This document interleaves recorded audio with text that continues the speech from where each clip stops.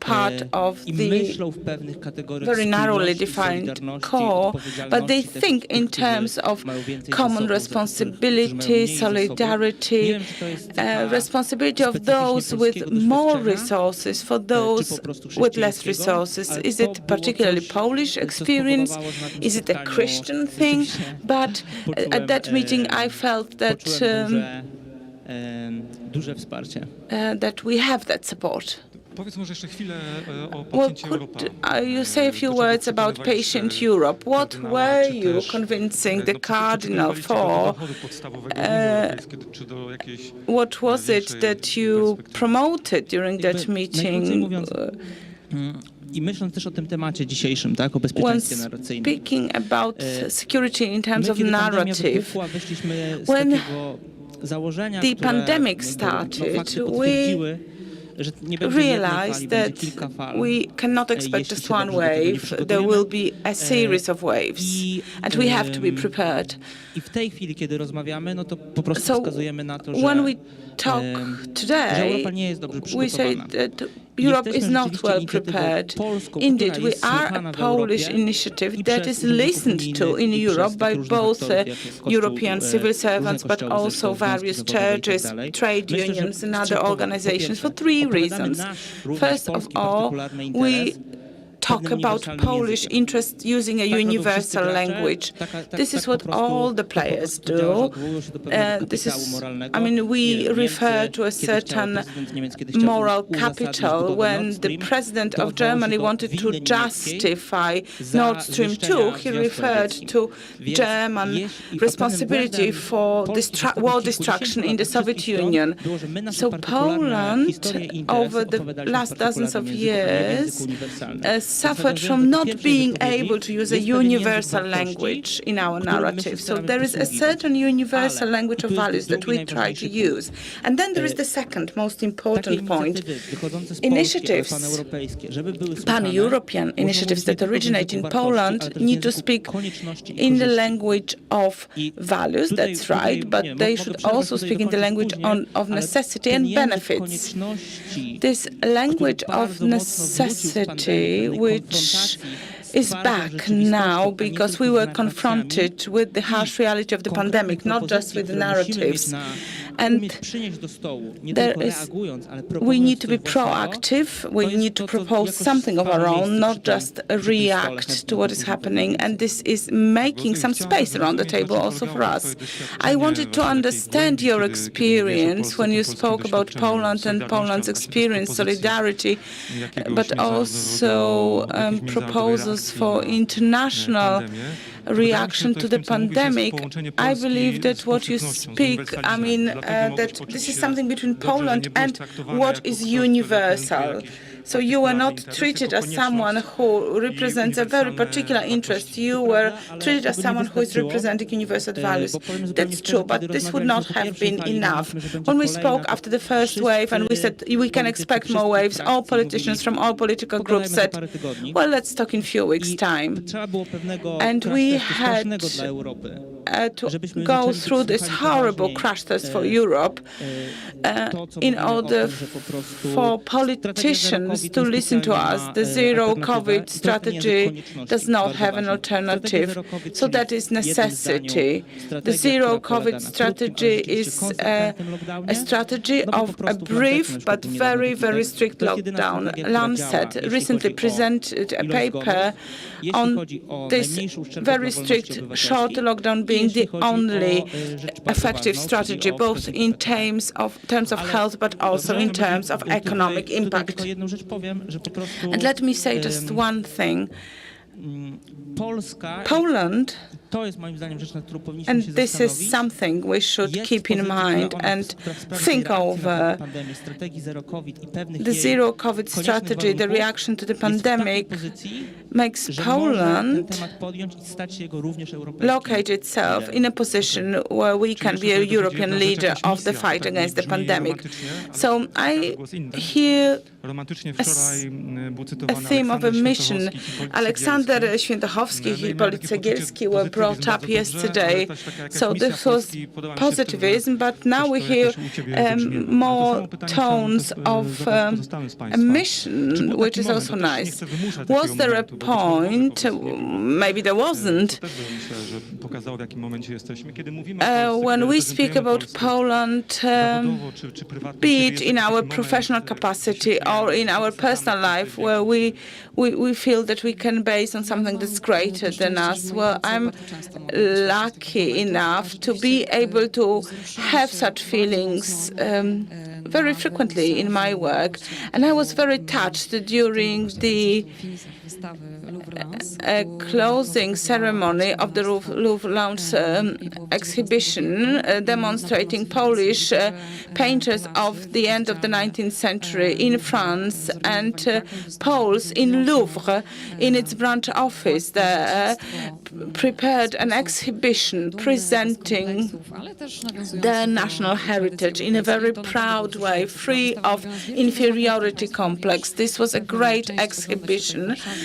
You could see some of it in Poznań and in Warsaw. And second moment that I'd like to mention was when Mr. Orliński received Gramophone Awards. He is a distinguished Polish tenor supported by Adam Mickiewicz's Institute.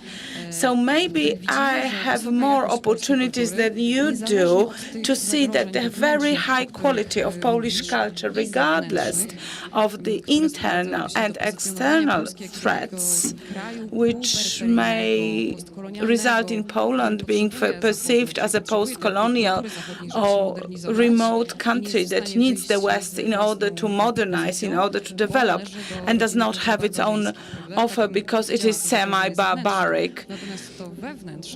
So that's the external threat. And the internal threat is conflict in culture and cultural wars, but this is something that we'll probably speak of. And although Adam Mickiewicz Institute is responsible for promoting Polish culture abroad, these Polish cultural wars impact on how we can present our culture and how we perceive it.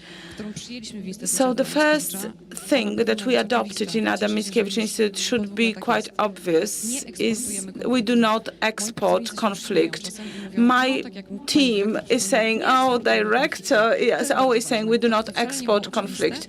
Now it's obvious, but it wasn't so at the beginning, and I have to give Belgium does not promote itself through Congo. We did not have such a shameful chapter in our history. So why should we respond to the negative narrative which makes us this remote semi-barbaric culture?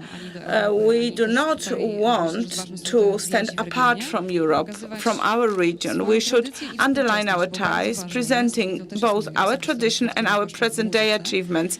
It's very important, in particular in the world of music, to show the life cycle.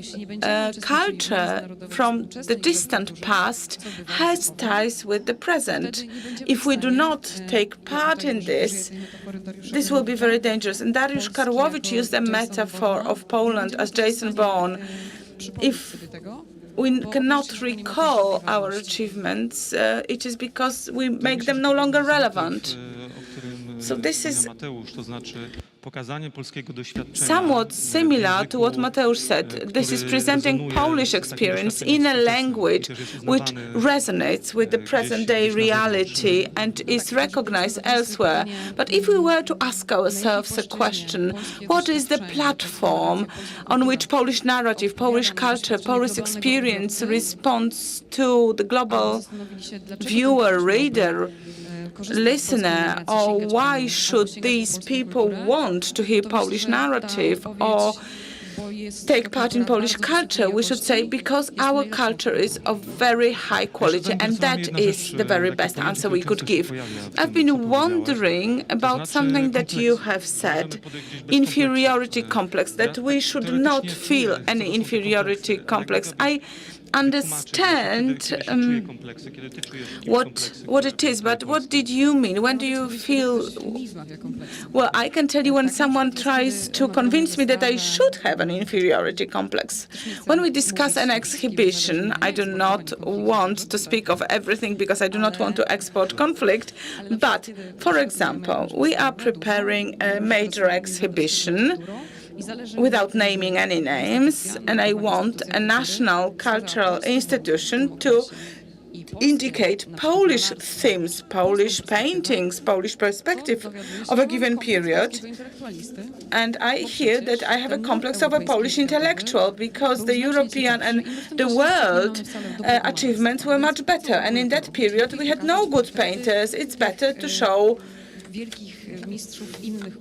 painters from other countries, Byron or Mozart, just to confuse people who are trying to identify the exhibition.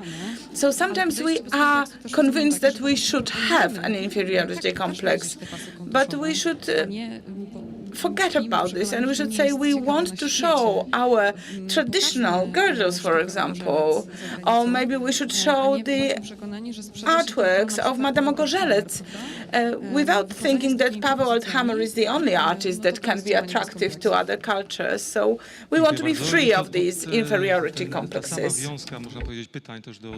The same question to Edwin Bendyk and to Andrzej Zbytowicz, please. The Polish moment. I'll try to understand what this Polish moment was all about. Edwin Bendyk, please. Good morning, and thank you for inviting me to this very interesting, inspiring discussion.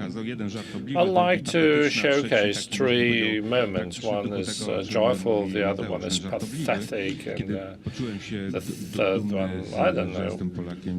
The first one is when I felt being proud of being Polish in the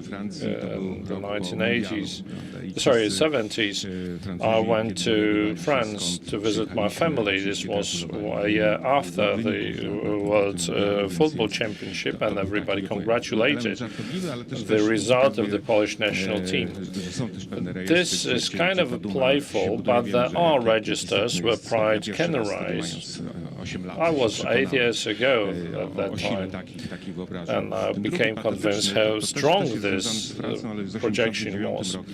In 1989, against France, I was a journalist on a stipend for the underground press, organized by French trade unionists to have a closer look at the media governance in a democratic state. We understood there the force, the power of the solidarity mythos. This medal was already in action. It was September, where the government of Tadeusz Mazowiecki was being put in place. And the moment of significance of solidarity, a local phenomenon of a global significance, like Mr. Turin said, this was the greatest inspiration for social movements as a form, as a synthesis. We can discuss that aspect too, but I felt at that time, emotionally, what was happening. There was a vivid curiosity amongst the French, and trade unionists told me with a lot of envy that, oh, you guys still have hope. So they thought that we have still some keys to the future and are not anymore able to cope with it. Now, practical thing, 2004,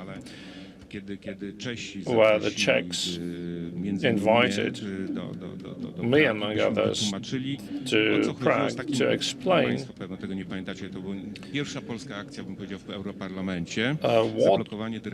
what we tried to, the Polish MEPs opposed the directive on software patenting.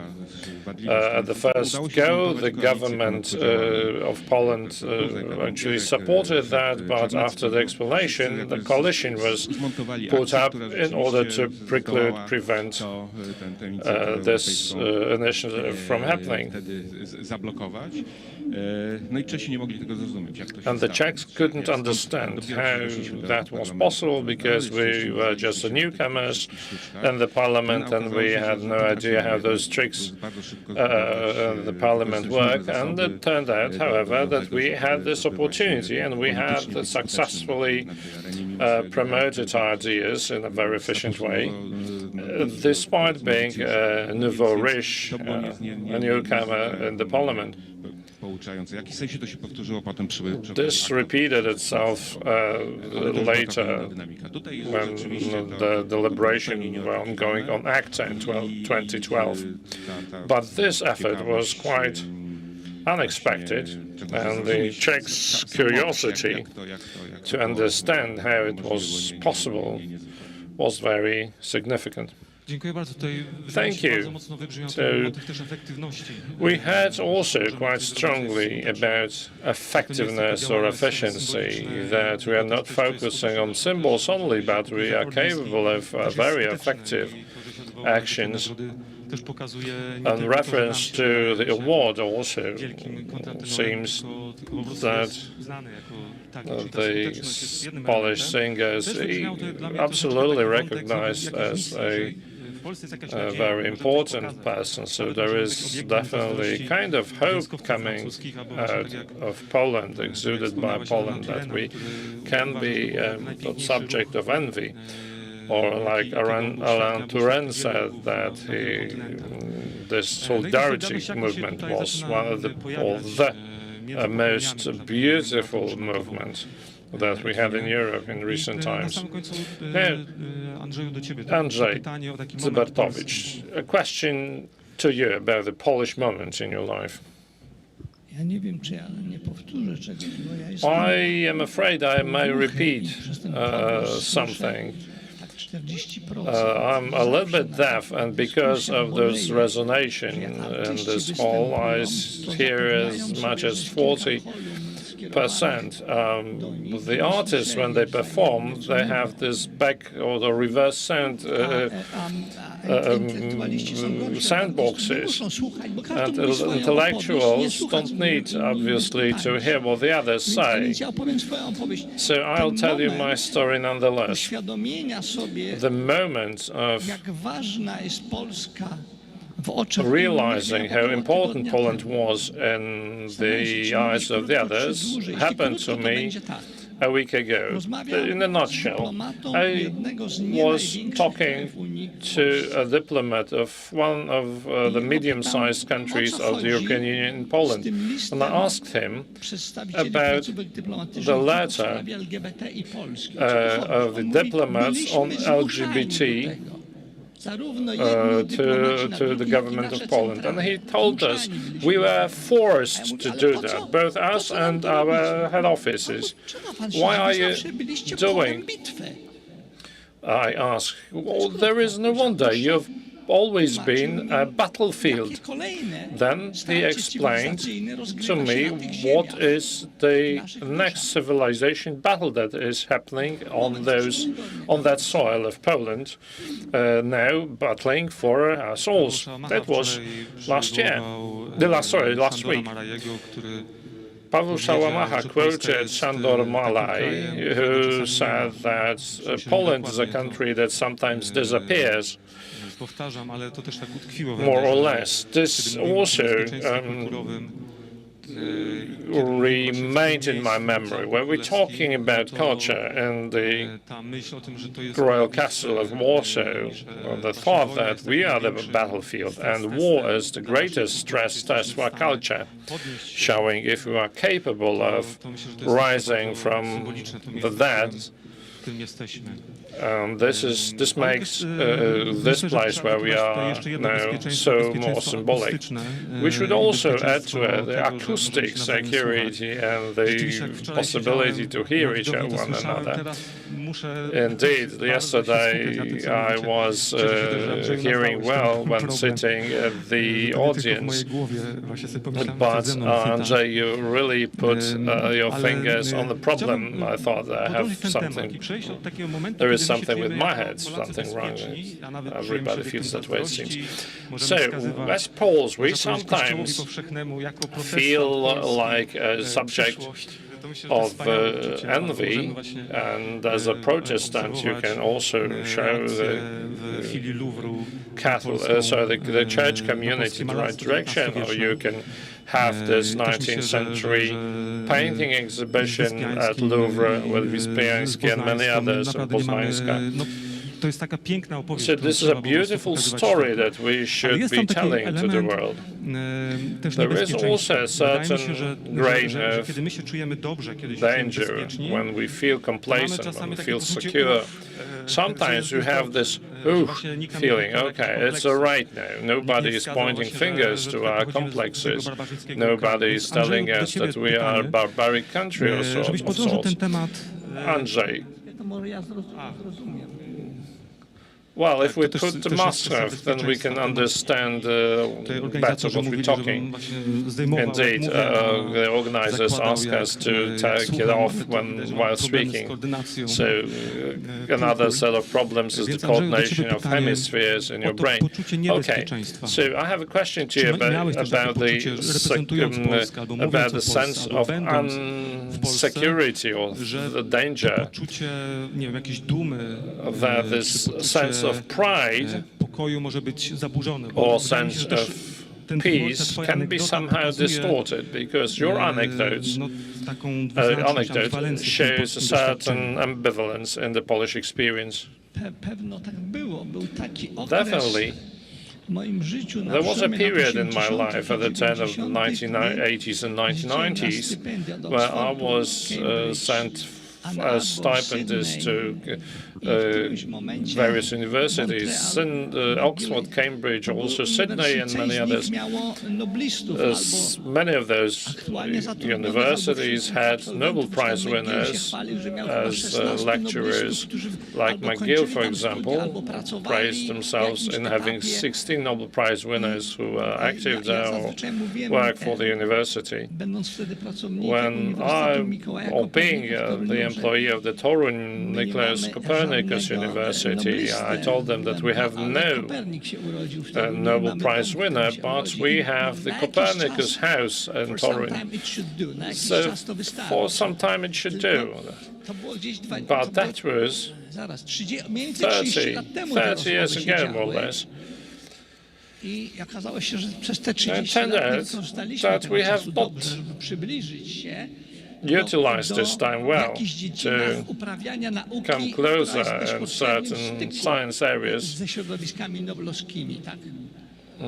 which is in direct contact with the Nobel Prize areas. I mean, the areas that are awarded the Nobel Prize for. One of the scientists was a Czech Jew or Jewish Czech, who supported the researchers very much from the Central Europe. I tried to promote the paper at a conference, and I was unsuccessful until Gellner, this guy, called a couple of eggheads. I tried also reciprocally to support certain researchers from Moldova. A certain heritage of the Western civilization. I thought I could pass on the others, by ushering them into the scientific community. And this enforces the complexes to a certain extent. But the conversation with that diplomat that I told you about, that I had the other day, this showed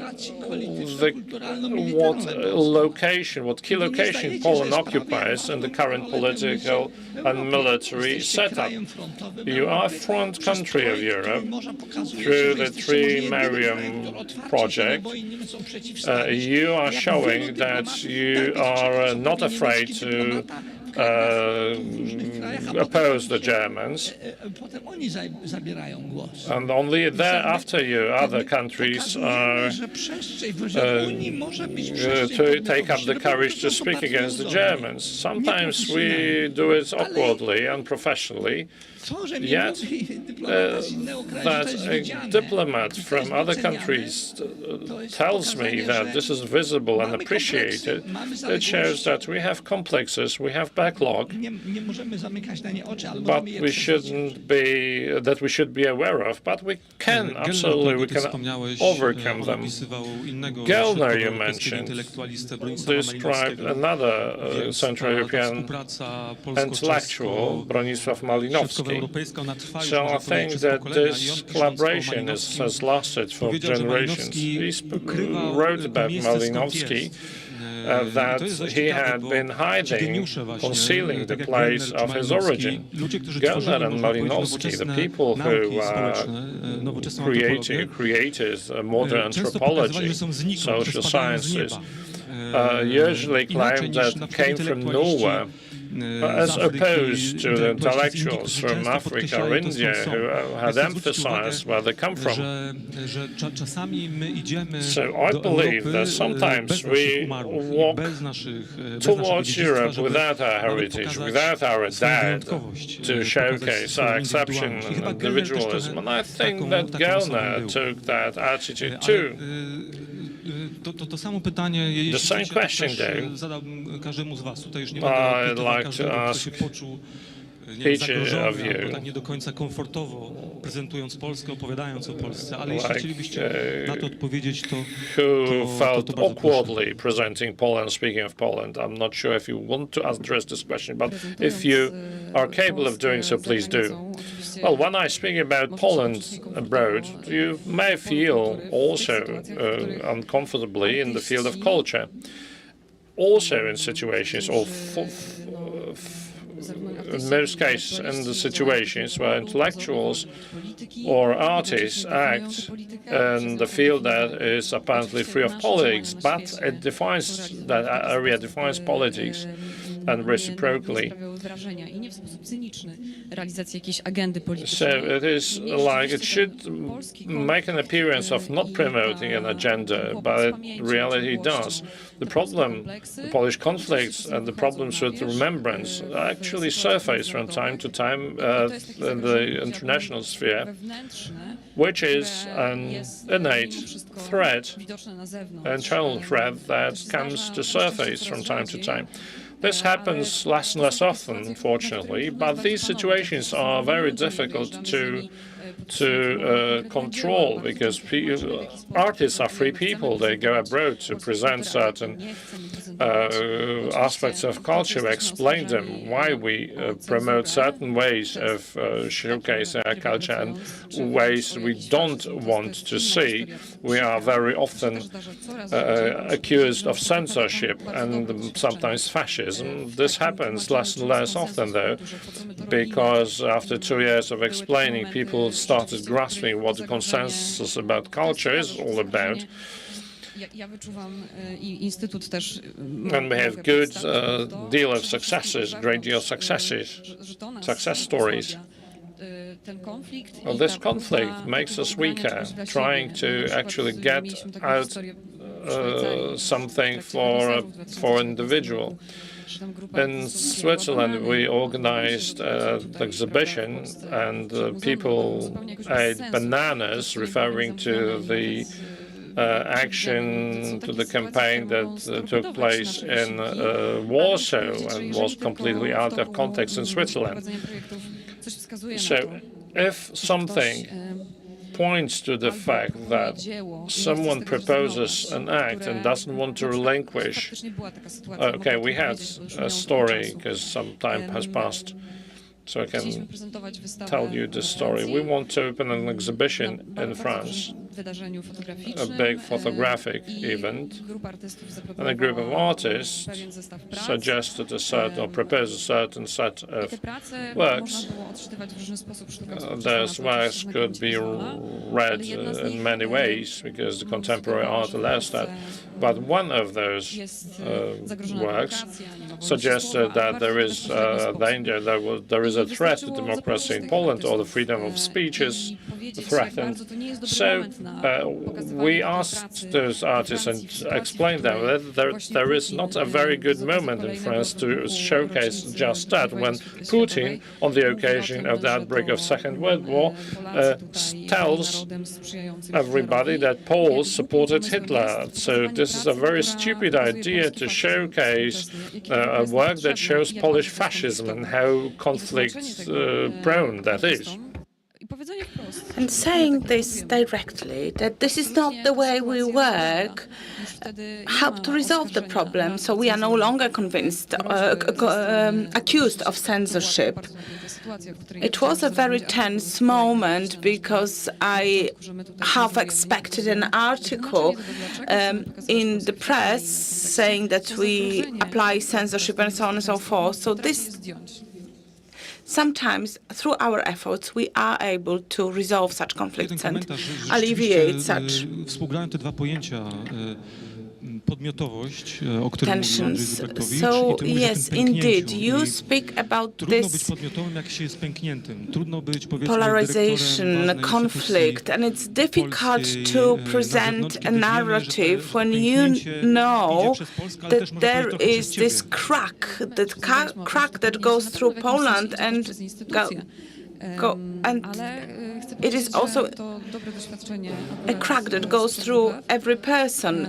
Yes, and there is this division or divide inside institutions as well. But our experience of 2 years shows that if certain people say that they have a conflict of values, and our institute is working on relationships with partners, as we want to present Polish culture abroad in dialogue with viewers, with listeners, with recipients. So we underline that we want to present our culture respecting the history of our partners and our history, because we want to be very careful. And the conflict and this divide is something we should work on. We should try to improve the situation. There is this very fragile tie of our community. So these ties require a debate in which we are open and honest, when we are not cynical and where we do not take advantage of our partners. We are now working with Mr. Oroński, preparing a major project in Orońsk, sorry. So there was a project about memory between Germany, Poland and Israel. A Polish, a German and an Israeli artist are working together on a concept of architectural reconstruction. It is already beginning in Orońsk. This will be presented in Warsaw, Berlin and in Tel Aviv. And this is the best proof that such cooperation is possible. You just have to work very hard. Mateusz? Well, I would like to cool our heads a little bit. We speak about inferiority complex. We speak about being the subject. But the point is that we are very reactive in po prostu chodzi często niestety o to, the żeby way we powiedzieć, że to, co deal w tej with what chwili is happening wypracowała outside Poland. gra interesów And we europejskich, to should jest be maksimum, co dało się proactive. zrobić i to jest najlepiej i my musimy to usprawiedliwić. So A po drugiej instead of stronie niestety justifying the mieliśmy result okazję of the powiedzieć, power że play in jest Europe, to saying też this is the best we reaktywne w could takim achieve sensie, and we have to zróbmy na accept it. 3 minut, żeby się od nas odczepili. And Bardzo some people często. say, let's do something A to, czego Polska very potrzebuje, average, tu bym chciał let's do powiedzieć o tym something zagrożeniu. of Ale poor również to quality, zagrożenie but dla this całej at tej least will bardzo make kruchej, sure that people leave us alone, is a very bad approach. The European architecture is fragile, and Poland requires to build its position, to propose solutions, not just to adapt or to slow down the process. Poland should kryzys, na pewne zagrożenia bezpieczeństwa. tell others we know the way in which we should respond to a crisis, in which we should respond to events, and there we can actually influence the European architecture. And let me give you just one example of where Poland can achieve more. Prime Minister Morawiecki spoke about two European taxes, and President Macron Również jestem bardzo zainteresowany. is also very interested in these taxes. So that is taxing the digital giants and the coal tax on the borders of the European Union. And let me explain very briefly why this is important for our security. First of all, the main factor that changes the position of countries and of countries is the pandemic. Europe is actually dealing with it in a way that is much inferior to what the Eastern Asia is doing. Europeans will not agree to the zero COVID strategy because they lived through long, ineffective lockdowns. This is why realistically we cannot expect people to agree to being locked down at home. And unfortunately, I'm afraid we can expect the fourth wave in Europe, and this may be necessary. And then, of course, there are stimulus checks that could be used, introduced by President Trump and then by President Biden. So there may be a circuit breaker lockdown, and we have to be prepared for it. And this has to be financed.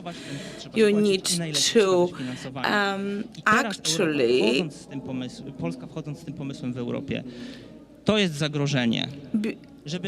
create a debt and then be able to pay it off. So we need to be more ambitious. We need more support in the spirit of solidarity. Our specialists can actually work out where the money can come from, and we can become the leader. And the next few months will be decisive. If Poland does not become such a leader, France will take its place. President Macron is already saying that he wants to spend a lot of money, Biden style, during French presidency of the European Council. So we have to remember that it's not just about ourselves feeling safe or unsafe. The pandemic is actually reshuffling the world order, and if we take this opportunity, we can change our position, we can go up in the ranking, but we should be able to propose something that would work for the whole of Europe. We need support from various actors, various stakeholders, inside Europe, but also outside. Well, thank you very much for this constructive view. And let me go just one step further. I would like to go back to the question of cultural security. This is something that is at play between the world of politics, social movements. Więc dlatego tak gramy na można powiedzieć, od Orlińskiego po Macrona. we're speaking of Orliński, we speak of Macron. This is a very wide range, but this is only to reflect how vast the aspect of culture is.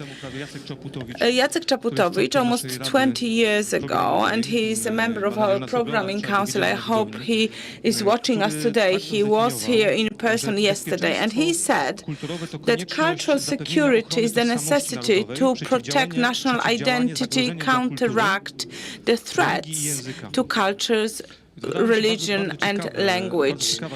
This definition is very interesting. The question of religion was particularly striking because when you spoke about political correctness is a religion of sort, if I may say so. It is a certain moral system that sometimes has followers that are more orthodox than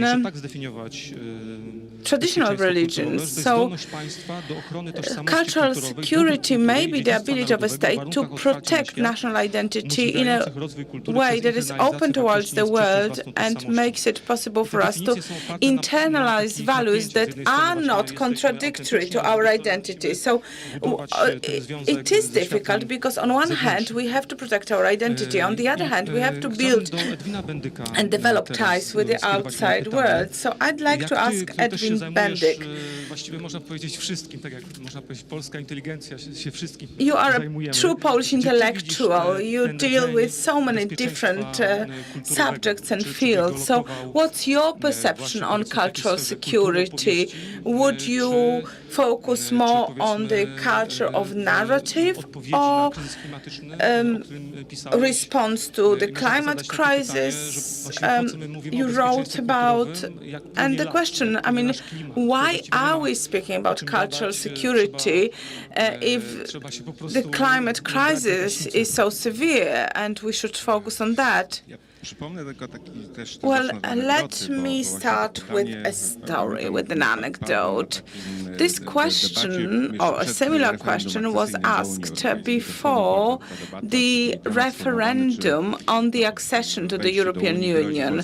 So people were asking, will accession to the European Union result in a threat to Polish culture? This is something we discussed about because some people were very concerned. And then a few years later, in Berlin, people were saying, what should we do in a situation where Polish culture is so expansive, and we propose things such as the preamble to the European Constitution, and this preamble resulted in the fact that the Constitution was rejected in France and Ireland, in the Netherlands. So this preamble was not acceptable by some of the countries. We were very persuasive. We enforced this as a country. And this resulted in tension. So maybe, or maybe let me rephrase it. The way to respond. And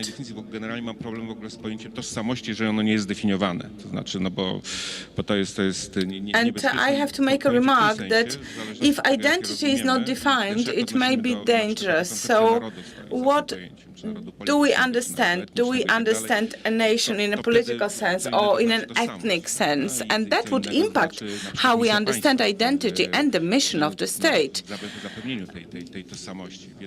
to protect such identity. So we could go on for a very long time discussing this. I am more for a political identity because this allows for different ethnic groups being part of this republic. So I'm very close to the idea of Tadeusz Kościuszko and his concept of the nation. And if we define our republic in such a way,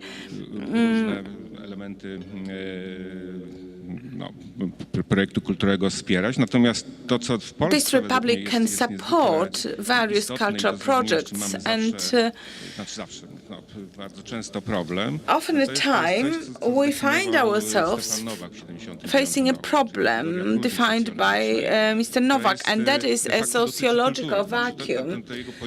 And this notion is not well understood, because some people say that we do not create a social tissue, that we are just a set of separate islands. But Nowak said that Poles are a modern nation, but they do not really perceive themselves as such. They are not able to define themselves and speak of themselves in terms other than very basic communities, such as a family or a group of friends. Więc że pośrodku między tym nie ma jakby świadomości pośrednich. So there is this very small structures, and then the nation, and there should be ties that are in between. In the past, I formulated a hypothesis, which I think is still valid. What is happening in this vacuum? And there is a very diverse life in this sociological or social vacuum. Ale z drugiej strony, na przykład jeszcze w okresie PRL-u, to czego nie dostrzegł. And during the times of communist Poland, we had something that Stefan Nowak did not really realize, and that was the importance of big state-owned companies. There, people created ties and built solidarity. This resulted in the solidarity movement in the beginning of 1980s. So, as scholars, as intellectuals, we still do not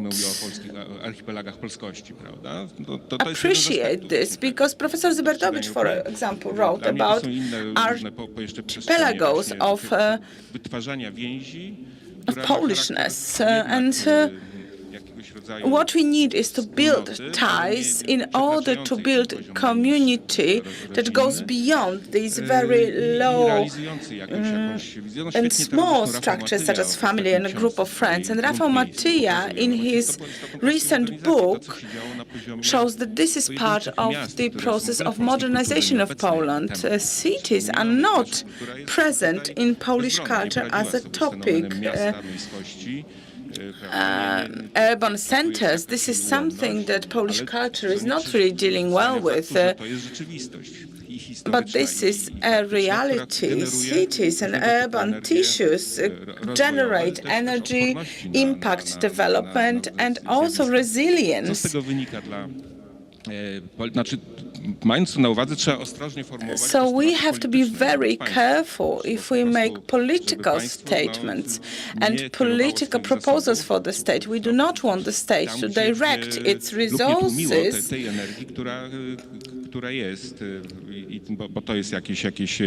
wrongly, and we do not want the state to stem out certain activities that could become valuable.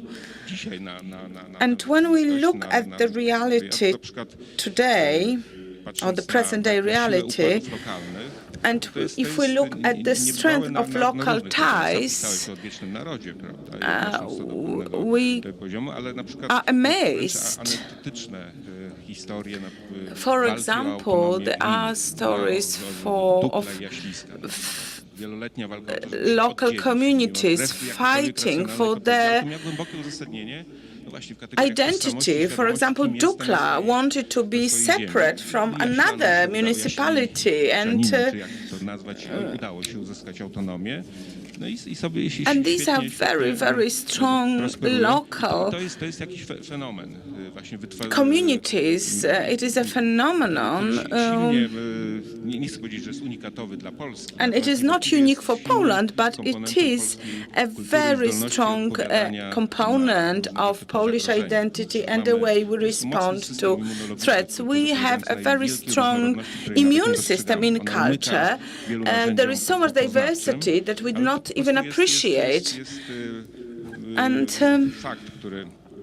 który na pewno warto This is something that merits more attention, and it should be studied more. So something that is a particularly interesting phenomenon of the 21st century, and that is the attempts to deal with the phenomenon of urban culture of the cities, and we find it difficult, but it is already happening, and we need to go through this process in order to complete the process that was initiated by the Black March in 1789. It was then followed by modernization efforts, the Constitution of the 3rd of May. We had to slow down in this process because Poland was partitioned, but this is something we need to complete. And when you speak about the global context, whether we should focus on our culture or on more global issues, there is something that we are not really able to exploit, regardless of the question of narrative. We were always a society of the beginning of the world and the end of the world. The Constitution of the 3rd of May was a new beginning in terms of ideas, but it was also the end of our world because we speeded up the process of the fall of our state. And the Kościuszko uprising is a similar example. It was a beginning and an end, something that still left a very strong impact on our society. So we are a post-apocalyptic society in a certain sense. If we remember what happened in the 1980s, how important environmental topics were, and Prime Minister Gliński can speak about this a lot, and this impacted on what happened in 1990. 75% of the Poles declared at that time the necessity to lower their income in order to counteract negative impact on the environment. And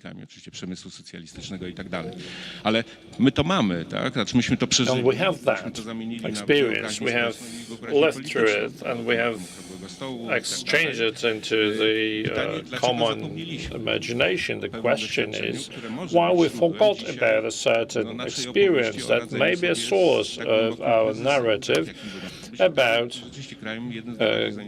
getting to terms with a very deep crisis. And we used to be a very highly polluted country by the communism and industry. It looked apocalyptic in places. So the question is also asked by people from other countries, why don't we use this phenomenon by launching an offensive? And rather than that, we take a defensive stance, starting to explain ourselves. So it's a kind of schizophrenia. We speak about our successes on the one hand, but on the other, we explain that we are quite poor, so we cannot deal with the problem. So this may be right, but the question is to have an idea, to have a power of imagination, to explain, to showcase the other, then we have already undergone the transformation of our industry. So we should use this kind of resources to build a narrative today which will juxtapose our goals with those of others, rather than make an impression on others that we just want to block the process and to put in question the whole objectives. Well, that has changed. We are the other another place in this narrative, but a couple of years ago we were perceived wrongly based on our previous historical experience. So I believe that this is a task, sorry for using this word, task for culture, well, it's a kind of counterproductive, but the task for the culture would be to launch the power of imagination to restore the experience of the past that we have lived through in the past, and we can definitely revisit it. You reminded me of the fact that a couple of years ago I visited a conference on the apocalypse in Iowa in the US. They showed that Iowa has become the most terror-transformed place in the world from prairie. Nothing has remained, and the area of the state is all shown by maize and soybean. So they showed this as apocalyptic vision. And I was surprised to see basically a Polish countryside with small fields and so on. So I never thought of Polish countryside as a kind of paradise. Culture as an instrument of telling the stories.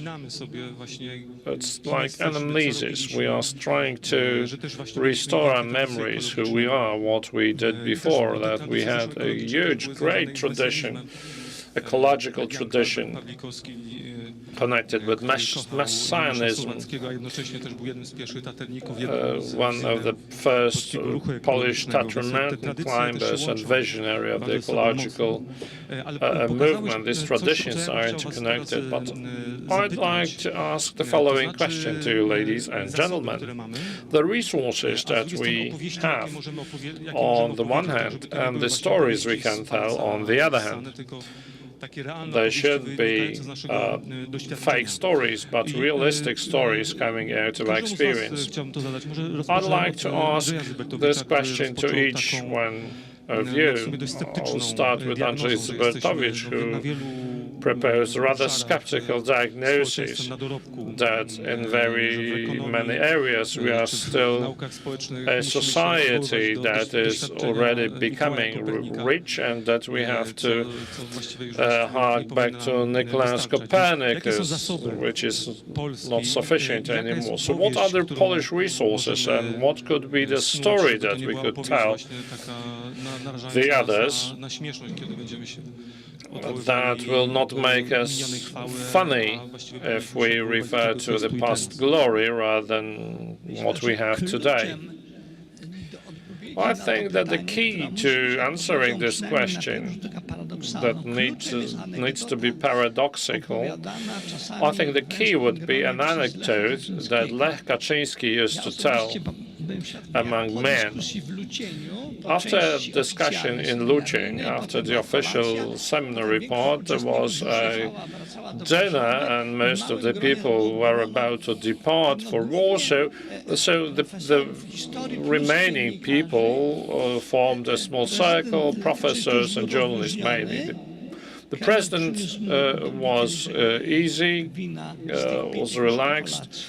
He drank a second glass of wine, and he said, well, unfortunately, there were only gentlemen at this table. You guys, he said, you cannot imagine how difficult it is to run a deprecating policy if a leader of a big country tells you, you are Poles, you are a very poor country, you had partitioning, then there was German occupation, then it was Holocaust, then you are living under the communist regime, and Lech Kaczyński says, well, I worked out a very quick response to that.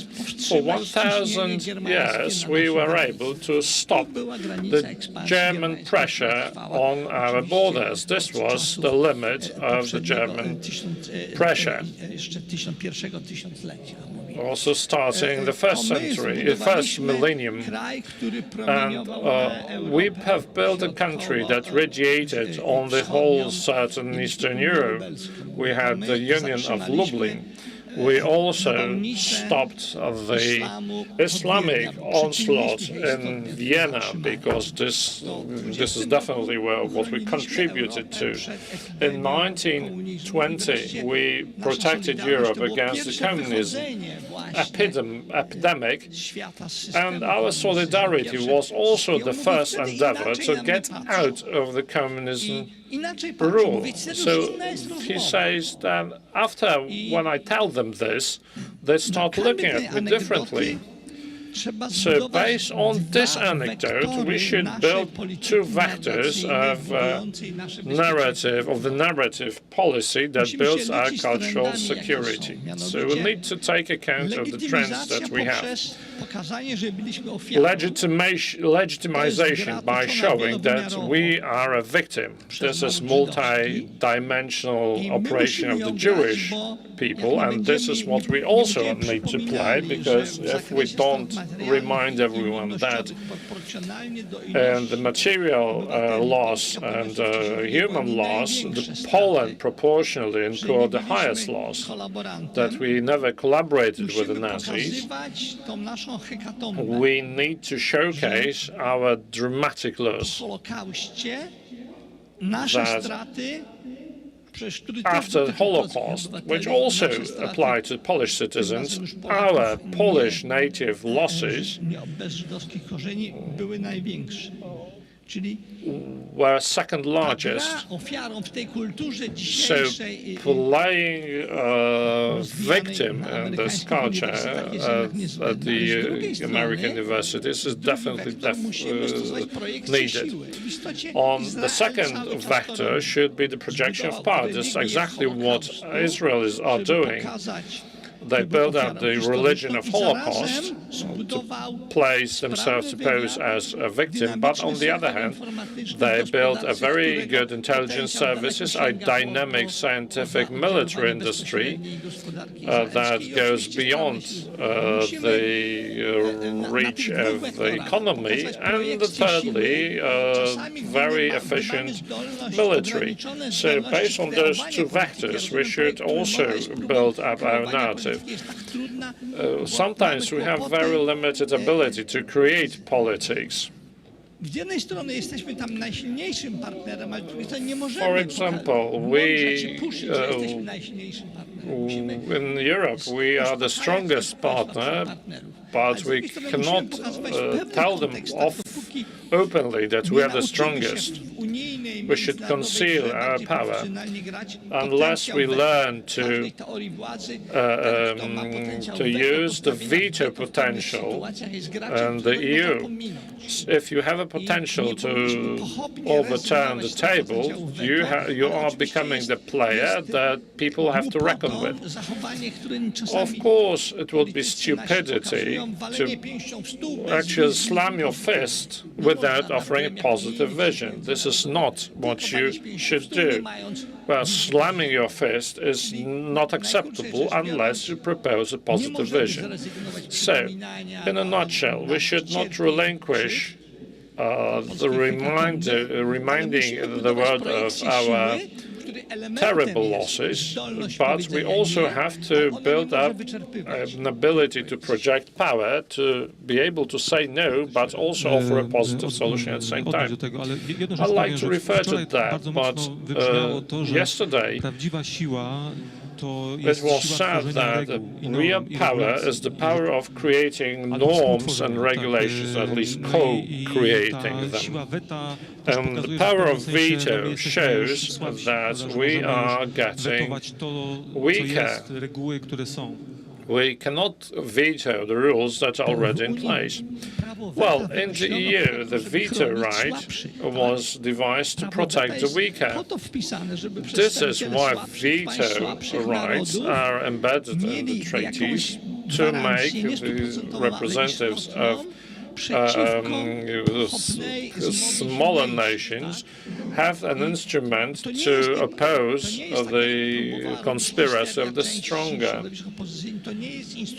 This is not an illegitimate instrument. Absolutely, this is an instrument which you shouldn't really use haphazardly, because you will use it up.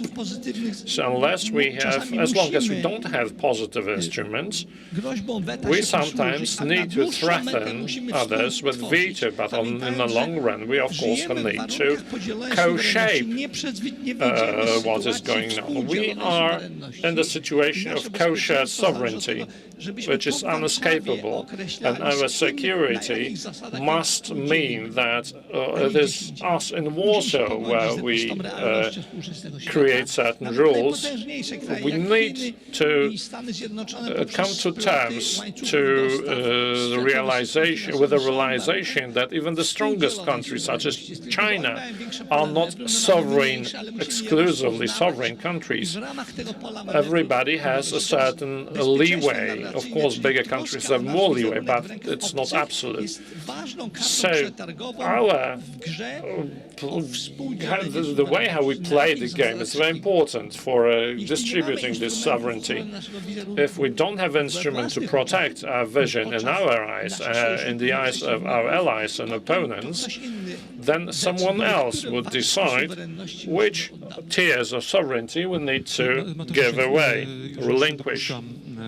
Well, I'd like to summarize what you said, guys, namely that cultural security is based on realistic stories. That's how I understand what Edwin Bendik said.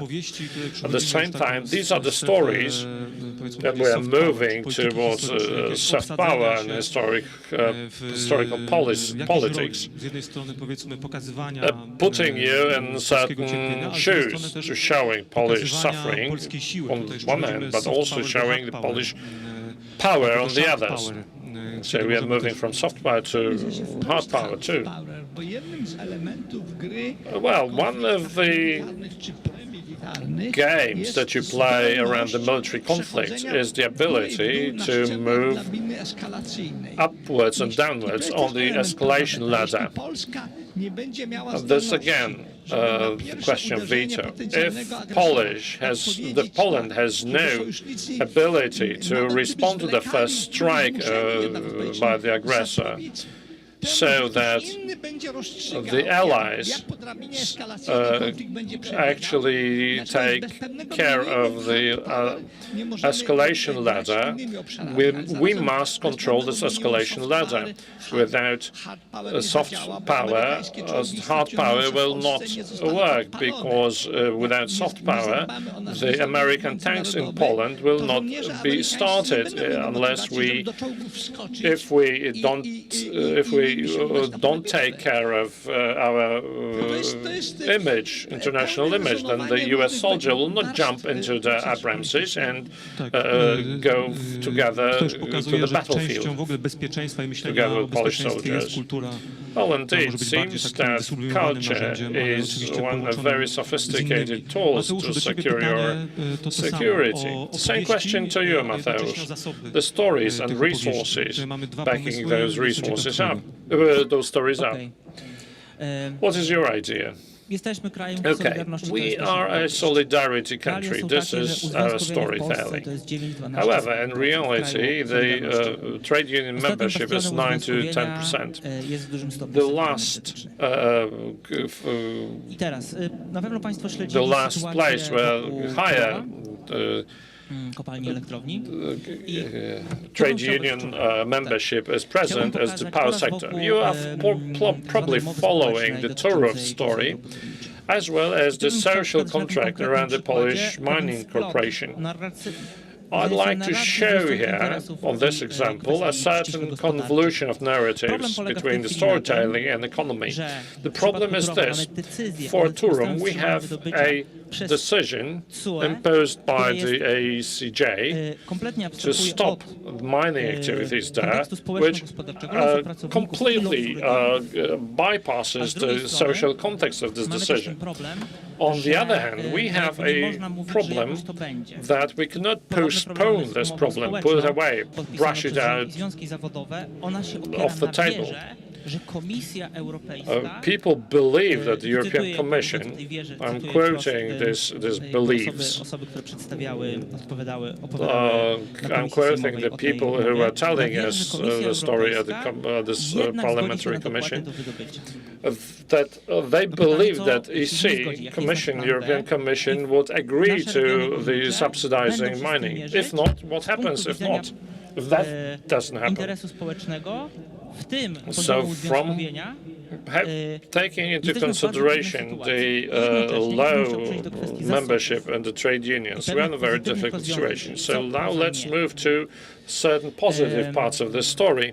jednocześnie jest to ostatnie miejsce This is the po last złamaniu strajku ditch nauczycieli, gdzie zorganizowany świat pracy that ditch effort ma jeszcze after pewną zdolność breaking negocjacyjną. up I to nie tylko na the poziomie europejskim, strike polskim, of ale także teachers. europejskim. This W tym is sensie where we możemy have w a Unii negotiating power, namely wynegocjować where we pewne can konkretne negotiate rzeczy, from the EU pieniądze, certain specific things, such as money dla tych regionów górniczych, for the dla pracowników. mining I teraz regions and for the pytanie brzmi, employees. The czy question będziemy is now, udawać are we going to nie mówić pretend pracownikom pełnej prawdy, że będziemy and wydobywać to conceal szybko, the truth from the employees, from the miners, that we are going to continue mining and we co najmniej hold the employment guarantees, bezpieczna obietnica, niepewna. but this Ale is a możemy very zaoferować uncertain programy promise. gwarancji zatrudnienia Instead, w we innych could bezpiecznych offer sektorach, employment rozwijających programs in other safer sectors, developing those regions and i tak dalej. I tu przychodzę na koniec do storing kwestii certain regulacji. problems, Tu for mi się example, bardzo recultivation. na wczorajszym panelu o kwestiach bezpieczeństwa energetycznego. I like what I had Mówiono tam o taksonomii. yesterday's panel on energy security. The taxonomy was mentioned there. Także tych wielkich inwestycji It applies to investments, also major investments connected to Next Generation EU. There are Polish scholars that say that green taxonomy should be completed by social taxonomy, which describes social minimum, social standards for employment, trade union representation, and these have to be complied with as part of the Green Deal and Next Generation Europe. Poland will certainly find allies if it proposes such a social taxonomy, and that is the way to protect the regions and to implement the transformation that is unavoidable. And this is an idea that defends itself, and this is an idea which can be presented through a narrative based on Poland being the country of solidarity of trade unions. So indeed, we do not want to be reactive, we want to be proactive, I understand. So as we are approaching the end of our panel, Basia, you spoke about the resources of Polish culture, of the high quality of Polish culture. That's very important. But just before we conclude, I would like to ask each of our panelists, as we speak not only of cultural security, but we co-create cultural security. So a more personal question to each one of you. What do you personally do, and what you intend to do in the future to ensure cultural security for Poland? So the question to each of our panelists, what will you do personally in order to improve the cultural security? Well, as for me, we will continue with our program that is based on very, very concrete values of Polish culture, Poland, spiritual values, Polish avant-garde, Polish jazz, that is very well received and very well recognized globally as music that presents Polish transformation, the strength of Polish spirit, which reflects the spirit of Romanticism. So I'm very happy that we are able to cooperate with our partners from Israel. This is something we shall continue. Pandemic is a time where relations are difficult. Many cultural events cannot be conducted in a traditional way, so a lot of events take place online. But Professor Zybertowicz was right in his diagnosis that we need to build a narrative. Our institute takes part in building this narrative, and we are trying to build this narrative in Israel, for example, and we've been very successful. Adam Mickiewicz Institute has projects planned for this year and next few years. We have partnerships within the Visegrad Group, the V4, partnership with Baltic states. The current exhibition of the Royal Castle will travel to Lithuania and will be presented in Vilnius during the fall of this year. And our relationship with Lithuania has been improving over the past few years. So this is my answer to the question. Well, I do not envy you. You seem to plan to be very busy, and there are so many challenges. Yes, indeed. We had our programming council, and during this programming council, Professor Krasnodębski said that he likes the program, and he said he's only concerned of the fact that the world may respond in a way that could surprise us. So he keeps his fingers crossed, and I would like for everyone to keep their fingers crossed for the success of our program. Andrzej, what will you do? Well, I will continue doing something that I've been trying to do for a number of years. So I want to show the decision makers how the digital revolution can decide our fate, and how we can try to counteract the poisonous environment of the digital world. And for the young people, when I spoke 10 or 15 years ago, trying to argue with Professor Piotr Sztompka, and he is one of the best recognized Polish sociologists, and during a Congress in Krakow, he said, what does it mean, Polish social sciences, Polish sociology? Is this something that is conducted or carried out by Polish sociologists or inside Poland? Because Polish social scientists or academics can work in the United States? Or is it the papers that are being written in Polish? Or is it the papers that analyze Polish phenomena? His presentation was very interesting, but he never thought about one thing, and I mentioned it right away.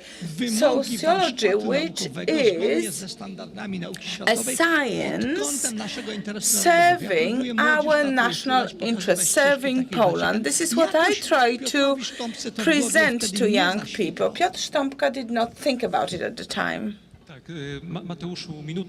Mateusz, you have a minute and then a minute for Edwin Bendyk, as we need to conclude our panel. Well, I should start sending out invitations to a debate that we organize for September together with the PayPal Institute. Naomi Klein will probably come to this debate. So a lot of efforts, a lot of projects. I know that Rocco Buttiglione will take part in this debate, and this is the person that John Paul II quoted when he said here in Warsaw that the market economy can be reconciled with the spirit of solidarity. Edwin, what will will you do? But before I respond to your question, I would like to make a very brief introduction. Culture is the context of our discussion. We spoke about cultural security. And one of the more interesting issues is whether Polish people read or they do not read, or are we being discriminatory if we speak about readership. So we still need to conclude our process of modernization in a cultural sense. For example, reading books. This is the main cultural practice of modern societies, and unfortunately, less than 50% of Poles read books. So, if we look at different indicators of participation in culture, we are a community of not reading books, not participating in culture, and this is something that builds modern nations. You read the same books, you take part in the same cultural events. So we need to find something else here. So should we look at culture in a wider context, not only through the symbolic dimension, but also cultural practices, institutions that promote culture, and this makes it possible for us to discover different worlds. Anthropologists, for example, deal with this. When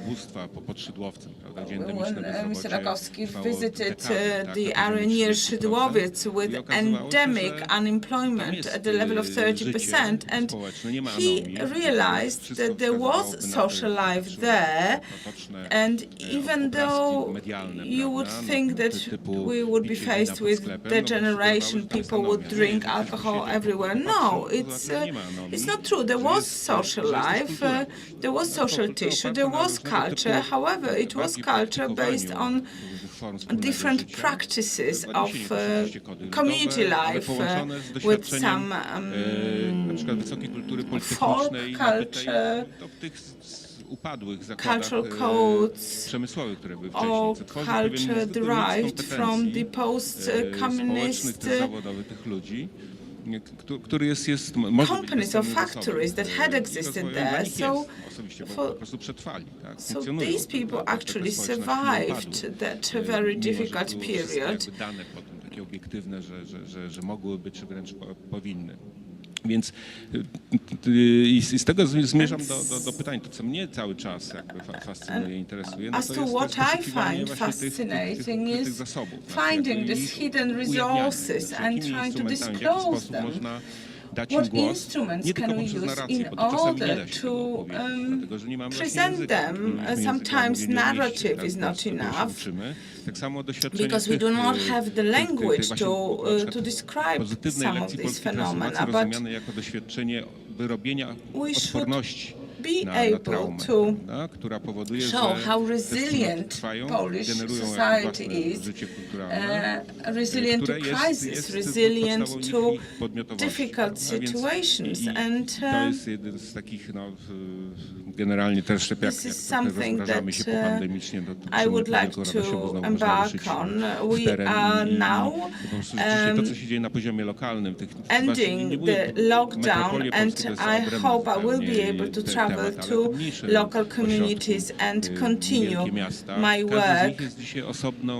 Small towns are they have their own narratives, they have their own stories, and sometimes you can find amazing things that you can present, regardless of politics, regardless of political context. And we still need to study this more and to understand these undisclosed resources. Marcin Pionkowski, who was the author of the concept of the Polish Golden Era, że wskaźniki makroekonomiczne, klasyczna ekonomia nie radzi sobie z indicated pewnymi that the okresami classical globalnymi, które są economic indicators cannot rozwoju. Już present ostatnia rzecz, to tylko undisclosed panu resources in profesorowi Poland. chciałem And just powiedzieć, one chodzi o last Uniwersytet thing Mikołaja Kopernika, no, czyli that oczywiście pertains nie to trzeba tylko Mikołaja Kopernika Nicholas wspominać Copernicus jako University. w tej chwili, w zeszłym roku He is not the laureatem only distinguished polityki naukowej, person from Toruń, because Professor Katarina Pani, Bogusławski, która urodziła się who w was Bydgoszczy, born in w wieku, Bydgoszcz, w dziecięctwie wyjechała do Niemiec z she rodziną, left Poland, studiowała na moved to najlepszej Germany uczelni szwajcarskiej with her family as a i child. jednym She z lepszych studied in światowych, Switzerland tam in one of the doktorat best i wróciła do Torunia universities, and then she returned to Toruń, and she says because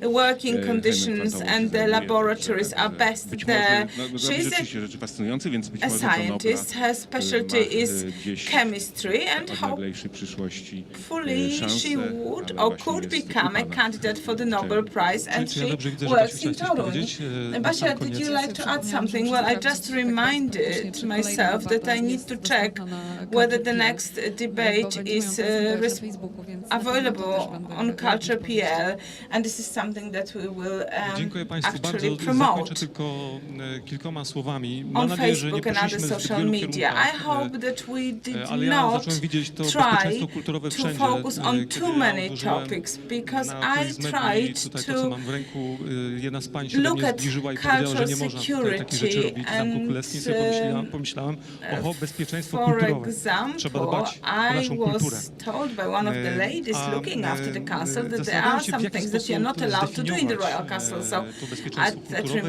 reminded się, me że that we need to tutaj protect wykuwaliśmy our jakieś nowe cultural definicje, że heritage. to jest podmiotowość w napięciu. To jest Yes, we niereaktywność na tried to polu speak bitwy. about definitions, To about jest not being reactive in bycie the modern obecnym w battlefield, apokalipsie. about being Wydaje mi się, że tutaj present warto during byłoby the nad tym times zastanowić of się, jak możemy to głębiej zrozumieć. Kiedy Edwin powiedziałeś o tym, że apocalyptic. Polska So jest krajem Edwin, when you końca said i that początku, Poland is the country ten of taki ścisk the beginnings na moim of gardle the and trochę the zerwał, bo ends, sobie pomyślałem, że skoro I ci felt nasi less przodkowie uneasy, because przez if setki our lat, predecessors udawało im się over centuries jakoś were tworzyć able polską kulturę i to wyjść obronną ręką create z Polish tych wszystkich culture traum, and to to pomyślałem, że defend dzisiaj jesteśmy w it znacznie lepszej against sytuacji different niż przez traumas. te ostatnie stulecia. We I ta may find kultura it byłaby feasible tworzona między nami to w takich właśnie find rozmowach our między nami. own To byłaby way, kultura tworzenia find our own tożsamości, path, ciągłości naszej tożsamości. building a culture I to of byłaby też kultura continuity of our przypominania, identity, przypominania a tego, culture kim of byliśmy, reminding zobaczenia ourselves who tego, we jakie są nasze were, ukute zasoby, co jest wokół nas. what Ale też na resources samym there końcu are to that jest we can kultura, tap into. która And sprawia, there is że a możemy culture iść that dalej. Ta makes it anegdota possible for us to move Lecha forward. Kaczyńskiego, And wydaje mi this się bardzo dobrze to anecdote about pokazuje, what że Lech to Kaczyński Polska jest takim said krajem, to który his jest kruchym foreign krajem, który partners, znika, we ale za are każdym a razem fragile budzi się. country. We Budzi się sometimes często disappear coraz from the silniejszy, map, z but nadzieją, z then solidarnością. we I powiedziałbym, actually że w tym sensie polska kultura jest bardzo ludzka, bo can właśnie get kruchość jest tym, co reborn. definiuje człowieka.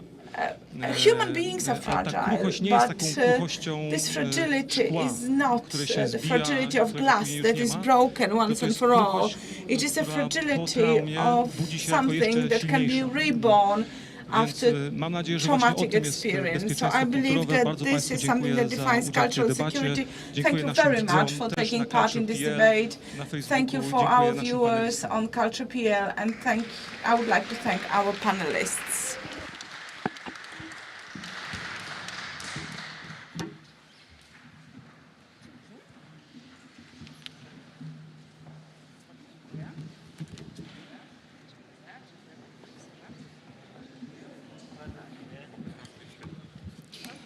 Bardzo dziękujemy za ten ciekawy panel. Proszę Państwa, przed nami dyskusja o koncepcji profesora Jana Bogusławskiego odbudowy Zamku Królewskiego w We have Warszawie. in front of us discussion about Zapraszam the na concept scenę of moderatora restoring a tej Polish dyskusji, pana profesora Jerzego royal castle. Bogusławskiego. Now I'd like to invite Professor Jerzy Bogusławski Zapraszam to również panią take profesor Magdalenę Gawin, the seat, panią Professor Bożenę Radzio, Magdalena Gawin, pana Professor profesora Bożena Wojciecha Radzio, Pałkowskiego Professor oraz pana Wojciech profesora Jakuba Pałkowski Lewickiego. and Professor Jakub Lewiński.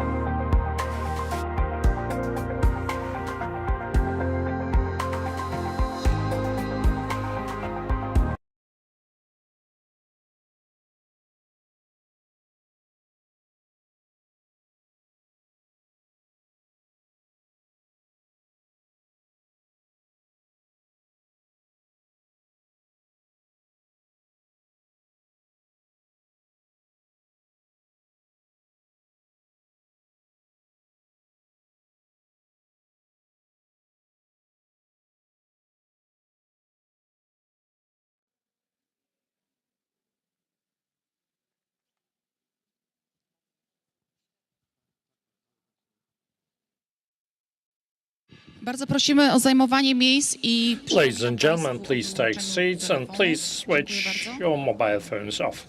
Thank you.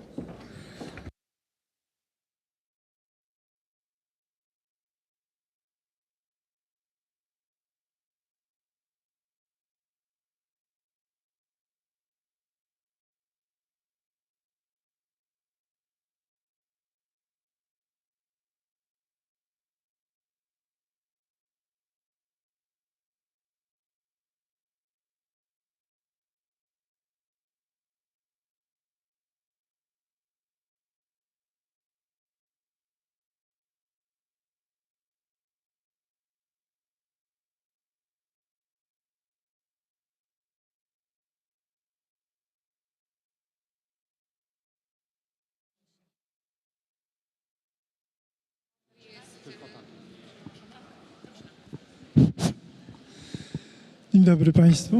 Good morning, ladies and gentlemen. Witam wszystkich.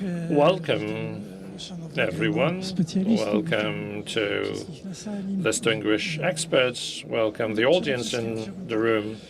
Przedstawić And first and foremost, I'd like to introduce the panel members. Professor Magdalena Gawin, the General Monument Preservation Inspector, Arts Historian, Bożena Radzia, the Custodian of the Royal Castle, Professor Lewicki, the Mazovia Region Monument Preservation Inspector, and the host of this place, Professor Fałkowski, the Director of the Royal Castle in Warsaw. Ja chciałbym na początku poprosić o puszczenie takiego krótkiego Ask to show prezentacji a short video z ideą mojego ojca, profesora about the idea of my father's, Professor Bogusławski, of rebuilding the Royal Castle in Warsaw. Problem odbudowy zaczął się właściwie To me, the question of rebuilding started 100 years ago when the Treaty of Riga was signed, without which the castle would have been empty. Thanks to this treaty only, we could start thinking about rebuilding the Royal Castle by architects Górewicz, Bohusz, then the war, Second World War, and bombing of the castle, where the Mayor Starzyński established a committee for saving the castle, where Professor Lawrence organized the effort in a most professional way, thanks to which lots of details and parts of the monuments were saved. After the war, in 1955, the idea was revived to rebuild the castle from ruins. A competition was organized for the architects about the restoration, rebuilding of the castle and the surrounding cities. My father emerged the winner of this contest, and this is how the post-war rebuilding of the Royal Castle started. I'll just show you a couple of those sketches and photographs to introduce you to the concept of the Royal Castle, how it should look like in Warsaw, how the Royal Castle in Warsaw should look like, according to the designers of the reconstruction. We usually speak about the Citizens Committee, about the mountain preservation committees, but seldom the personal architect is discussed, namely the person who had to rethink and put forward a concept of all this. This is the Royal Castle, the ruins of it after the war. My father, at the same time, was not involved in monument preservation. He built contemporary things, churches, blocks of flats, cinemas, and similar things. But he thought that every architect should at least rebuild at least one monumental building, because Warsaw will not be Warsaw unless the old town and its monuments are restored. This is why he undertook to rebuild the Chodkiewicz Palace, and he thought that that would be enough for him. when it comes to rebuilding. However, in 1955, the Association of Polish Architects decided to run a contest, closed contest, with 10 teams participating. And in the course of the discussion, my father realized that he is the only person wanting to have the castle rebuilt in its historic form. 10 teams submitted 10 works. Let me very quickly showcase those designs submitted by the greatest architects at those times, but hardly anybody approached this issue from the historic perspective. This is what my father submitted. In accordance with the contemporary knowledge, my father just submitted this work. In 1961, a team was formed where my father was appointed general designer, and the team received the task to run stock-taking, everything that has remained without any designs yet, just the inventory of the remnants. My father showed various sketches and pictures which show details of the same parts of the facade from different times. So discussion started which time frame it should be taken into account when restoring or rebuilding the castle. So these are the sketches from the late 50s, which are similar to what we can see today, and sometimes showing other alternative thoughts about the way how the castle should be rebuilt by my father. This is the Saxony facade. There was also an idea to put on the tower big cupola, different from what we have today. Now, these are the 1960s, the bad years, where the whole place, the whole square, was cemented, remaining. So the only thing that remained were the part of the wall with 2 windows. This is what the secretary of the Communist Party decided, that this is the final shape of the castle. However, the architects decided to work on, to continue their work, to revitalize the whole area. Another attempt by my father to raise the idea of rebuilding the castle to prominence was the idea of the Warsaw Heroes Monument that has never been implemented. These are the sketches for the competition. At the same time, the library was rebuilt, the royal kitchens and the Bacciarelli part of the castle. Why it was rebuilt? Because one of the communist dignitaries wanted to have a private chambers there. People explained to him that he would as well have his villa built in the old town rather than directly in the castle. These are the sketches and photographs, the wedding palace, and so on. Then 1970 came, where the decision was made to have the castle rebuilt. 3,000 sketches were saved from the first inventory, and the second team of architects proposed a rebuilding design at a very fast pace. These are the sketches and the problems with masonry that was saved and that needed to be integrated in new walls. The architect is accustomed to have a concept which is then expanded. odwrotna praca, to znaczy Here, a reverse course of work needed to be done. For example, a detail was saved, and you had to reconstruct the whole surroundings of the detail. So you would go in the opposite direction than that an architect normally would.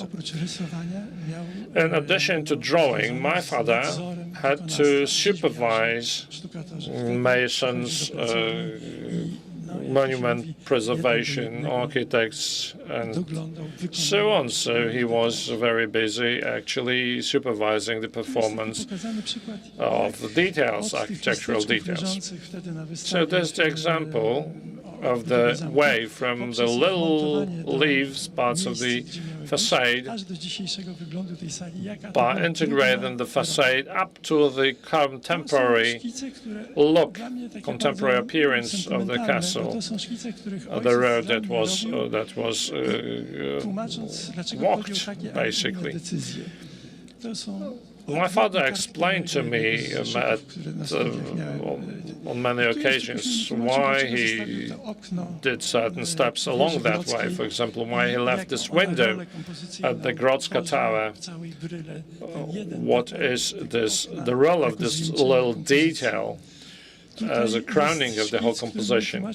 This is a drawing where he explained to me that the Pod Blachą Palace is a very modern part of the castle. He was always a proponent of a milder transition from what is today the WZ street upwards to the Royal Castle. Then he explained what type of ceiling should be applied to the ground floor. Here are the windows, how they should be designed. So he left behind thousands of such sketches, and my father loved to talk about the castle.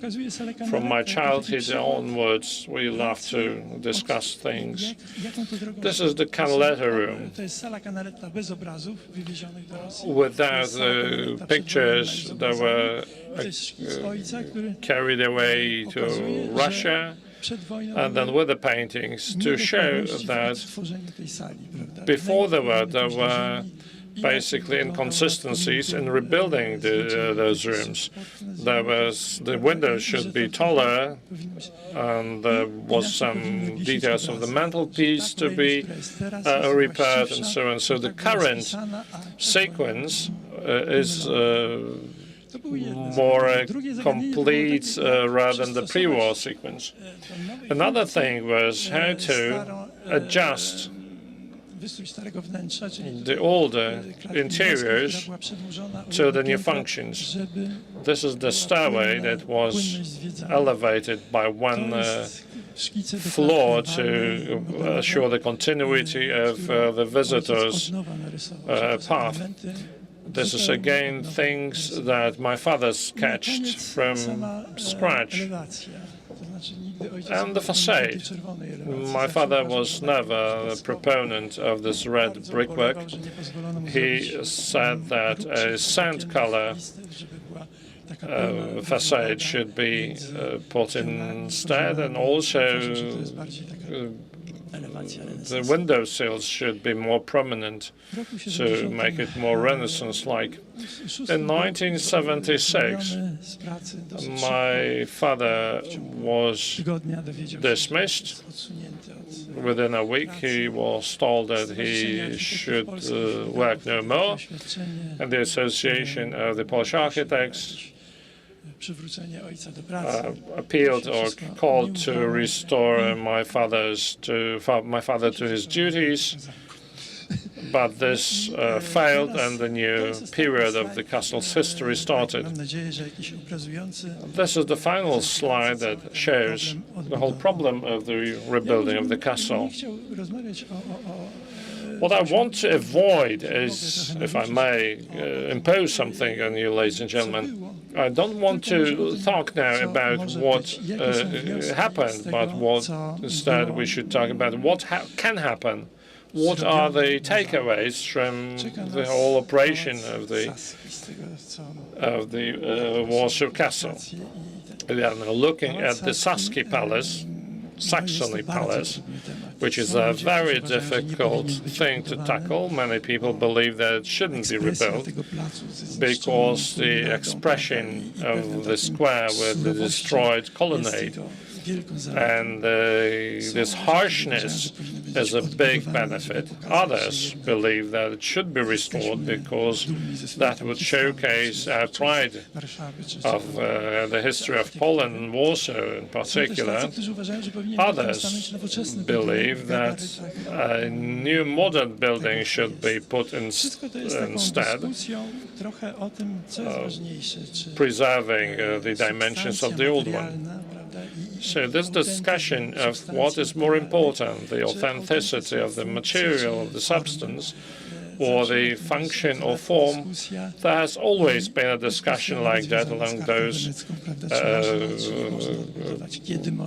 things, also associated with the Charter of Venice. If something is destroyed during a war, is it permissible to restore it in the older time frame, according to an older time frame, before the period of the destruction? For example, our castle is a kind of compilation of various historic forms, but never existed at the same time. And then the function. What would be the purpose of the Saxon Palace? My father was always of the idea that it's very difficult to put a new function into old buildings.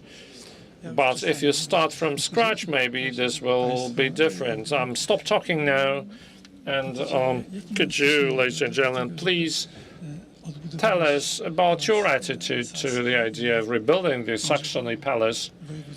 Maybe the original monument preservation inspector would like to start. Thank you very much. It was a great honor for me to listen to your reminiscences about the early stages of the reconstruction of the Royal Castle in Warsaw. And let me draw your attention to a number of elements.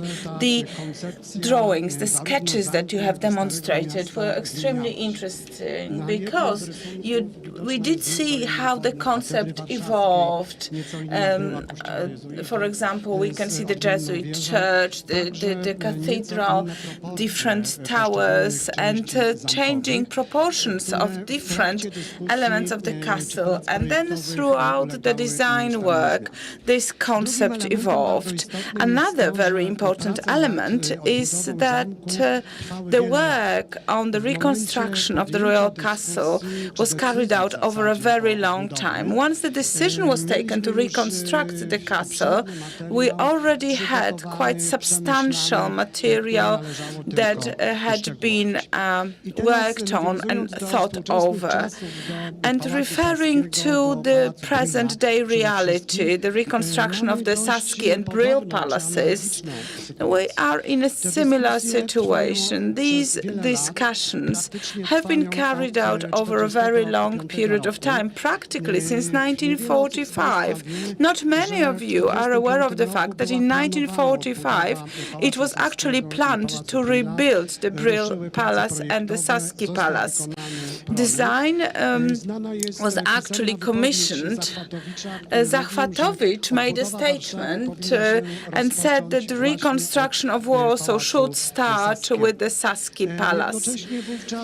At the same time, people were saying what is the role of these two palaces on the backdrop of other historic monuments in Warsaw. This was not only the place where the residents of Warsaw met, where they spent their time, but it was also the location of state events, state celebrations, and military celebrations. This is where the unknown soldiers' tomb was located, and it was on the right-hand right-hand side of the arcades of the Saski Palace. And it was not a coincidence. Some people do not remember that this whole part that commemorated the war of 1920 no longer exists, and it was located to the right from the existing unknown soldiers' tomb.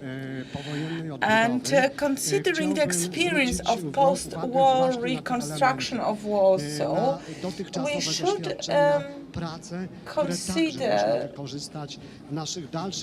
this experience and that work in our plans for the future reconstructions. In particular, the Saski Palace. And there, Pałac Saski and Pałac Brühla are very important. It's very similar to the royal castle. We have many details and original designs that actually survived the war, and we have foundations that still exist. Well, my personal opinion is that I worked for 2 years on the Brill Palace, and I know what materials there are. However, what should we do with the Lubomirski Palace, which was actually redirected in order to close the access, and now there will be a spatial dialogue between the Lubomirski Palace and the Saski Palace. So how to approach these difficulties of the new reality, new landscape? How do we want to locate these palaces in the tissue? Should we rebuild the townhouses, or should we just leave a blank wall? Professor Gavin? Bez naciśnięcia działa. Słowo włączone, tak. Dziękuję bardzo. Well, thank you very much, Professor. First of all, I would like to refer to the reconstruction of the Royal Castle of Warsaw and to present a wider context. This is not just a single historic monument important to Poland and to the Polish nation.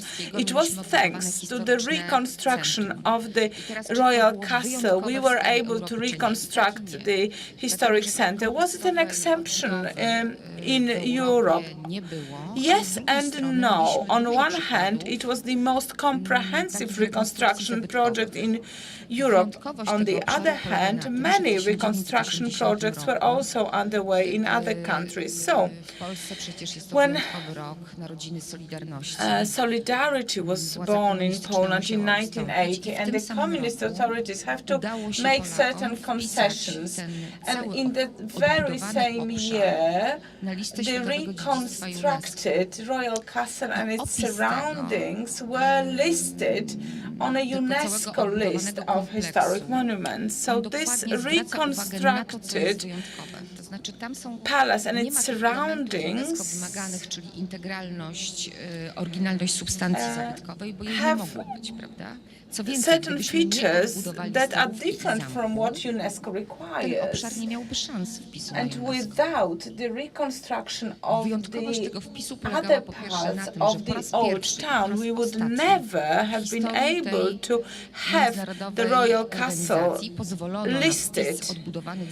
It was the only exception where reconstructed buildings were listed by UNESCO. The bridge in Mostar is another example, but this was just a single object. So the exceptional nature of this reconstruction means that Warsaw wanted to regain its identity, and it was accepted by UNESCO that the Royal Castle was destroyed on purpose in order to destroy the national identity, and this is why it had to be reconstructed. Listing of the palace on the UNESCO list goes beyond a symbolic nature. When Zachwatowicz spoke about reconstruction of the old town, and this is the only thing that Bierut allowed to do, indeed, he originally wanted to rebuild more of Warsaw and to start with the Saski and Brill Palace. He was not allowed to do so. So Zachwatowicz thought about rebuilding the historic center, and there were many opponents that he had to deal with because the doctrine of reconstruction and restoration and conservation was different. Zachwatowicz, when he gave interviews on the radio, said that he had many opponents, that he had to pave the way for these buildings to be reconstructed. And as a consequence, just few years ago, the achievements of Zachwatowicz and Bogusławski were concluded. In consequence of Syria and Iraq war, many historic monuments, many buildings, many elements of World Heritage were destroyed in Aleppo, for example, in Damascus. And the UNESCO had to decide what to do with the buildings and monuments that no longer exist. And at that time, Poland said that we can propose a solution. We have a royal castle that was reconstructed, and it is now actually compliant with the conservation and restoration doctrine under certain conditions to rebuild buildings that no longer exist. And of course, you have to take into account the maps, the sketches, the drawings, the floor plans, that you need to carry out research, that you need to maintain a dialogue with the local community. But under certain conditions, it is possible. So we made a recommendation in 2017, and it was accepted. So the reconstruction of Saski Palace no longer goes against the doctrine. We do not have to ask ourselves the question, are we allowed to do this? We can only ask ourselves how we want to do it. And indeed, it is an important question. Many people said that historic monuments, historic buildings should not be reconstructed. But we have examples such as the Hohenzollern Castle in Berlin, Potsdam, Budapest. We have examples from other countries and locations that rebuild their historic monuments for many different reasons. And I believe that we have examples of very successful reconstructions and very poor quality reconstructions. This is why we need to discuss the technical details. This is why we need to decide what we are allowed to do and what we should never do. Yes, indeed, this is another question. The castle was rebuilt using the old crafts and skills of craftsmen. I was actually responsible for polishing one of the columns in 1970s. And this is the skill I have gained during the process. But going back, in Warsaw, we have the old town hall, which was reconstructed, and it is quite a disaster. There are also remains of 1940s. Some people say that historic monuments can be destroyed if this serves a higher purpose.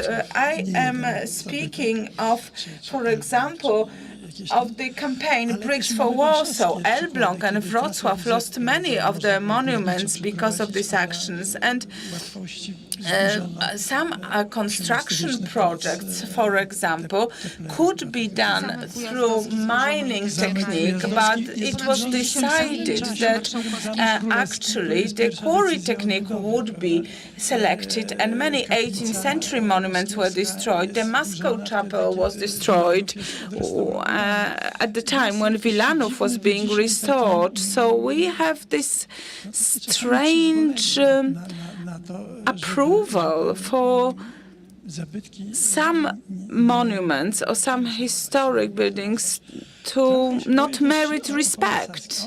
I am a bit concerned about the Saski Palace because foundations were uncovered and there was a question of what needs to be done. And I'm afraid that this palace will be built in a simplified way, not as in a way that is as meticulous as what we did with the Royal Castle. We have this digital reality. Now we have the 3D printers. We have computer-controlled plotters, and a lot of such equipment could be used, but I'm afraid this is not exactly what we should do. Well, let me start with the Saski Palace. This would be a symbolic way to complete the reconstruction of Warsaw. 80 years have passed, and the wounds of war have still not healed. We have empty spaces in Warsaw, and the lack of Saski Palace and Brühl Palace is one of the most painful consequences of the destruction of the Second World War. So this would complete the cultural landscape of the town. So not even considering other things, I believe that this is something that needs to be done. And approximately 80 years after the end of the Second World War, we should be able to complete this project. The Royal Castle of Warsaw was not to exist. It was condemned in 1939 on the 17th of September when first bombs fell on the castle. It was done on purpose. Both the date and the target were selected very carefully. It was the very day when Soviet army entered the territory of Poland, and Luftwaffe used the very same day to destroy the symbol of Polish state. Then it was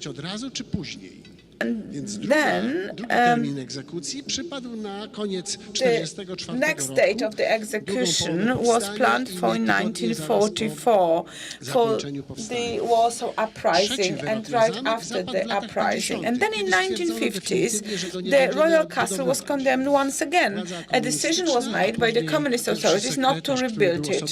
The secretary of the Communist Party who was actually opposing this very idea of reconstruction, said this will never be done.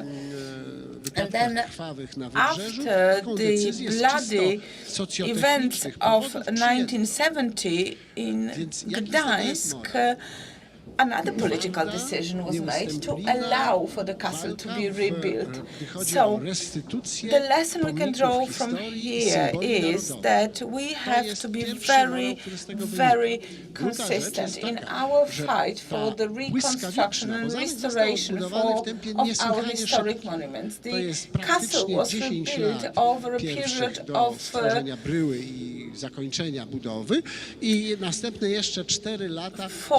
years. That's a very short period, 10 years for the actual construction works, and then another 4 years for the details. And the quality is amazing.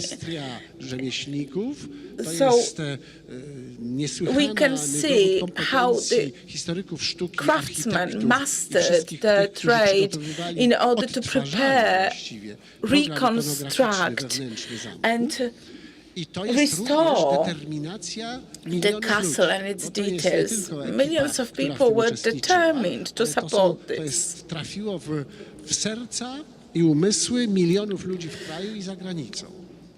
Millions of people in Poland and abroad supported this effort financially. So it was not just the team involved in the works, but a very wide public that got involved.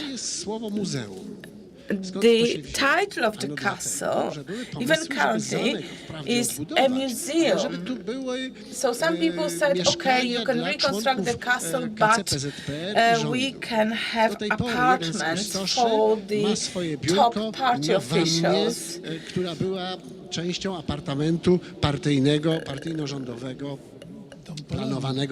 So indeed, Inny projekt, który trafił na bardzo podatny Such grunt, plans were ponieważ made. stanowił kontynuację Another myślenia idea, gdzieś which od was a początku lat follow-up 40., of zaraz the po concept of 45 roku, 1940s, żeby tu urządzić hotel was dla to dewizowców. have a hotel for foreign tourists and top restaurants. Well, we have a top restaurant here, but we do not have a hotel inside the castle. Taka sytuacja, So, kiedy to wszystko się działo pod presją. all of this was happening Wracam do under sprawy pressure. Pałacu Saskiego. And going back to the Saski Palace, there is no pressure to give it any particular function. The only pressure is to rebuild it. So we need to have a debate how we should do it, but we should not ask ourselves whether we should do it at all. We have to rebuild these palaces because this is the final touch of the reconstruction of the pre-war Warsaw, the reconstruction of the old town of Warsaw, the reconstruction of the district of Marienstadt. All of this happened in the first 10 years after the war, because just after the war, this square was absolutely empty. It was a viewpoint from which you could admire the river, but there was nothing else. So the political decision makers from the Communist Party made their decisions not because of the lack of money. It was the lack of determination. It was decided just after the war that Warsaw should be rebuilt and it should remain as a capital of Poland. It should not be moved to Łódź. So what arguments could convince us not to rebuild the Saski Palace? We should do this in order to feel that the reconstruction of Warsaw, destroyed during the Second World War, is complete. Of course, this reconstruction was delayed because the communist authorities did not want to rebuild a symbol of Polish state. It is the reconstruction of the Saski Palace would be a symbol of our determination to bring back the cultural landscape of Warsaw and of Poland. Now, do we have the people who would be capable of doing this? Do we have craftsmen who are still capable of restoring the details of the Bruhl's palace, or are we going to do it digitally? Because more often than not, masonry is being produced in a digital way. I hope not, Professor. This year we celebrate the 50th anniversary of beginning of the works on rebuilding the royal castle. And the perspective of those 50 years, I believe, is a very good opportunity and celebration too. There are the great opportunities to look at the restoration and rebuilding, the tasks that were proposed to the artists, architects and craftsmen. We should look at this rebuilding effort as something unique and worldwide. How does that put us, where does that put us on the list of the rebuilding efforts worldwide? As the professor said, the empty square in the center of the capital city was a very attractive area. And there were plenty of ideas what to build there. Fortunately, the castle was rebuilt according to Jan Bogusławski's design in the historic shape during the contest in 1950 with small changes, because the contest assumed that the whole castle would be raised by 2.5 meters to dominate over the old town, to obscure the sacral parts of the old town, such as the cathedral. One of the basic tasks was to restore the history timeline elements overlapping one another, and this was quite successful. We can see the Gothic facade and the courtyard of the castle. Asking about the form of restoring the whole building and its interior, use of all technologies was also a part and parcel of the tasks for the craftsmen. Irena Oborska, the chief architect of the restoration of the building part, and the student of Professor Bogusławski,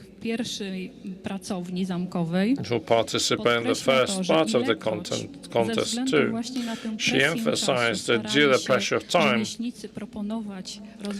as the builders suggested solutions that were not in line with all technologies, the whole thing ended up that cutting corners led them to having to restart the job because it didn't pan out. This holds true for the ballroom columns, pillars. There was an idea to restore them horizontally for technology's sake. And when people tried to raise them, they cracked. So you had to continue according to all technology by processing the pillars vertically. So the restoration of the castle happened the last moment in the 1970s, where the old craftsmen, champions of the profession, were still alive, who could pass on their abilities to the younger generation, teach the profession. Well, do we still have those people available? Well, I wanted to refer the question of how to rebuild a palace.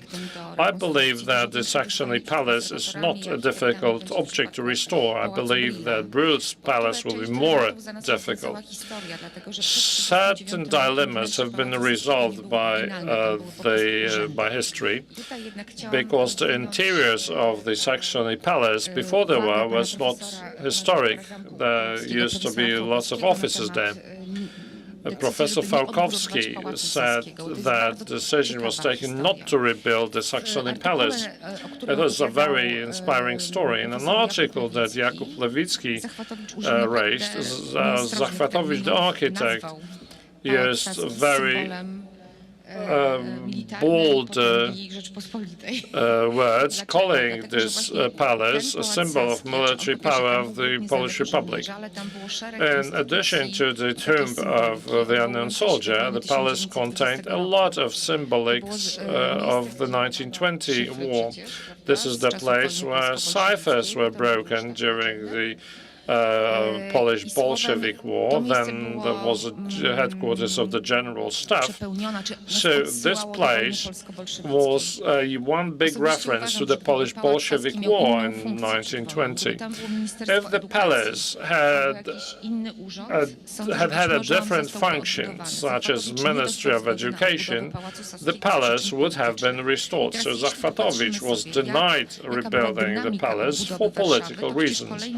And if you look at the history of rebuilding Warsaw, then it is clear that the decisions of what to rebuild and what not were always marked politically. In the Stalinist times, the old town was allowed to be rebuilt because it was a residence of the poor population oppressed by the noble.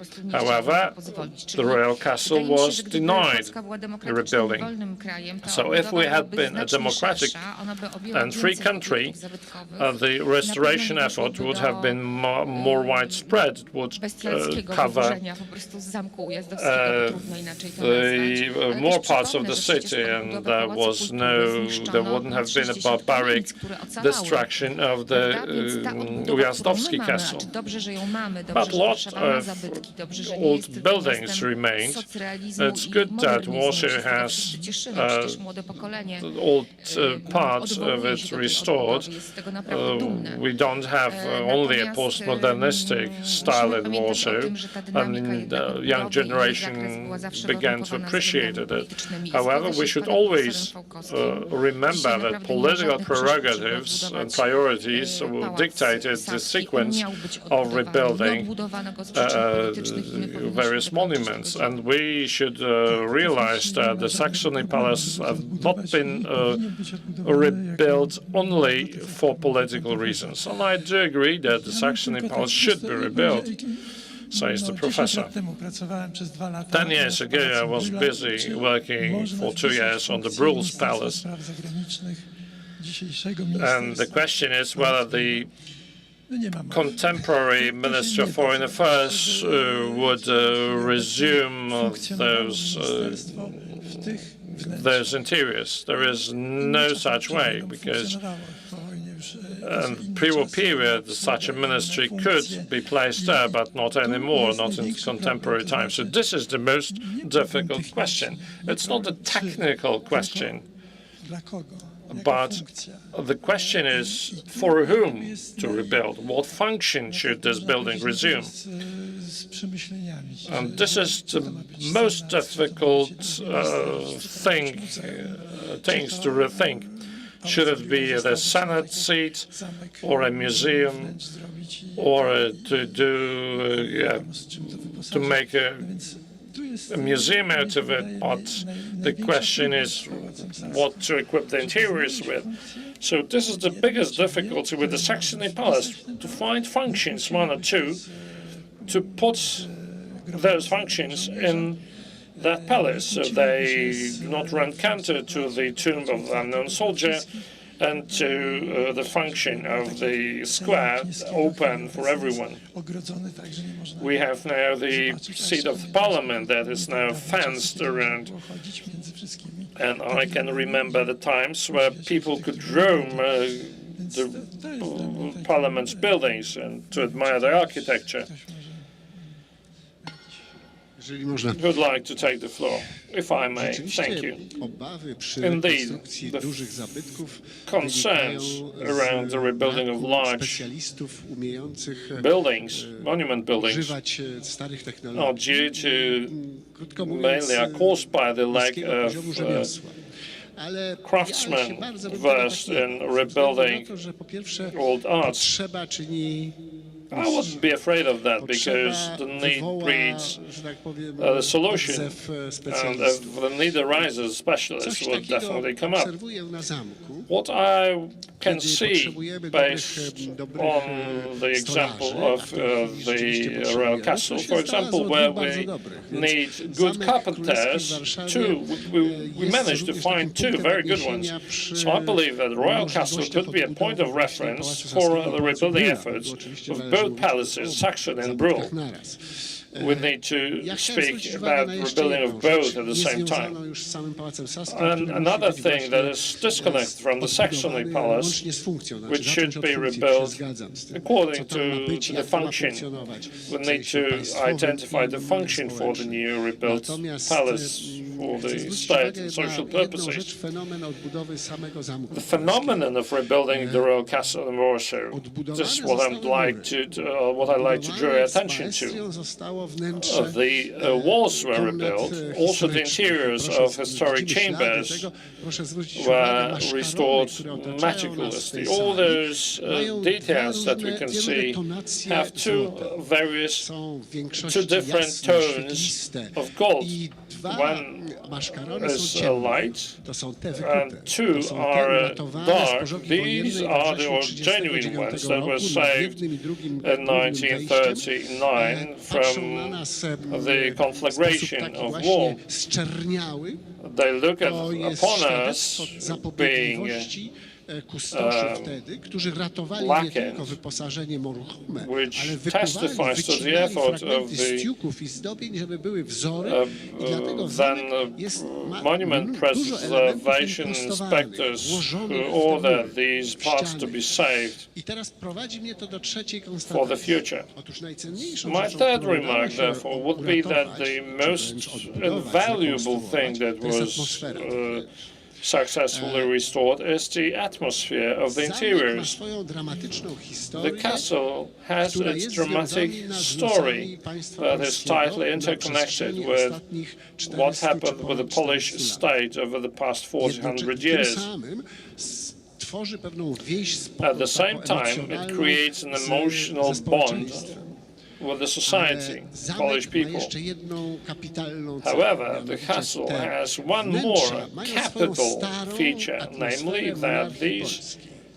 interiors To wynika z contain wystroju, to wynika z the właśnie old atmosphere of the spietyzmu Polish rekonstrukcji, monarchy, thanks to ale to wynika meticulous jeszcze z effort czegoś. in rebuilding Mianowicie z połączenia on the właśnie one hand, historii but also społecznej, historii of kulturowej, the z combination samą of the pracą cultural history with the rekonstrukcyjną reconstruction i pracą work.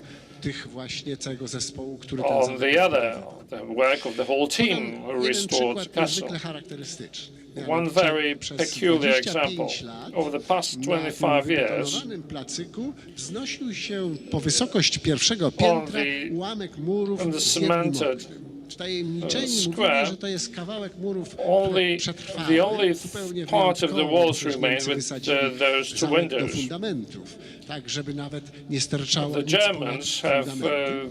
destroyed On all przetrwał the whole i castle jednocześnie było down to to the okno foundations. apartamentu, w którym mieszkał Stefan Żeromski. This was the window of the apartment that Stefan Żeromski, a famous Polish writer, inhabited. Po prostu zdjąć, So the most, zburzyć przy budowie nowej the easiest ścian, part would nowych, be to demolish this nowej part budowy. of the wall Ale while rebuilding the new zdecydowano one. się ze względów sentymentalnych i However, pewnego for ducha, sentimental który reason and to przeniesiony uphold the spirit, do dzisiejszego historic wieku, spirit of the zachować building, ten fragment. people then decided to keep this part of the wall. It was on the initiative of Professor Jan Bogusławski, who even wanted this wall to be left na ścianach. without masonry, without plaster, excuse me, to make it look like a scar and the otherwise rebuilt walls of the castle. So the first thing was to save this fragment wall because it was threatened with its collapse. And then it was surrendered by contemporary walls. So in addition to the collective memory, these walls also carry a load or charge of emotions, restoring historic atmosphere, because that's the residence of the king, although we have no monarch for a long period of time, and despite the fact that the Polish monarchy ceased to exist at the end of the 18th century, the castle was also the seat of two chambers of parliament, although the seat of the parliament is elsewhere now. Right. Now, harking back on what the professor said, I'd like to also mention the reconstruction effort that was successful in Poland. We have a number of realizations that were quite successful. The Uphagen's house in Gdańsk, contemporary 18th century interior was reconstructed with wood paneling, which is very highly valued by specialists. This is an execution from more than 10 years ago only. In Wrocław, it was successful. Wrocław was successful in restoring two chapels in the churches with a great meticulous effort. Please also visit the Lwowska and Chorza streets in Warsaw, where 20 historic buildings was restored, and the design was so well, and also the performance of the craftsmen was so good that it doesn't differ from any older buildings. So it would be for many of you, these houses being a reconstruction would come as an utmost surprise. And one more thing, the rebuilding of the royal castle has found its way into all monument preservation and restoration handbooks in Europe. No other effort in Poland, before and after this effort, has never been quoted so many times. So this actually is a testimony to its significance. I do agree with the previous speakers. I'd like to refer to what Director told us, Professor Falkowski, I mean, that the restoration and reconstruction of those two buildings, the palaces, would be to, according to words of the chairperson of the Monument Preservation Council, would be to check, to put the old technologies to test. We need craftsmen, so we will try, we would basically check if we have them. It would be a good pretext to come back to tell them that they're needed and check if they are there. For example, the Hohenzollern castle was also reconstructed thanks to the 3D technologies. I don't think that this technology would set a foothold in Poland. We are definitely capable of doing it better. I think that the artists and architects are much better. We have a big tradition, long-standing tradition of this. I think we should put it to use and prove to everybody that we can. Referring to what Professor Falkowski said, I would like to underline that in the case of the Royal Castle of Warsaw, this determination, consistent effort to be true to the original object brought fruit. In 1939, where employees of the Royal Castle protected and secured some details and elements, they were already taking into consideration the possibility of having to rebuild the royal castle.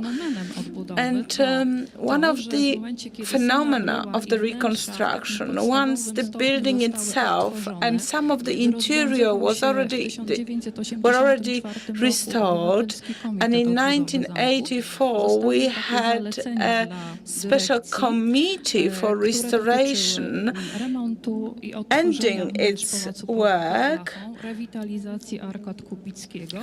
Kubickiego, Kubicki Arcades, and the gardens were mentioned as the prospective project. So looking back 50 years and considering that thanks to determination and thanks to efforts of those in charge of the castle, we were able to rebuild the castle gardens, to see the facade from the side of the Vistula River.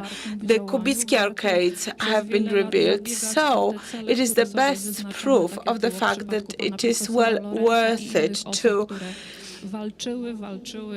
be persistent and to continue working in order to complete a project.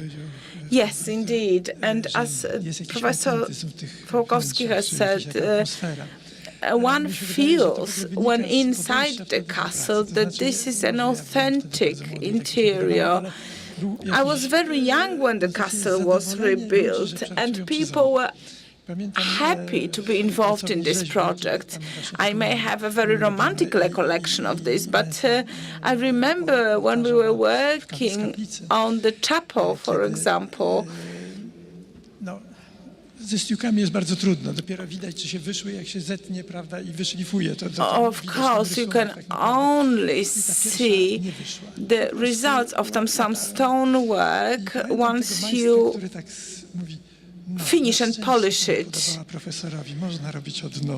And sometimes we were not successful. Sometimes the result of work was not up to standard, and we were able to just tear it down and redo everything from the scratch in order to achieve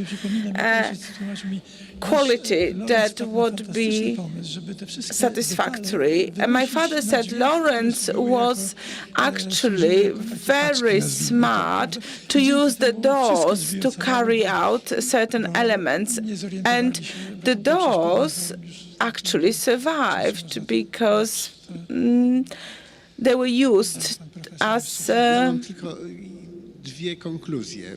Jedna jest anegdotyczna, druga means for carrying out the details of the castle. So I have just one general remark. Of course, we like to complain, but the reconstruction of the Royal Castle of Warsaw is a success story. And it is a success that spans over generations, starting from Mr. Brockel, who actually was killed by the German bomb right inside the castle courtyard, through all of the staff members of the castle who took away and hid the objects, through the people who prepared the design for reconstruction, through the people who actually reconstructed the castle and then equipped it. This is a beautiful symbol of our statehood. And it is a success of a number of generations.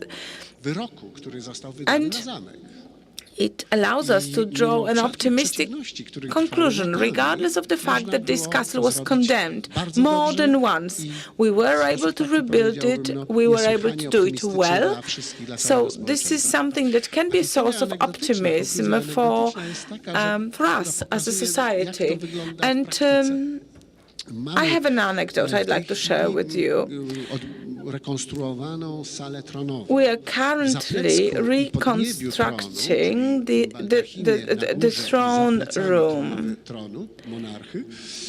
And right behind the throne, we have several dozens of eagles. In October 1939, all these eagles were cut out from the fabric and were gifted by the German governor, Frank, to officers that took part in the campaign of 1939. And of course, these eagles disappeared. When the castle was being reconstructed, we were faced with a problem. What we need to do? We do not have the ability to reconstruct something, as we do not have the originals. And by miracle, we were able to find one authentic eagle after we advertised in international media. We could use it as a model for reconstruction. And right now, we are in the period of reconstructing these eagles. We use techniques and materials from mid-18th century. So we are not using modern technology such as 3D printers. We are using old traditional methods and techniques. We use materials imported from France, from Lyon and Paris. And we've been doing this for a number of years. It is a very time-consuming work, but we are reconstructing these eagles in a very meticulous fashion, following the techniques and methods that date back to 18th century. So that's how things were being done, and that's how things are still being done here. And before we conclude, I would like to remind us all that without an architect, reconstruction is difficult. The castle's reconstruction was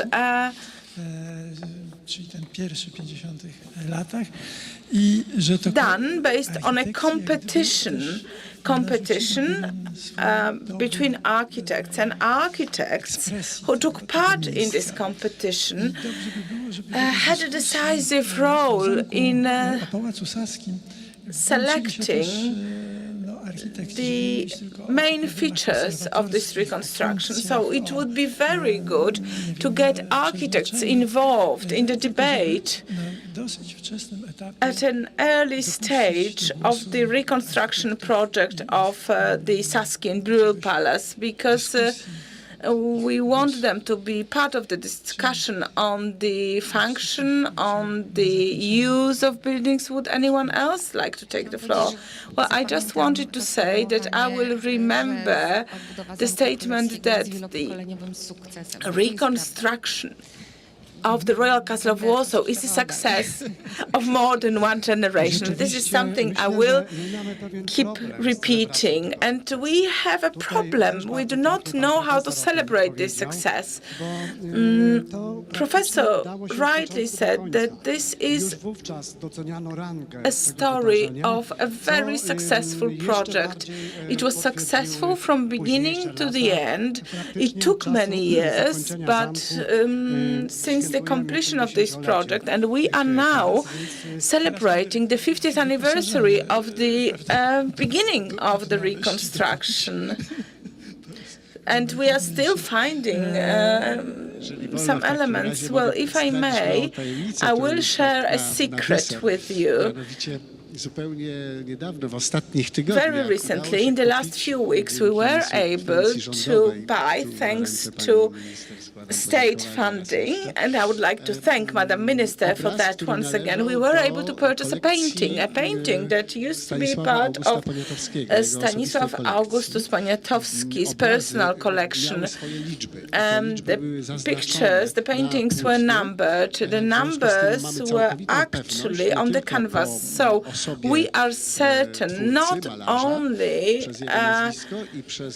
because of the author of this painting, not only because of the theme, but also because of the number.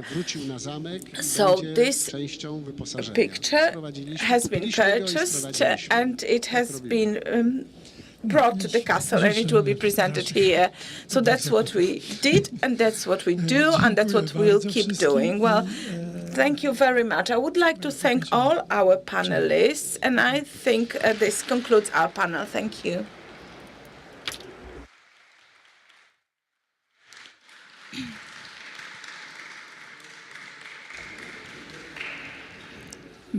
Well, thank you very much for this interesting debate. And I would now like to announce a break for lunch. We will meet again at 2:30. Thank you very much, and see you in 1 hour's time.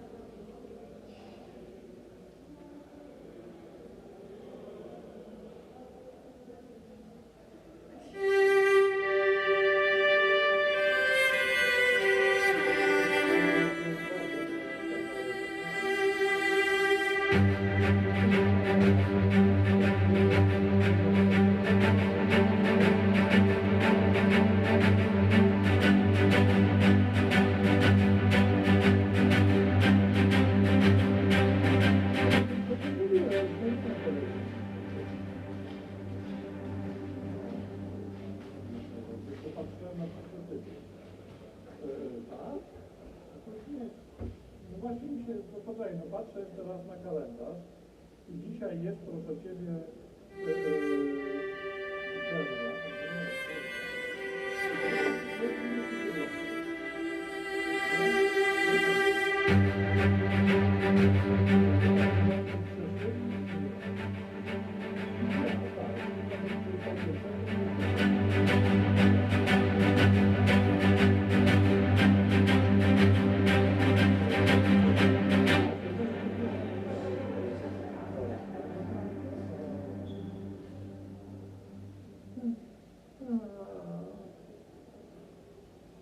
ale moja obecność się nastraja jak dupka.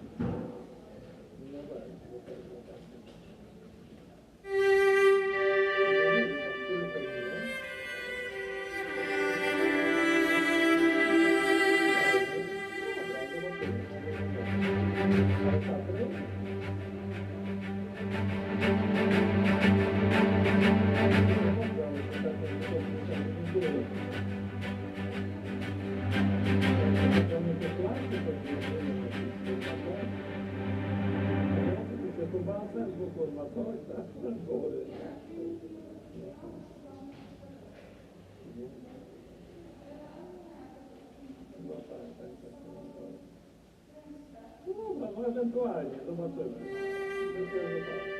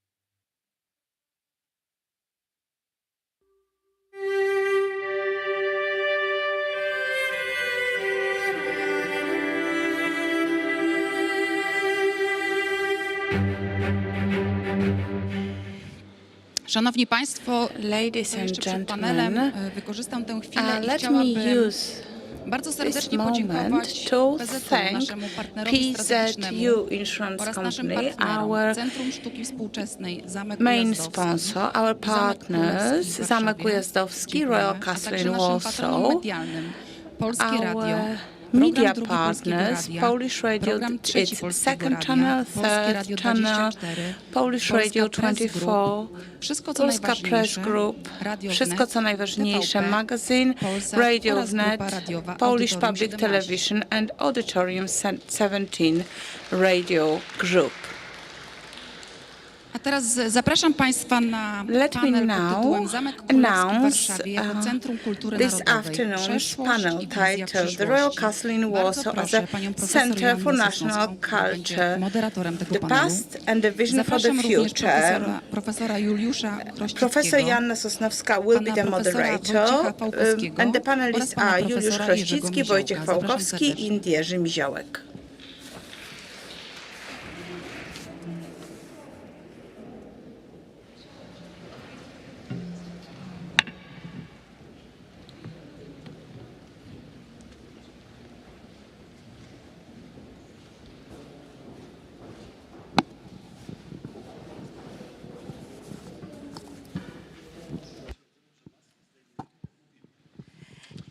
Witam Państwa. Good afternoon. Jeszcze raz. Jest to już drugi w dniu dzisiejszym panel This poświęcony The zamkowi, second ale panel jest po temu that is okazja, dedicated to the Royal Castle in Warsaw. There is, however, a good reason for this, as we are celebrating the 50th anniversary of the day when a decision was made to rebuild the castle. I will wrócimy później. refer to this Ale na początku chciałam later during our uzmysłowić panel. państwu, że But tych right at the beginning, rocznic I would like to związanych z make you zamkiem, aware of the fact that Zamkiem Królewskim w we tym have roku przypada more więcej. anniversaries Jedna this year już się that are odbyła, connected była with the Royal Castle in Warsaw. to obchodzone 3 maja. One was on the 3rd of May, and that was 30 years since the adoption of the Constitution of the 3rd of May. But not all of you may remember that 425 years ago, the Zygmuntus, Nie od razu zamieszkał król. King of Warsaw, w Warszawie. decided Zamek to musiał move być the capital from przystosowany, Kraków to Warsaw. przebudowany The na move siedzibę was not królewską. immediate. I Castle nastąpiło to had dopiero to po be wyprawie adapted, moskiewskiej. and I tu the kolejna king rocznica, took his 410. residence after the Moscow campaign, and that was 410 years ago. Przez słynną prezentację There was carów a szujskich. famous Tak to było kiedyś presentation of Szujski Tsars. Używano również określenia hołd carów szujskich. To byli ci carowie. So these were the Tsars who were hostages of the king, of the Polish king. Historia też przyczyniła się do tego, This że may po be one of the reasons why wielu latach zamek ten był tak many bardzo years niszczony later przez zaborców rosyjskich. castle No i jeszcze was jedna rocznica, do której znowu wrócimy później w trakcie naszego panelu. destroyed to a great extent by the Stulecie traktatu ryskiego. Russian administration. And then Wydarzenia the historycznego, 100 years o którym since też the już Riga była mowa, Treaty. Wydarzenia, This które miało event was already mentioned olbrzymie today, and it znaczenie had dla zamku, dla jego wyposażenia, dla major dzięki impact traktatowi on the wiele castle. dóbr Thanks to the zrabowanych treaty, wcześniej wróciło many do of the Polski. artworks that had Zanim been przejdziemy do looted bardziej szczegółowego omawiania tych were różnych returned historycznych to wydarzeń, Poland. chciałam Before oddać we głos panu begin dyrektorowi, discussing those który już mówił events, dzisiaj o zamku bardzo we wiele, ale can może o nim hear mówić bez from końca, Professor tak Fałkowski, jest the wciągnięty director of w the problemy Museum of the Royal zamkowe. Castle in Warsaw. Bardzo proszę o rozpoczęcie Professor, naszego would you be panelu so kind as i to przedstawienie nam pewnej be the wizji. first panelist to speak, and if you'd be so kind to present a certain vision to us. Well, thank you very much. Our moderator has presented this set of dates that have a connection with the Royal Castle, but also with Polish monarchy and Polish history in general. We spoke a lot about what happened to the Royal Castle after the Second World War. However, when we hear about its earlier history, we know that the fate of Poland as a state and fate of the Royal Castle were very closely related. Most of you are very familiar with the shape of the building. Most of you consider the Royal Castle as the symbol of the royal seat, as the symbol of the statehood, but we have to remember that the castle is a symbol, is a sign that is quite recognizable. This is something all Poles are familiar with. So the community building function of the council cannot be overestimated. It is a symbol that joins us in our reflection about the history of our country. Not everyone is an admirer of the castle, but it is a symbol that we all recognize.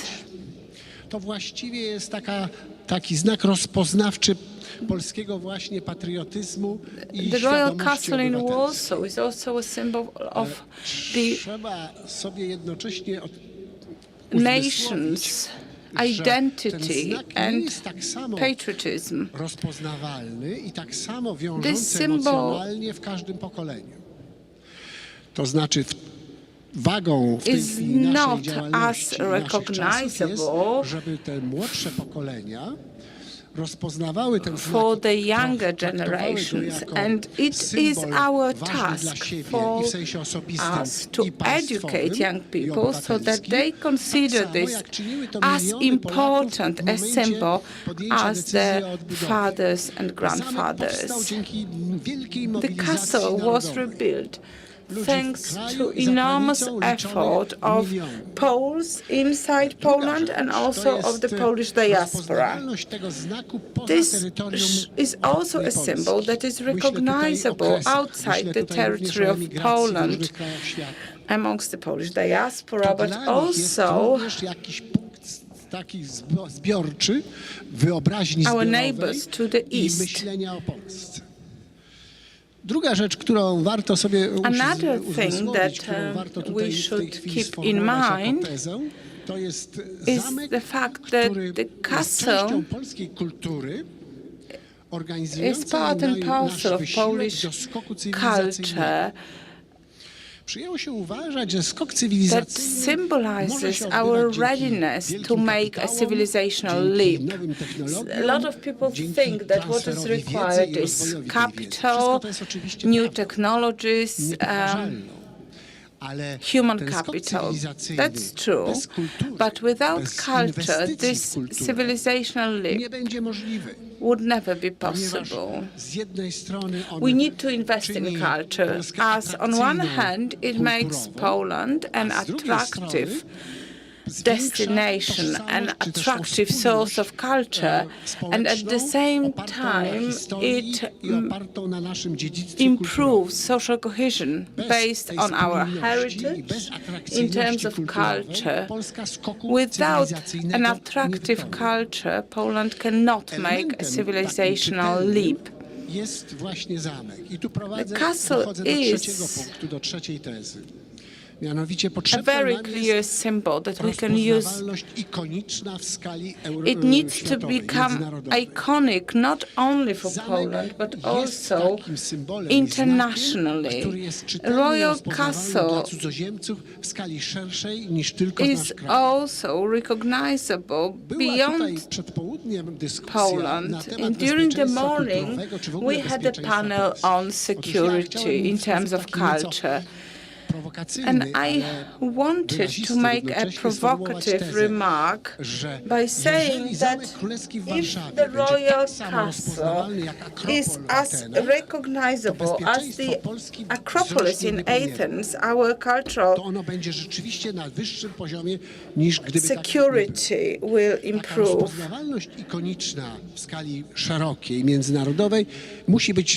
So this function of the castle on international scene needs to be strengthened, needs to be built upon. So these beautiful decorations that you see in this room and in other royal chambers was the location where politicians meet, where heads of state, heads of governments meet. It shows the glory of our history, and it also generates respect for the achievements of Poland. So for all these reasons, the castle is a unique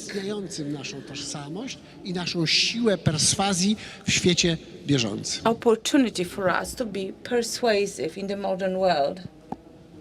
Dziękuję bardzo. Tutaj nasuwa się taka refleksja, że siła tego znaku była, jakim jest zamek w tej chwili, jaki był przede wszystkim wcześniej, which the castle is and has been in the Second Republic, was also the reason for this huge destruction that followed. So I believe that the power of this icon, of the sign, also brings Mówmy some tylko o dobrych.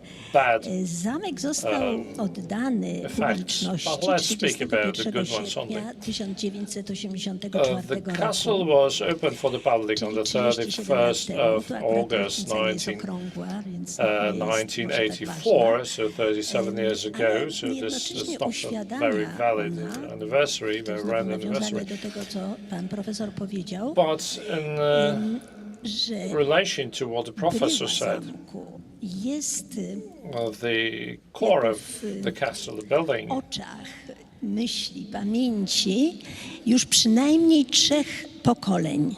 has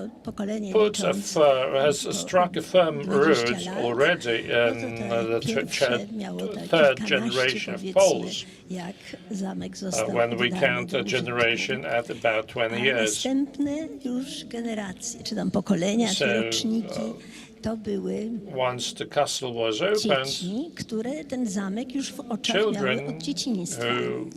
Saw the picture, the castle, picture of the castle standing. This was very firmly ingrained in their memory. So the castle has been with us for quite a while now. Kiedy zamek The times, however, were different once, or when the castle was being może świadczyć, rebuilt może o tym and świadczyć taki rekwizyt, który tu into przyniosłam do service. pokazania. To jest pierwszy numer kroniki This is zamkowej, the first issue of wydanej właśnie w the 1984 Castle Chronicle that w was podobnej formie, takiej issued in brochurowej na powielaczu. 1984. Wychodziły a również special copying kroniki machine. dokumentujące Also przebieg chronicles odbudowy. documenting the course of the rebuilding were also issued. This looks like an underground press from the times of the martial law in Poland, and that's really similar. No i też jakby kieruje naszą myśl w stronę tych politycznych uwarunkowań. Directs our train of thought to the political circumstances that led to the decision about rebuilding the castle, which the previous panel covered at length.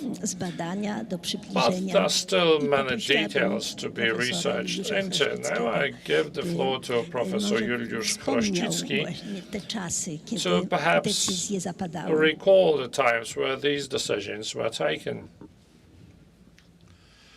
Proszę Państwa, Ladies and gentlemen, when I was 4, chodziłem po ruinach zamku. I roamed the ruins of the castle, on the ruins of the St. John's Cathedral in the old town. It was a painful experience, not only because that I knew something about that, but I saw those rubbles. It was difficult for a child to walk. The rubbles full of bricks and various objects, artifacts, and I have a plethora of emotions concerning this castle until now. The first scientific look that I had upon the castle and the possibilities of its reconstruction was the lecture of Jan Bogusławski, Professor Bogusławski, the father, who was running a workshop on the castle in early 1960s. Tę historię przybliżył nam bardzo już Jerzy Bogusławski. The son also told us the story. But I just wanted to recapitulate my own experiences with the castle.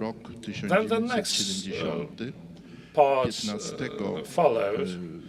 1965, on the 15th of May, the National Museum opened a beautiful exhibition of the paintings by Bacciarelli, which used to be which were housed in the castle before the war. And there were plenty sketches of the interiors. More than 2,000 people visited this exhibition. Two actors, one stemming from the Bacciarelli's family, spoke in favor of rebuilding the castle, and the applause lasted several minutes. So there was definitely a group of people that was aware of the acute fact of rebuilding the government. Stanisław Lawrence was very much the proponent of this. The castle was not there. It was in the National Museum, the National Museum of Arts. So then the 1970s ensued, which was a great national disaster because in December 1970, the shots were fired almost in all the seashore cities aimed at the factory workers. People were shot at like game, like animals, and this came as a shock to all the Poles at that time. We were listening to Radio Free Europe with my parents, and Free Europe told us the story about the great loss, about the funerals of these people. So that marked the end of Comrade Gomułka, the first secretary of the Communist Party, and he was replaced by Gierek. So at the end of December, it seems that the situation, the turmoil in the country abated. However, early in January, many people went on strike in Łódź, in the textile industry, mostly women. So the whole turmoil erupted again. And there are two soothing moments that came afterwards. The first was the letter that was read in many Catholic churches by Cardinal Wyszyński, a very reasonable, soothing text. Forma pokazania, że jednak trzeba się jakoś pogodzić z tym nowym rządem. Actually calling for reconciliation with the new government was also forgiving those who were shooting at the workers. And indeed it was Gierek who agreed to rebuild the castle after many fights put up between Lawrence and Gomułka. I ten moment był takim jakimś momentem, który można by nazwać jakąś chwilą uspokojenia społecznego, że jest jakiś dar, czy jakaś praca wielka do wykonania i że musimy się w tej pracy połączyć.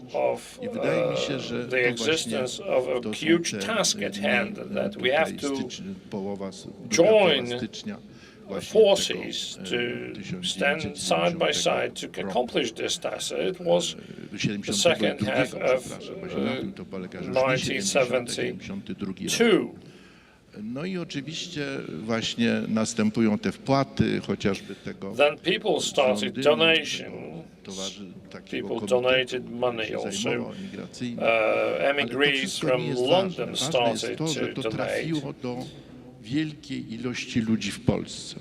And the most important lesson from that was that many people in Poland realized that this place is so important for the Polish culture that it's worthwhile to donate, to bring jewelry, to invest money in that reconstruction project. So this nationwide effort was the most formidable experience. Well, I don't want to speak about what was dividing the Poles, what happened in terms of conflicts between Kempa, the chairman of this committee, and the others.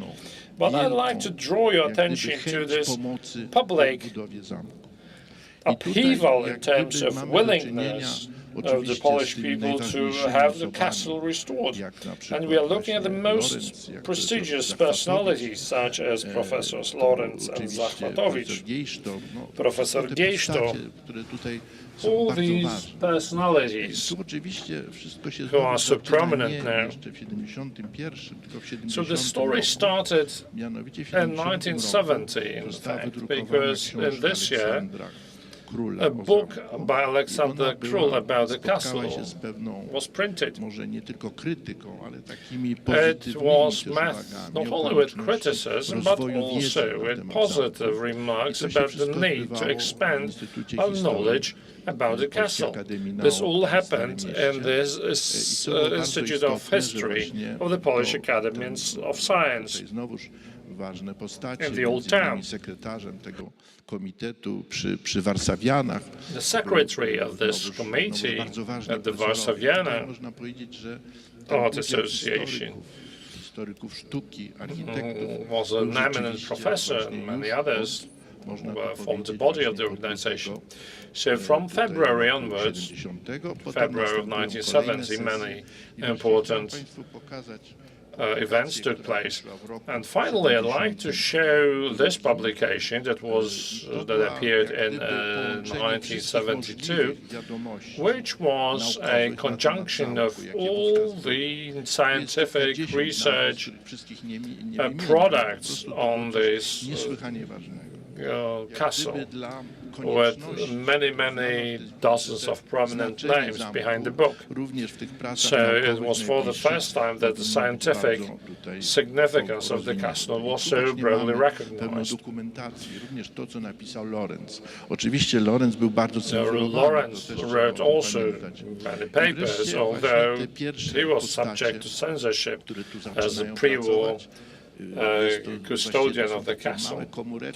So those small cells started emerging, and various libraries where the first individuals emerged working for the castle. Of course, many people work at the National Museum, but lots of people work semi-underground and various informal teams. Then another time ensued where the problems with the reconstruction occurred and measurements had to be made. So the efforts started gradually rolling between 1972 and 1984. So I just wanted to emphasize that the reconstruction didn't happen overnight, that it was a long process. Lots of people and countries gave their donations. I contribute a bit for the receipt of President of France, Valéry Giscard d'Estaing. We visited Professor Lawrence, and Lawrence suggested that France donates a bureau styled after Louis XV. And he said, well, you don't have to take this bureau away, this table away from Louvre. And I suggested that the President of France can donate, sponsor such an artifact, and indeed that happened. So that was my mother's contribution to the current exhibition at the castle. So the point was to collect back the artifacts that could possibly exhibit in the interiors of the castle. Now, this brings us slowly to a very important topic, namely what the castle was filled with, because reconstruction of architecture and interiors and exteriors was one thing, but quite a different story was to get furniture into possession, to equip the castle, which was robbed so many times in the past. People don't realize that as Napoleon headquartered here in 1806, he also liberated the castle from many paintings, for example, by Canaletto. A lot of paintings from Warsaw churches were also robbed by the French. Canaletti's ostatecznej paintings klęsce Napoleona w came 1815 back to roku. Warsaw after the Ale zaraz ultimate potem zaczęły się surrender by rabowanie Napoleon in przez 1815, zaborców, but wcześniej after przez that, pruskie robbing wojska, by a potem the przez partitioning powers started rosyjskie. by the Po Prussians, by the trzeciej Russians. rozbiorze After the third partitioning of caryca Poland, Katarzyna the Tsarina wywiozła przede Catherine wszystkim archiwalia, wszystkie dokumenty, metryki ziemskie, took to, away które the dotyczyły whole archives, majątku państwowego. including A potem the state zabrali się property, wszyscy private property in stopniowo za Poland. wywożenie Others dzieł sztuki. started Traktat turyski robbing przywrócił arts, część works of tych art. dzieł. The Treaty of Riga has restored I teraz large prosiłabym part of profesora those Jerzego Miziołka, artifacts powiedział lost, nam o tym, jak and wyglądało to I give the floor to odzyskiwanie dzieł. to Professor Niziołek, who will recapitulate the story. Ladies and gentlemen, when looking at the pictures behind us, I am reminded of a discussion we had in this very room. We looked around us, we looked at decorations, and I spoke to Professor Przyłębski and Janusz Kapusta, and ambassador said, well, it is reborn. It rose as phoenix from the ashes. Yes, this is really true for this castle. It was reborn, and although there is a very sad, in some respects, the castle had to be reborn or resurrected twice. When you read what Helena Paderewska wrote, the wife of Ignacy Paderewski, or Wojciech Kossak, who was an officer of the Austrian army, but visited the governor of Warsaw, Bessler, and there are certain descriptions which are available in publications. These quotations are there. But when you read that in 1918 and 1919, when Hoover came to Warsaw trying to save thousands of Polish hungry children, and when a dinner was prepared for him, the door handles were missing. Professor Chrościcki drew my attention to this very moving text. And when you look at the screen, you see that this castle was stripped of everything. So Wojciech Kossak said that he was walking through the chambers. Bessler had his office here, and he tried to behave decently in Warsaw. But when the Russians marched out, they took away trains loaded with palace's equipment, and then the Germans looted whatever remained.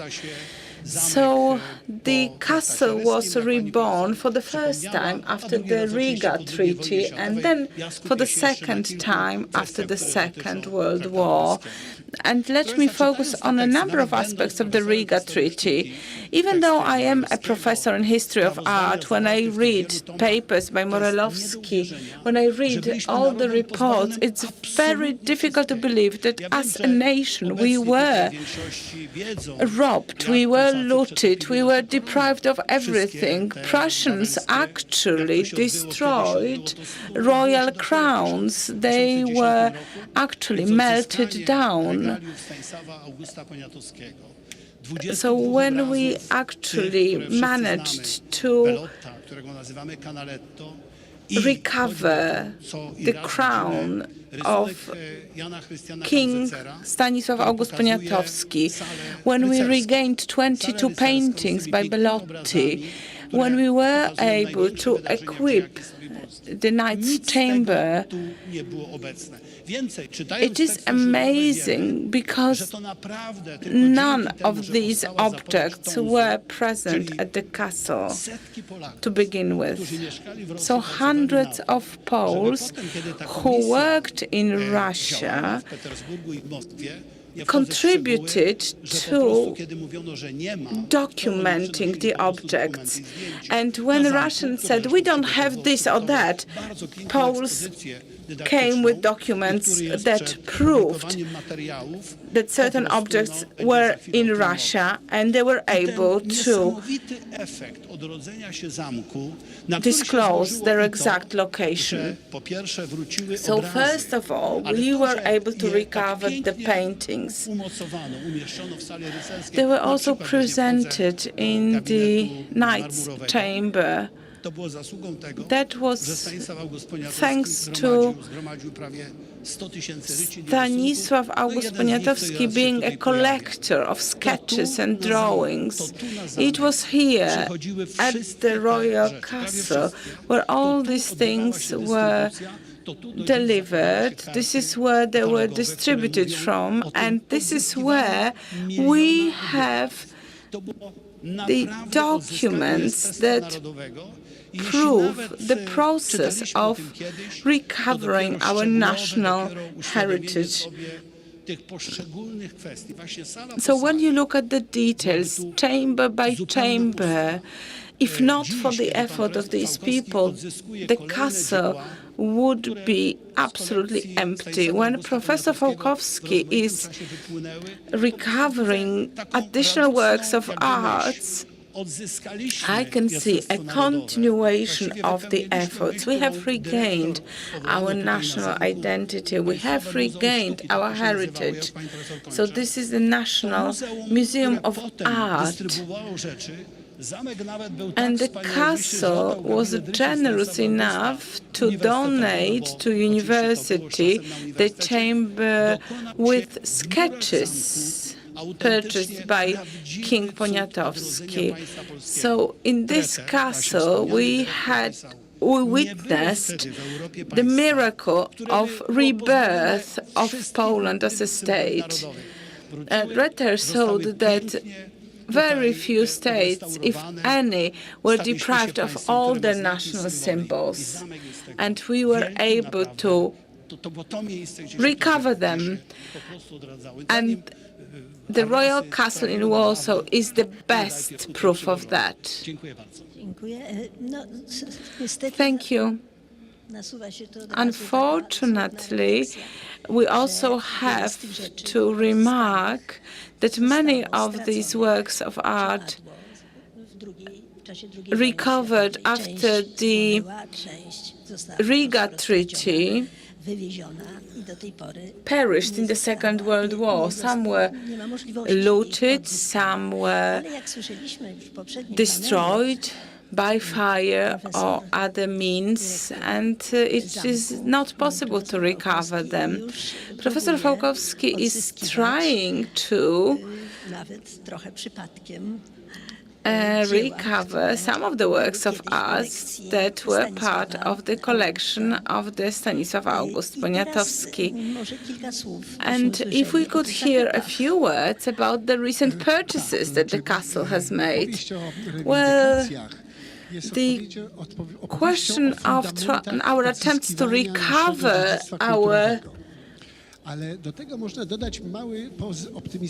works of art is a history of us trying to recover our heritage. Stanisław August Poniatowski commissioned Bernardo Bellotto to paint a series of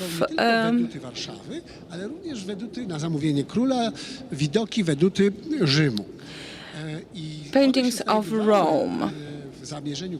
Those were landscapes, and originally they were to be placed in the chamber where the landscapes of Warsaw are now presented. And as they were part of the private personal collection of the king, they were sold after his death. An Italian agent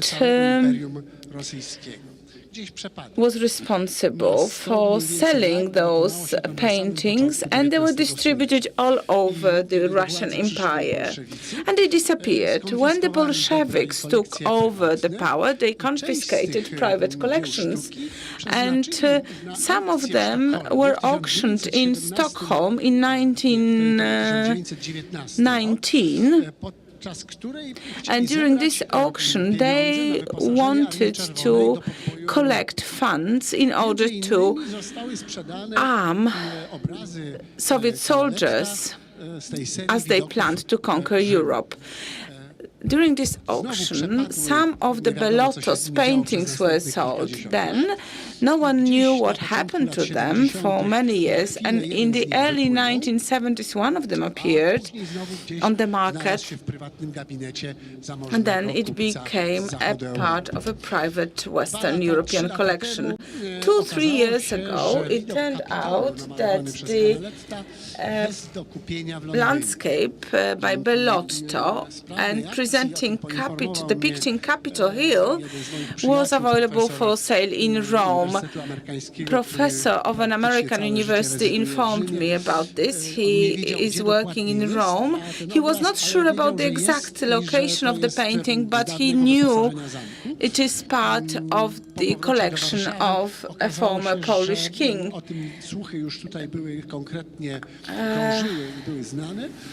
Ale nic w tej sprawie nie było możliwe do zrobienia wcześniej.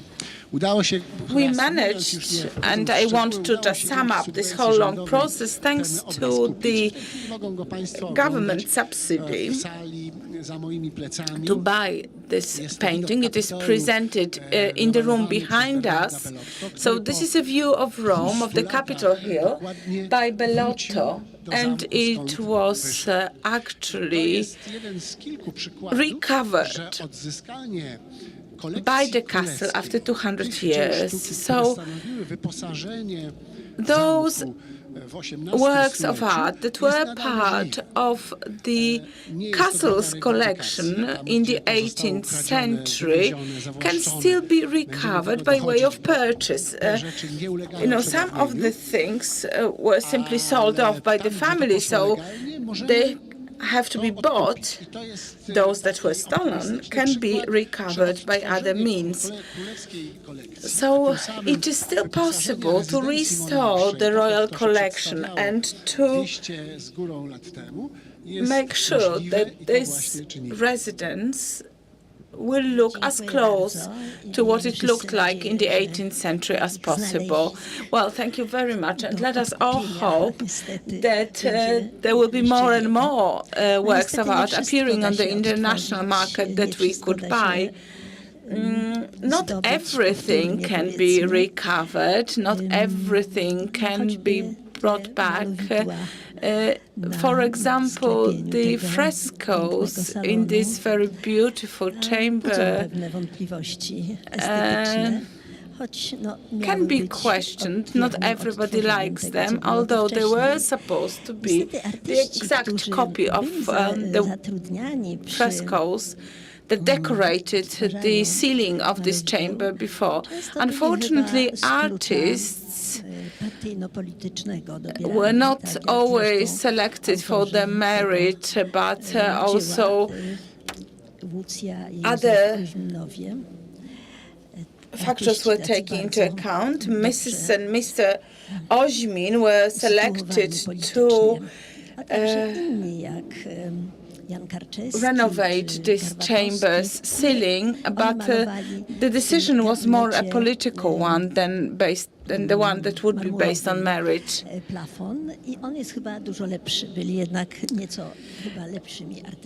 Some artists were better than others. Ozimins, unfortunately, were not very distinguished painters. Używam słowa artyści, not all artists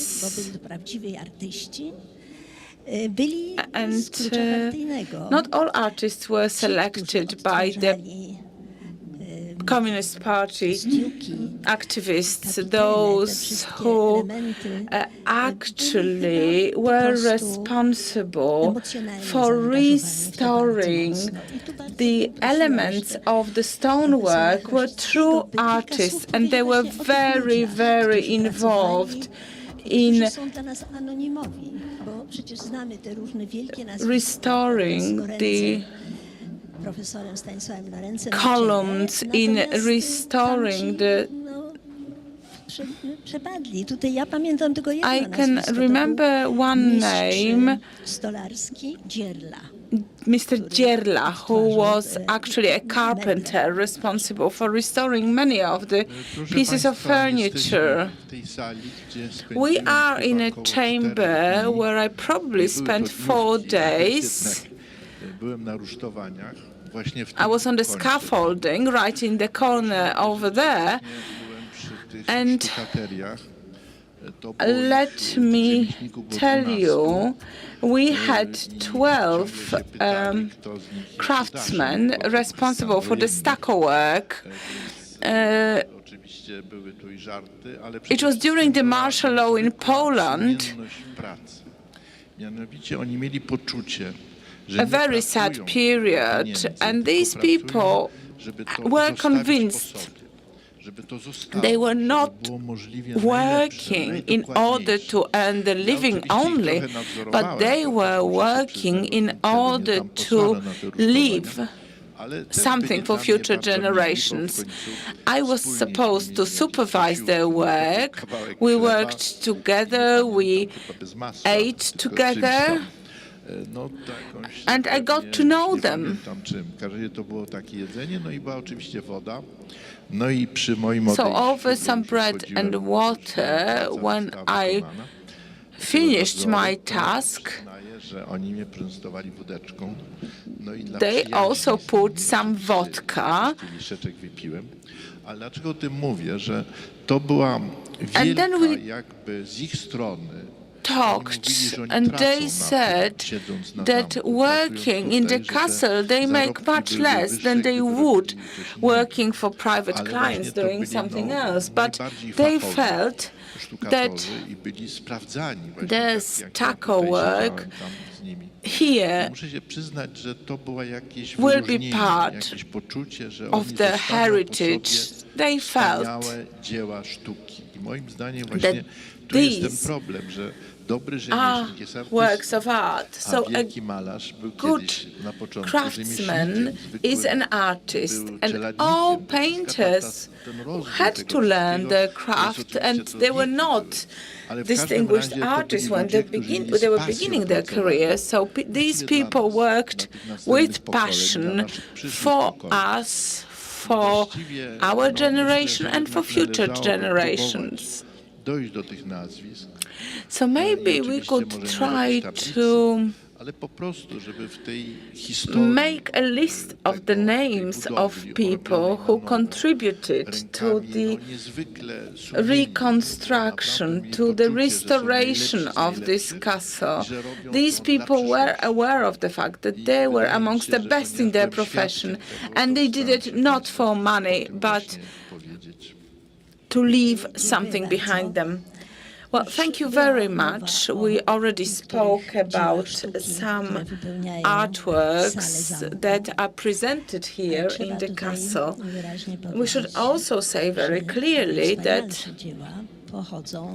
the best artworks come from the collection of Karolina Landskorońska, who donated half of her collection to the Royal Castle in Warsaw, and the other half of her collection went to the Wawel Castle in Krakow.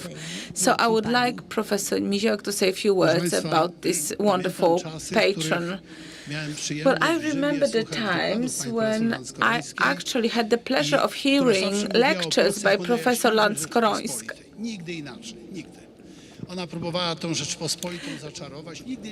She always spoke about Poland we were not really aware of the wealth of her collection. So when in 1994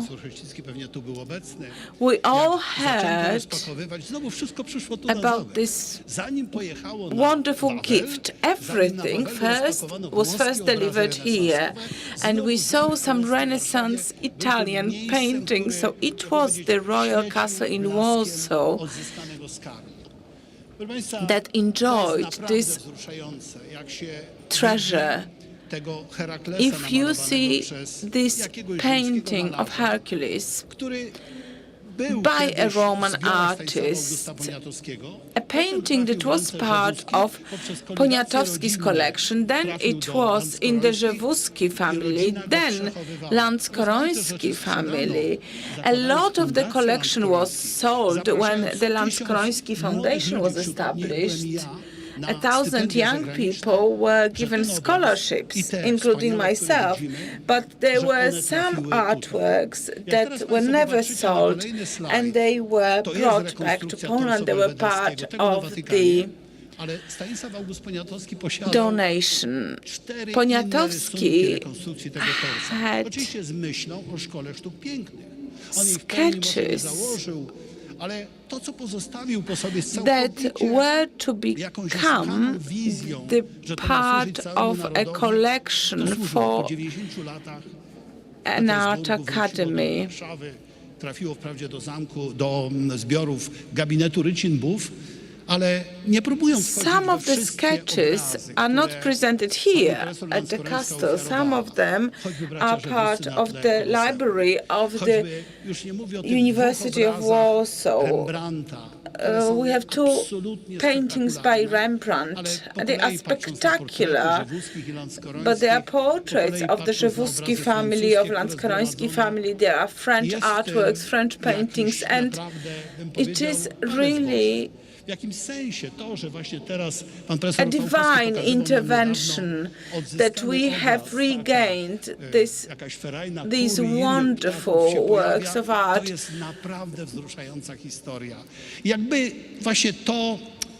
So we are able to increase our collection, and I'm very happy to say that the painting that Professor mentioned, and I am a specialist in the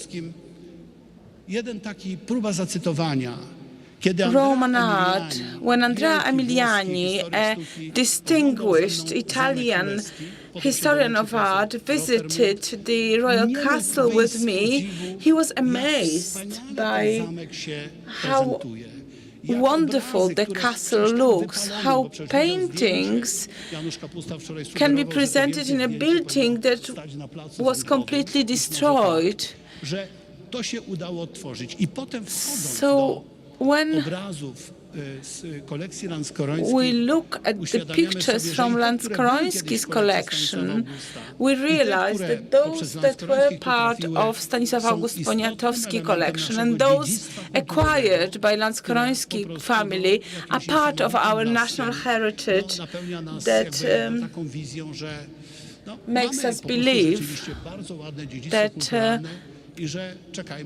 we should be very proud of our national heritage. Thank you very much. You recalled the Bacciarelli fragment of the palace and the Academy of Fine Arts, which the king, the last king of Poland, wanted to establish under the head of Bacciarelli. They didn't manage, however, many students of Bacciarelli who worked alongside him were also under the care of the king, or sponsorship by the king. So it seems that not only is the history what is important, but also the contemporary time and the conjunction of the past with the current arts, fine arts that are being produced today. wspomnienie, pierwsze My wspomnienie, personal jakie recollection, mam maybe. z The first zamku, recollection który about odbudowywał się wówczas, of the to była wystawa Royal Castle Władysława being Hasiora, która odbyła się rebuilt już was wówczas the exhibition udostępnionym by Władysław publiczności Hasior, which took piwnicach place gotyckich in zamku. the Gothic cellars Udostępnionych of the castle tam that wchodzić were przy jakichś okazjach, nie opened było for the tam jakiejś public. stałej ekspozycji. To była wystawa You could visit sztandarów those cellars Hasiora, occasionally. które po prostu There wyglądały was an exhibition fenomenalnie. of flags tej by scenerii Hasior, i też which looked przy tej świadomości, absolutely stunningly in their jak on sceneries. nie wyglądał jeszcze, prawda, był odbudowywany, Given ale jak był zniszczony i tak dalej, how więc much tutaj destroyed znowu the pytanie Royal Castle do was. So the pana question to the professor, jak widzi tą how do współczesność you w zamku? perceive Czy the ona contemporary istnieje, existence czy będzie of jakiś the castle? jeszcze akord? Will there be another big bang in the history of the castle? Well, that provokes me to tell a story about Hasior and the contemporary situation. The anniversary of the castle that we initiated tego roku po 50 latach. After 50 years of the reconstruction, we want to conclude it on the anniversary of the first exhibition that took place in the cellars that you recounted, excuse me. After 50 years, we will revisit Hasior's art to symbolically conclude the 4-year anniversary or celebrations of the anniversary of the building of the castle.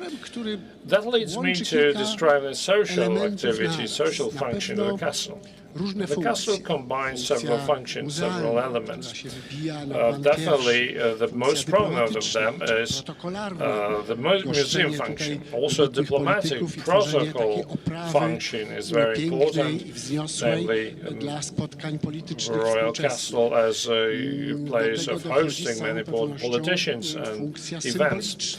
The third function is a symbolic function. The Royal Castle, a symbol that unifies all the Poles and is a clear symbol for all the Poles worldwide. At the same time, we should also add that there is another functionality of the castle, which makes the Royal Castle a unity, preventing kind of dividing the castle up into a museum, into royal chambers, into a hotel or whatever, a restaurant. I druga rzecz, którą chcę powiedzieć, to the castle as a unity takes up a prominent place in the national memory, and also combines several very important features, such as the identity of our culture, z pierwszej Rzeczypospolitej z XVI-XVII wieku, z kultury sarmackiej, z kultury dworskiej, the Sarmatian culture, Baroque and te wnętrza, które mamy na zamku z drugiej połowy XVIII wieku, z całą pewnością zaliczają się do jednych z najlepszych, jeżeli these nie najlepszych interiors are amongst the best sztukę i interiors of that art z tej epoki w skali międzynarodowej. on international Z drugiej scale. strony jest to On the other łączność z hand, kulturą the castle i serves sztuką as a bridge europejską z głównym nurtem to kultury the europejskiej, mainstream of the sztuki European culture europejskiej. and I w art. naszej polityce zakupowej staramy się In our purchasing policy, we try to reconcile the two things. Professor Niziołek recalled the painting of Hendeketter with poultry and w XVII wieku ptactwo it was a domowe, very jakie dzisiaj nazywamy, fashionable topic. The poultry przedmiotem wielu obrazów was z twórczości malarskiej an object of many arts No i by Stanisław prominent August Poniatowski masters, chciał takie and Stanisław przejawy August tego Poniatowski, tej the mody last mieć king u of siebie. Poland, want Taki to obraz also poświadczony have inwentarzowym, similar już mówiłem na paintings poprzednim in panelu his castle. niedawno 3 miesiące temu kupiliśmy And we na have zamek. purchased 3 months ago Odbudowujemy tą such atmosferę, a ten wystrój, ale z drugiej strony painting to be chcemy exhibited bardzo here wyraźnie in the być castle. rozpoznawalni At the same w tym time, we głównym wanted nurcie to sztuki be very europejskiej. much Nie recognizable tylko in the dla turystów mainstream przybyłych z of zewnątrz, ale the to ma poświadczać European culture. stałą łączność między We polskim must dworem i monarchiami zachodniej Europy. emphasize the continuity between the Polish royal house and those which reign in the Western Europe. So this is the purchasing trend that we want to emphasize. 3 months ago, another painting was bought by Battistella Caracciolo, a young person, z takim charakterystycznym światłocieniem dla kręgu Caravaggianistów i na pewno powstały depicted in the combination of shadow and light based on Caravaggio's skupiony został w grudniu, art. przyszedł do nas w styczniu. It was purchased in December and January. We received the picture, and in February, the Capodimonte Museum sent us a letter with asking us to lend this picture, this painting out for the exhibition they were planning for the last part of the year. So I think we made a good job in selecting this picture. So what we need to have, we need to have objects of art for exchange with other institutions, to speak with other important monarchy residences across Europe, to be able to organize temporary exhibition based on exchanges, and also to emphasize the sense of belonging of this monarchy, of this palace, to the European culture. Inwestycja w zamek, So investing in the castle, jest jednocześnie because this is how we understand it, is also an investment in the Polish culture and the existence of Poland and the Dziękuję bardzo. identity of the people in Europe. So it seems that the castle is not what is inside, but also what is outside, what we see from the outside, the outline and the walls. There may be also objects of art that may be displayed in front of the castle. Like, for example, the Korea sculpture by Mitoraj. There used to be a project, an idea to create a kind of road of fame which was connected with a sculpture by an Italian, or a sculpture of Italian origin. I give the floor to Professor Mikołaj, who will tell you more about this initiative.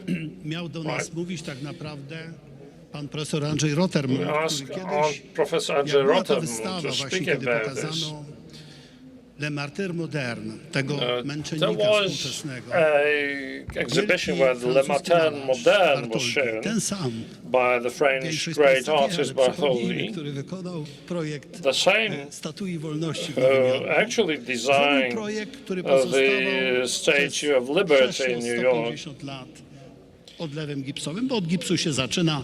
Pan profesor Jerzy Kalina mnie stayed for 150 years. jest tym dziełem sztuki, według którego odlewa się As a cast in po prostu gypsum. brąz. And Stało się to. gypsum Na to się is the złożyło substance that spotkanie Waldemara allows you to Dąbrowskiego, cast wczesnego ministra bronze kultury, works of art. nie wiem, chyba był jeszcze wtedy ministrem kultury, z The profesorem then Rottermundem. Minister of Culture spoke with Professor Rothermund about this idea. And this idea was floated in a very loose conversation that it can mark the beginning czymś w rodzaju of what they Alei Wolności. called Ja wiem, że w tej chwili A2 ma Avenue taką nazwę, więc trochę być może of trzeba było freedom. zmieniać. I know that the Niemniej Polish jednak, pomysł był A2 motorway następujący, bears the same name. żeby But zamek, the idea was który then ma wszelkie tytuły do this, tego, the żeby castle być which naprawdę has takim all the miejscem, titles z to którego promieniście be rozchodzą się the i origin zawsze się of rozchodziły. To tu był radiation, czy za Jana where III Sobieskiego, ideas czy- radiate from czy za Wazów oczywiście. during the Specjalnie dałem royal family of forum Vasa Wazowym, forum times poniatowianom, trochę ku czci profesora and the Krościckiego, który o Poniatowski tym pisał. times. Tu zawsze się kłębiły Professor bardzo ciekawe Krościcki idee. wrote about I this. teraz, So skoro jest various zbudowane ideas tak were exchanged wspaniałe here. muzeum, So once we have built mam this nadzieję, że będzie magnificent wspaniałe museum, Muzeum Historii Polski i Muzeum Wojska Polskiego, a Cytadela jest of history nie of tylko Poland miejscem, and gdzie te of the muzea Polish powstają, military. I nie tylko miejscem kaźni, ale Those też miejscem, gdzie museums mieściła are się ta founded not radiostacja, only in the która Citadel, co raz się tu na ekranie pojawia. To tu where also na the Cytadeli radio Warszawskiej station Kowalewski was i housed. cała grupa profesorów And Uniwersytetu I think it Warszawskiego i was Politechniki here where Professor odczytał Kowalewski 4000 and rozkazów others sowieckich, które szły deciphered do 4,000 Budionnego, które szły do military orders which were sent from Lenin and Trotsky to Tuchaczewski and the others. It was a triumph of the science. So we, in the forward to the book called Triumph 1920, we both with the professor wrote that indeed this forms a part and parcel of the Polish tradition, including Czałgut, who was actually executed here. So the fact that those big, large-scale museums are founded, and the idea of the professor was this: when we look from the castle towards the Royal Theatre and towards the Piłsudski Square, and in other directions, to select one of the directions to establish then an avenue leading towards the citadel, to mark the times of the triumph of the nation. We had a moving exhibition here in the courtyard where we reverted to the classical tradition with this two-headed eagle that tears his liver away. So the idea was that we pass towards, we would go towards the citadel, and we would be passing by various monuments. Professor Kalina couldn't do it. But when I look at the design by Janusz Bałdyga, a great idea, really. How many works by Igor Mitoraj we have? Among them is a beautiful monument to John III Sobieski, which resembles Christ in a way. And I could give you many more examples. Janusz Kapusta's Kedron, which would also be embedded in the Polish narrative. 10 years ago, before the 100th anniversary of the independence, there were some ideas floated then. I belibe that Warsaw needs symbols and signs, and I think that this motto by Bartholdi himself was such a symbol. And if Professor Falkowski said that Warsaw needs to be a city that works as a magnet, as an attraction, it needs to have something really particular. When I see artists such as Chagall, so we are an emanation of great minds. Summing up, I would like to say that the very idea in the context of our national heroes, the Constitution of the 3rd of May, there are so many layers of content that can actually radiate in many different directions. The castle has always been a center for culture, and let it be such a center in an even greater Cytadeli jako miejsca. they mention. So the citadel could be the location where we can actually celebrate the triumph of Polish science and Polish culture. Well, thank you very much. We are approaching the end of our panel. Many names were wspaniałe postacie związane z mentioned, so many distinguished artists, scholars working for the castle. President Mościcki also resided here. Stefan Żeromski resided here. Kazimierz Brokl is director and director of National Collections, resided here. He met a tragic death, killed by a bomb inside the castle courtyard. We spoke about Professor Karolina Landskorońska. We spoke about Professor Rotermund. Nie mówiliśmy, a też trzeba wymienić. We didn't, but we should mention the foundation of Ciechanowiecki family and of Jan Ciechanowiecki, who donated wonderful works of art for the castle. We mentioned Alexander Król, who studied the history of the castle before the Second World War and continued his work after the war. So there are so many other names that merit a mention. Maybe one of you professors would like to add some more names that we should mention and we have omitted from among the persons that were important for the history of the castle and for the history of its reconstruction. Professor? Dwa słowa o wielkich postaciach związanych. Nie jestem przygotowany, ale jest tych nazwisk kilkanaście. Przede wszystkim ten okres po 70. Well, certainly we have this period after 1971 and the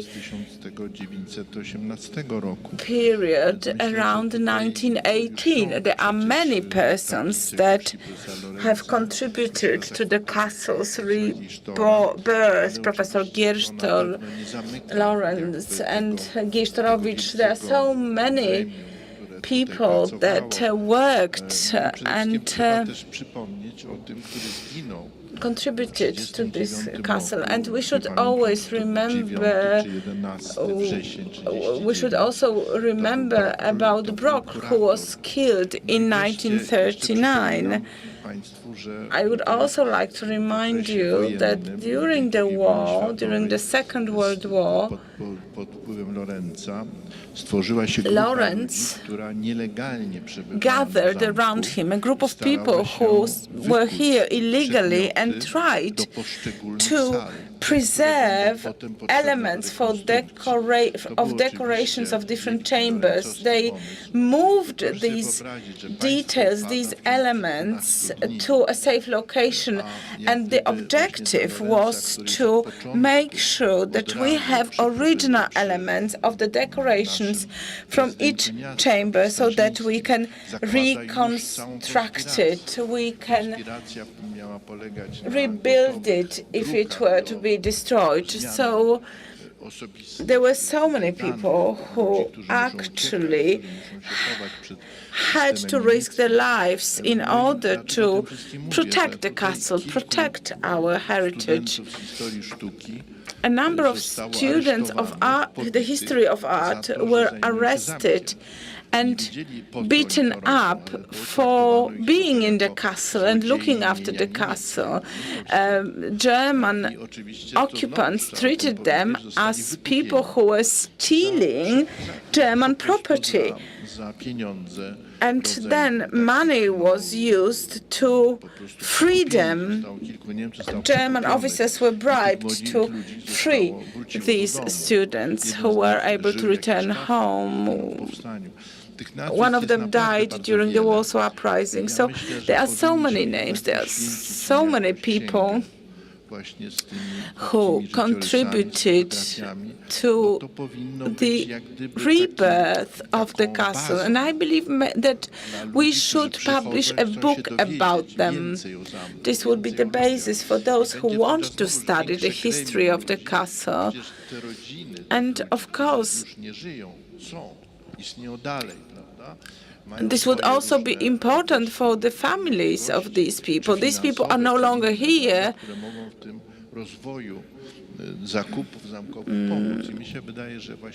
So I believe that we should pay due respect to these people. It is not easy, but theoretically it would be possible to make such a publication. I believe that this is a proposal for Professor Fołkowski, director, who is working very hard already.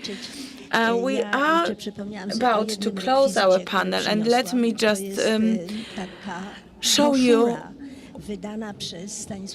a bulletin or a booklet published by Stanisław Lorenz at the demolition of the Royal Castle in Warsaw. This should be reprinted and reissued, and maybe it could be used as the introduction to the book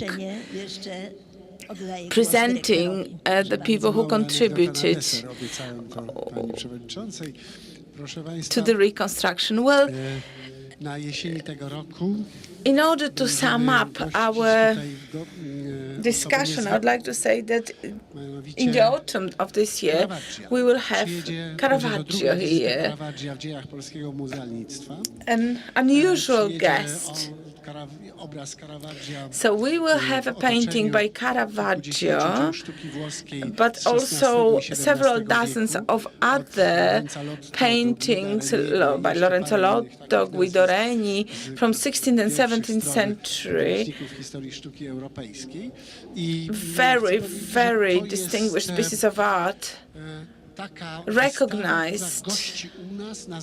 And this exhibition will be here as we are an important partner. We are a partner of important institutions of culture in Italy. And towards the end of this year, we will have another major event. I cannot tell you yet, but in November there will be a special surprise, something that will complement the exhibition of Italian paintings. So treat this as an invitation to visit the Royal Castle during the second half of this year. Well, thank you very much, ladies and gentlemen, and we hope to see you again soon.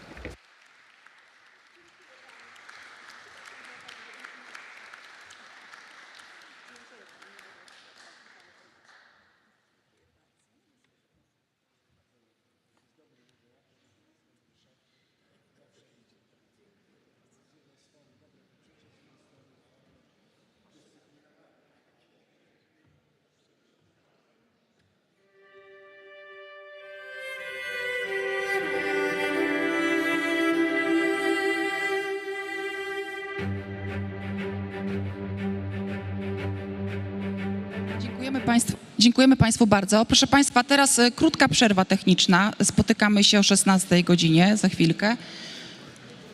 Tak, tutaj.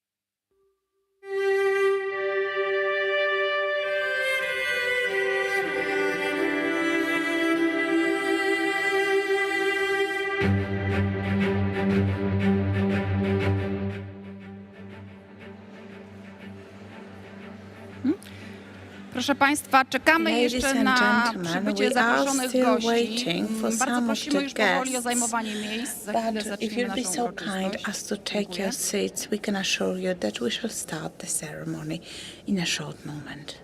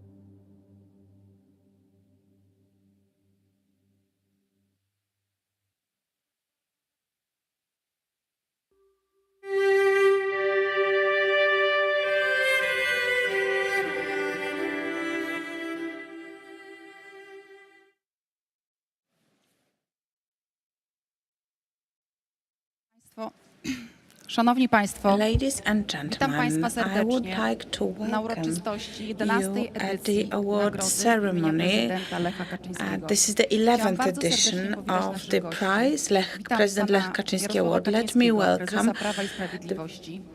Prime Minister Jarosław Kaczyński. Witam serdecznie premiera rządu The Rzeczypospolitej head Polskiej, of pana Peace and Mateusza Justice. Let me Morawieckiego. also welcome the Prime Minister of the Republic of Poland, Mr. Mateusz Morawiecki. I bardzo serdecznie witam dyrektora Would Zamku also like Królewskiego, to pana profesora welcome Wojciecha Director Falkowskiego. of the Royal Castle of Warsaw, Professor Wojciech Falkowski. Szanowni Państwo, bardzo Ladies serdecznie and zapraszam na scenę gentlemen, panią Marynę let Miklaszewską, me invite wiceprezes Maryna Fundacji Polska Miklaszewska, Wielki Projekt i sekretarza Vice kapituły Chair Nagrody imienia of prezydenta the Lecha Kaczyńskiego. Polska Wielki Projekt Foundation and the head of the chapter of the Lech Kaczyński Award. It is my great honor and pleasure to welcome everyone here on behalf of not just the board of the foundation, but also the chapter of the President Lech Kaczyński Award. Serdecznie witam jeszcze raz. Once again, a very warm welcome to all distinguished guests, Prime Minister, Panie dyrektorze. Witam Deputy Prime Ministers, Dyrektor Wołkowski, Dyrektor Bernatowicz, Director of the Modern Arts Center at the Ujazdowski Castle, and the representatives of the chapter. I cannot see, but I expect we have asked Mr. Andrzej Gwiazda here with us.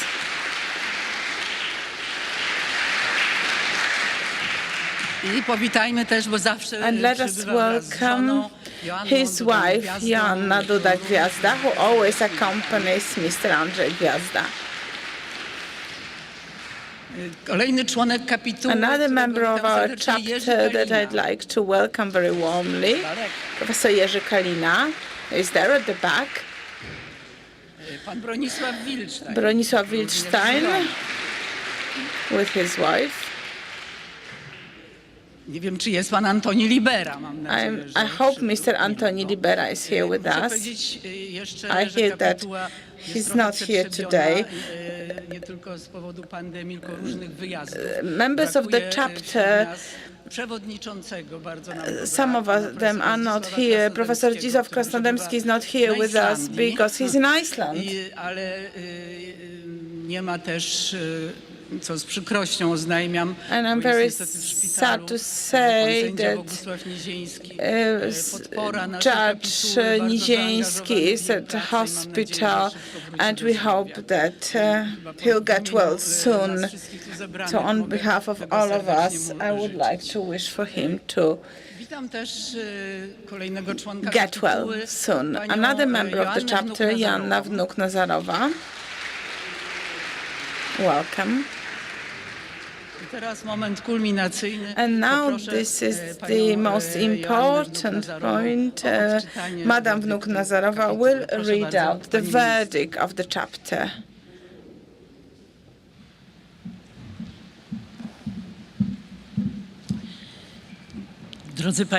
Ladies and gentlemen, as Professor Zdzisław Krasnodębski is not here, I have the honor of reading out the verdict of the chapter. I'm very glad that the Minister of Culture, National Heritage and Sport, Deputy Prime Minister Gliński are here, and Minister Gawin is here, because this award is a special award that always goes to someone who represents the world of culture.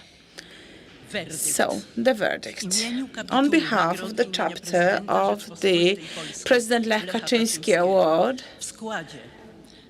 with its members Andrzej Gwiazda, Jerzy Kalina, Zdzisław Krasnodębski, the chair, Andrzej Krause, Zuzanna Kurtyka, Antoni Libera, Michał Lorenz, Lech Majewski, Maryna Miklaszewska, Bogusław Niziński, Andrzej Nowak, Jarosław Marek Rymkiewicz, Bronisław Wilczstein, and Joanna Wnuk-Nazarowa, that's myself.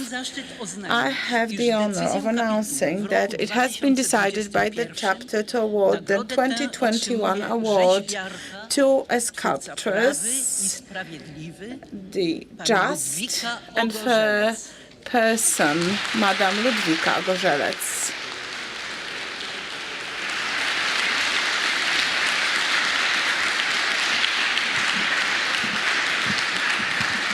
Pani Ludwiko, Madam, do zajęcia do take your seat here.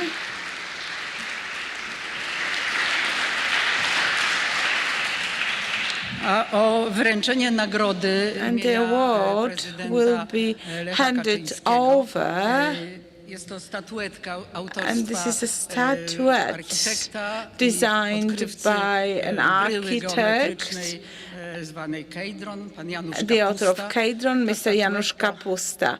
This statuette is right behind me, and it will be given to you, Madam Ogorzelec, by Deputy Prime Minister, the head of Peace and Justice Party, Mr. Jarosław Kaczyński. Szanowna Pani, Szanowni Państwo. Madam, ladies and gentlemen,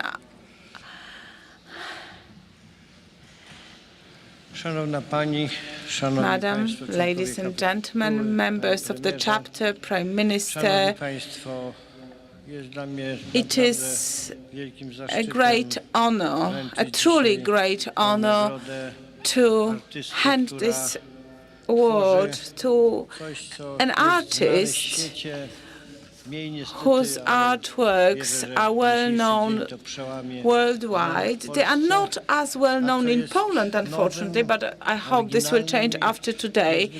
Her works of art are original,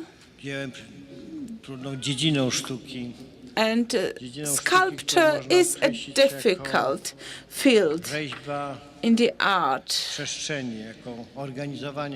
She organizes space. She appreciates the artistic but also metaphysical aspects of space and our surroundings. It requires imagination, intuition, knowledge from different fields. I know that you are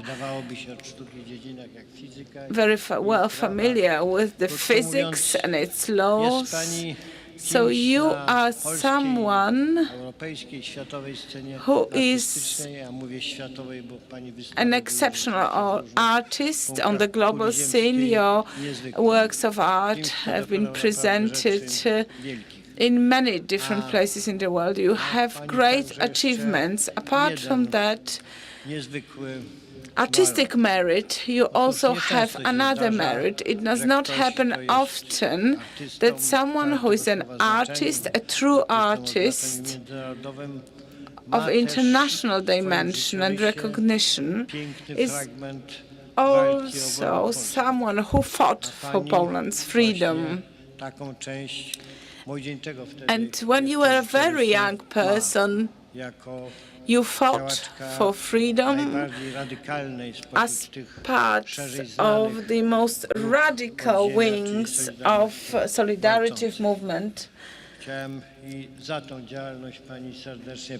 So I would like to thank you very much also for those achievements. It is truly exceptional that someone who is an artist, and artists are usually focused on things other than politics and the political fight, and you decided to take part in this dangerous undertaking of trying to end communism in Poland. And thank you for doing something that few were able to achieve in Poland. Although you do not look for recognition in the mainstream, you were still successful in becoming successful in the world.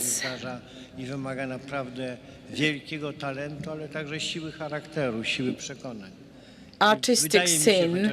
It means that you have a very strong talent, but you are also a person of very strong convictions. And I believe that this can be seen also in your art, although I'm not an expert in this field, which I have to admit. So congratulations, and I believe that this is an important moment in the history of this award. And this is an important moment for the great project Poland. And let me congratulate you and hand over the statuette.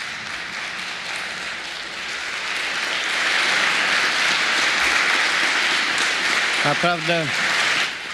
It is truly. Czuję się zaszczycony, a jeżeli nie postępuję zgodnie z polskim, według mnie pięknym obyczajem. And I do apologize for not following the old and beautiful Polish customs of kissing a lady's hand. It is due to the pandemic.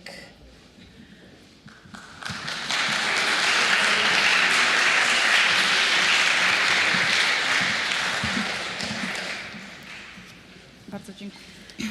Thank you very much. Thank you very much, Deputy Prime Minister. And I would now like to give the floor to Prime Minister Mateusz Morawiecki.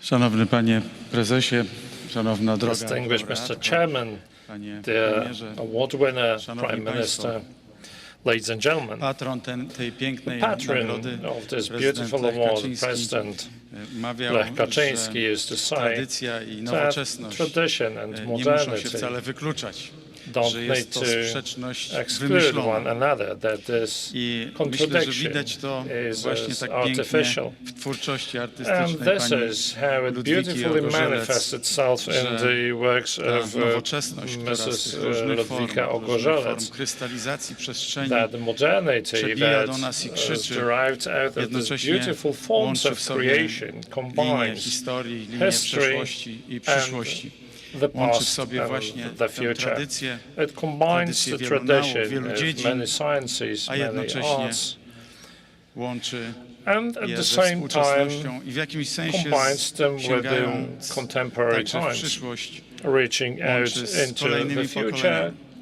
touches upon the next Pani Ludwika generations to Ogorzelec w come. swoich pracach, które miałem Madam przyjemność Ludwika oglądać, Ogorzelec, in her works, używa which bardzo I różnych had the pleasure materiałów, to view, uses drewna, metalu, multiple materials such as naturalnych, ale także timber, sztucznych, wytworzonych metal, przez natural człowieka. and artificial materials produced Jest w by związku z tym man. artystą, This is artystką, why która she is potrafi an artist łączyć ze sobą which różne siły is kultury, capable natury, of combining można various powiedzieć chaos forces z of porządkiem, z culture, ładem, nature, chaos, wprowadza ten with ład. order. She Poszukuje tego induces ładu. order and she's looking I for this jednocześnie order. fizykę i metafizykę w jakimś sensie także. Physics and I to coś metaphysics as absolutnie well. wyjątkowego na This is something rzeźbiarskim absolutely firmamencie, coś extraordinary co jako jedna z pierwszych na świecie, albo może on powiem the wprost, pierwsza na sculpture's świecie sky, zaczęła because tworzyć she z was taką the first one odwagą worldwide who i co zostało began pokazane i podziwiane to create na with wszystkich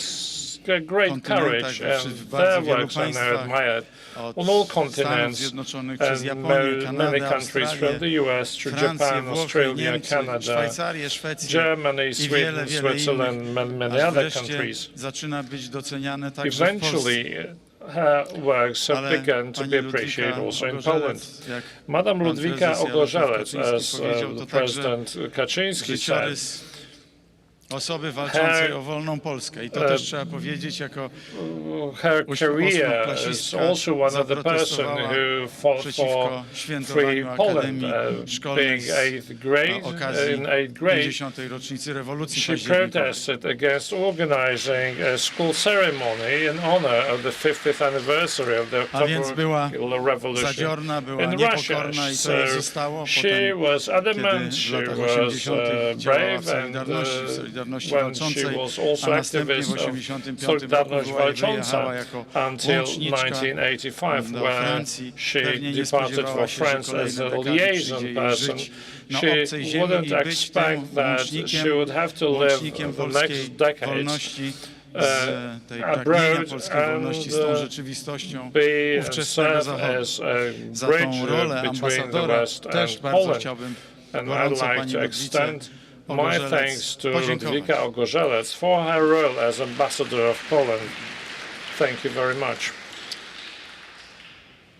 Hasłem tegorocznego Kongresu The Polska motto Wielki of Projekt this jest year's Congress of XXI wiek, Poland, the Great Project, bezpieczeństwo i is kultura. 21st century I w security tym and kontekście myślę, culture. że warto raz jeszcze Against przywołać this słowa backdrop, patrona I would say that we tej should quote nagrody, once wspaniałej again nagrody the prezydenta words Lecha Kaczyńskiego, by the który patron mówił, of this że award, nie Mr. możemy President Lech Kaczyński, who poprzestać said tylko na walce o that polską we rację stanu. shouldn't stop Bo jeżeli at będziemy fighting for the Polish skoncentrowali się tylko raison na niej, d'etat. a Because nie if we zwrócimy focus uwagi na only on this kulturę, fight without paying to attention będzie to to culture, dalece this niewystarczające. would To be very stworzymy unsatisfactory. tego państwa, this społeczeństwa, will które będzie prevent us żyło from pełną piersią, creating będzie a rzeczywiście country and a korzystało z society tego, that co will breed najpiękniejsze w naszej to the fullest kulturze, w naszej and historii i tego utilize the zresztą, most co w beautiful nietypowy parts of our sposób tak culture and our pięknie history, łączy naszą which tegoroczną laureatkę combines in such a laureatami z beautiful poprzednich way lat, takimi jak the profesor today's award winner with the Nowak, previous czy year's winners, such Antoni as Libera, Professor albo Andrzej nasz Nowak, znakomity Antoni poeta Libera, Jarosław Marek or Rymkiewicz. Jarosław Oni Marek Rymkiewicz, piszą a prosto great po liniach poet, krzywych i oni też who szukają writes prawdy, simple szukają along the wolności w curved swoich dziełach lines, and i they wreszcie chcą się look for przysłużyć freedom in their works. Rzeczypospolitej. They Myślę, że also to też want jest to wspólny give their mianownik tej contribution to nagrody, the wspólny mianownik Polish tych Republic, wspaniałych artystów, Rzeczpospolita. którzy This is the common dzięki tej denominator of nagrodzie all those lepiej tremendous rozumiemy, artists lepiej whom we odczytujemy, can a understand także bardzo często po better, prostu whom we can odkrywamy. read better or bardzo even dziękuję discover również thanks za to to, this że prize. tak I wyraźnie also ja widzę, thank choć you.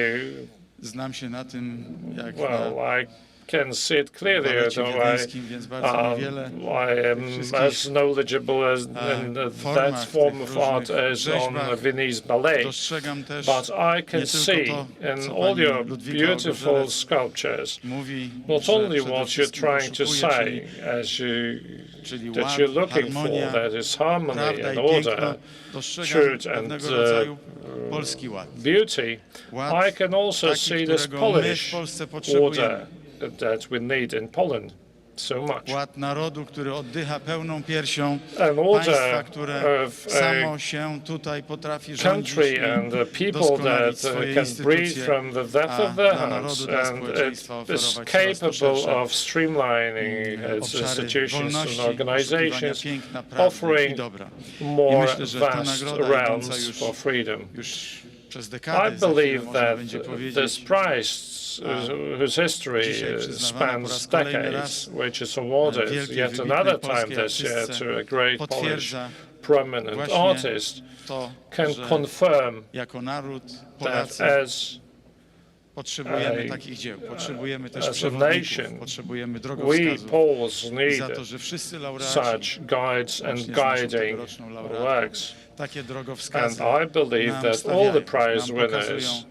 Chciałem bardzo including this serdecznie year's prize naszej winners, show twórczyni i us całej the kapitule, way. a także panu And prezesowi I'd like to extend my bardzo thanks to gorąco the whole podziękować. chapter for awarding this prize to the artist. Thank you very much.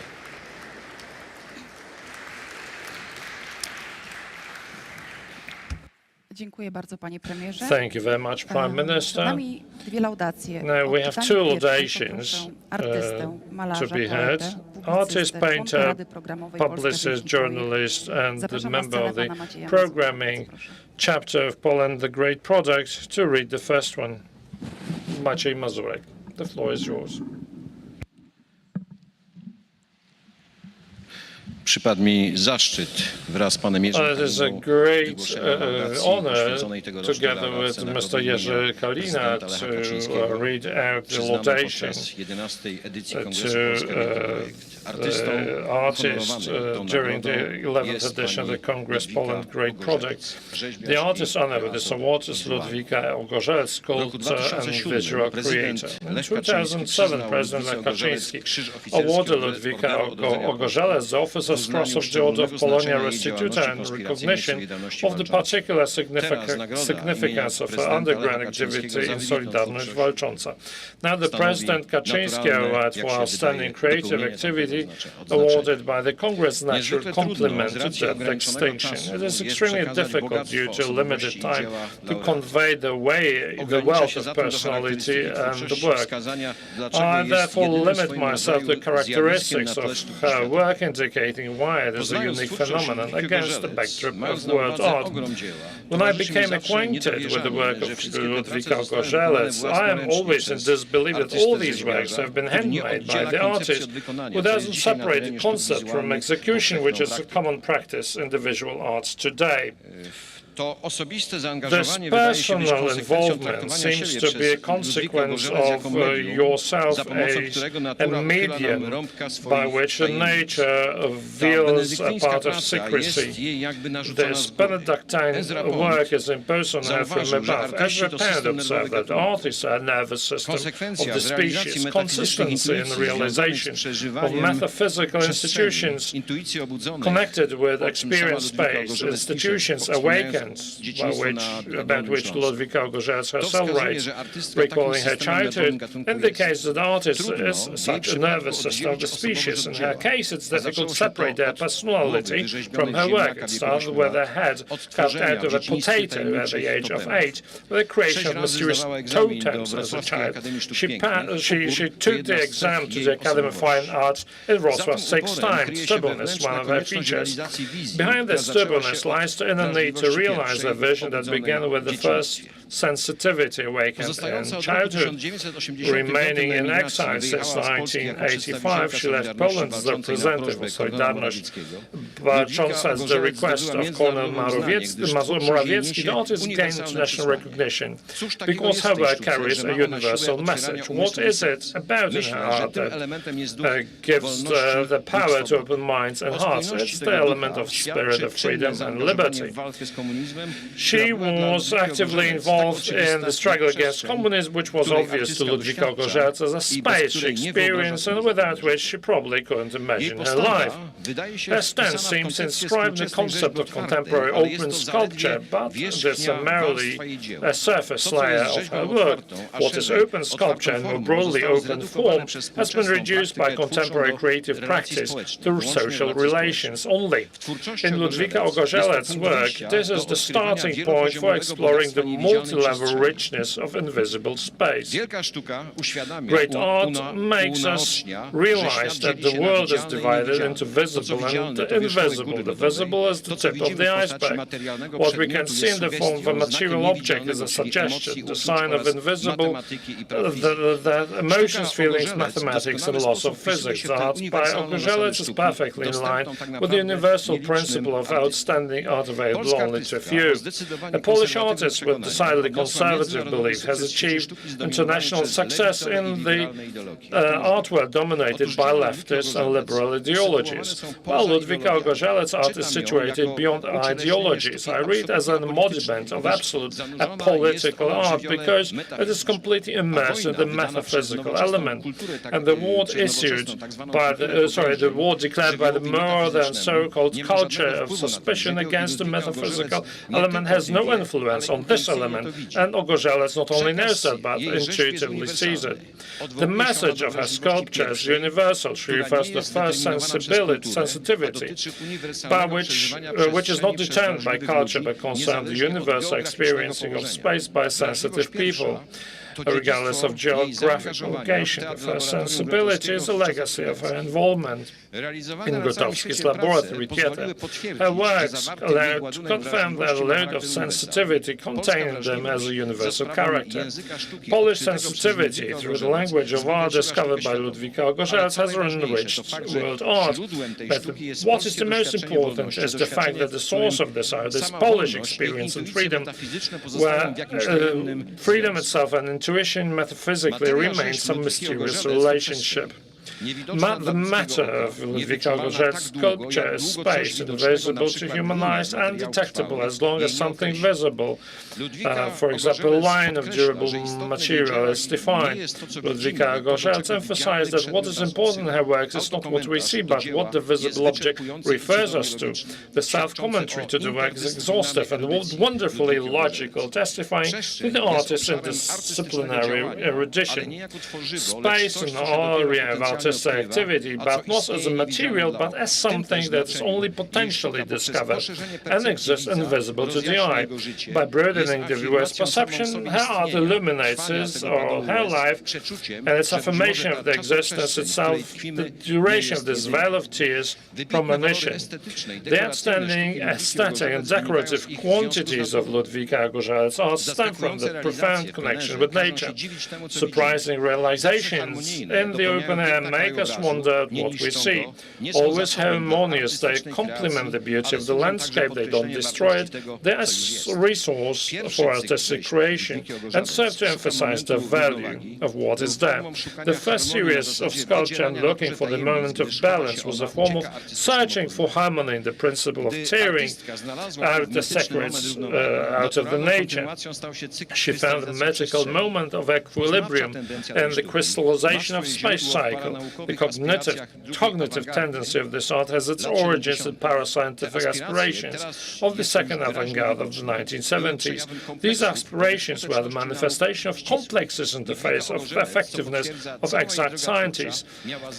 As confirmed by a whole creative path, it was always clearly aware that the art is not paranormal science, but a field in which the artist herself as a cognitive medium.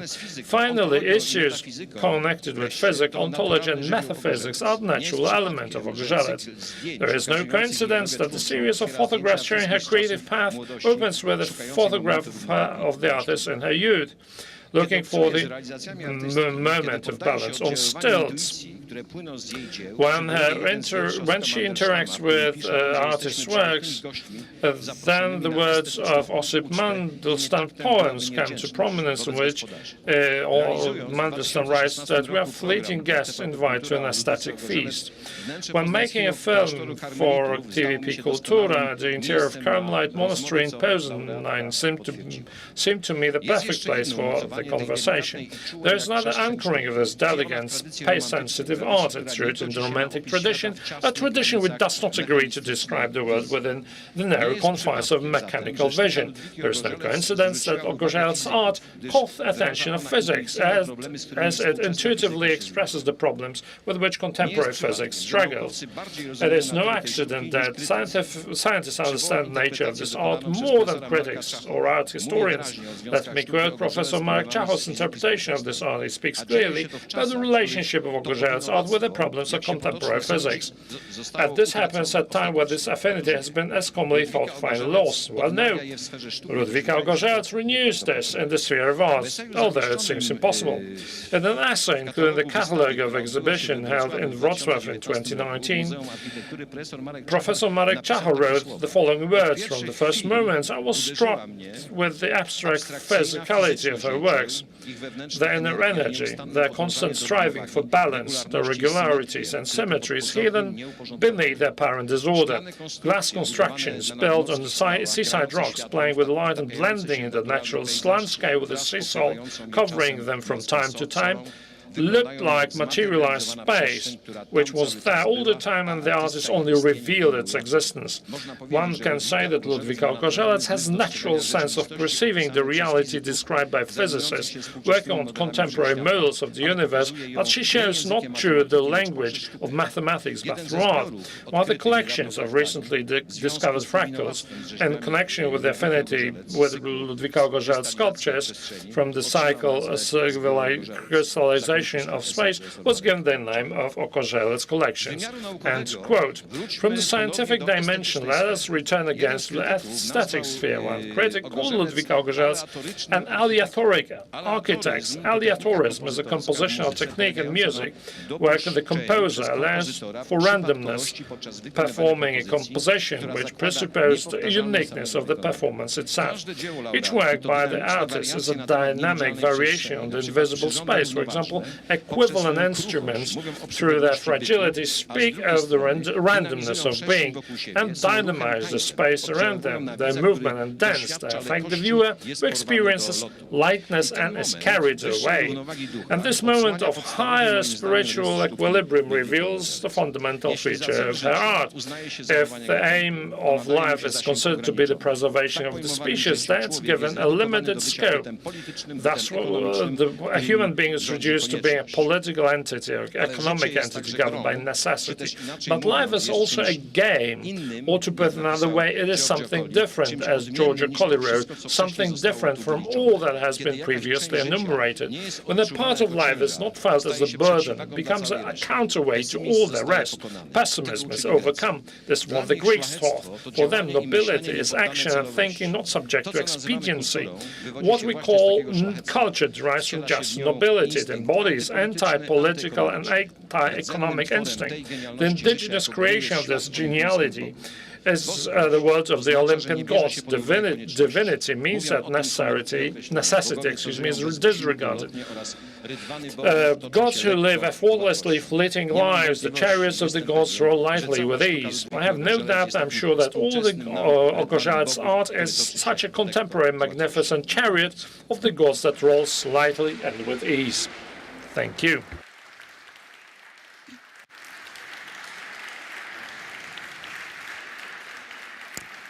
Dziękuję bardzo. Thank you very much. And the second laudatation will be read by a sculptor, performer, Professor Jerzy Kalina, a member of the Lech Kaczyński Award chapter.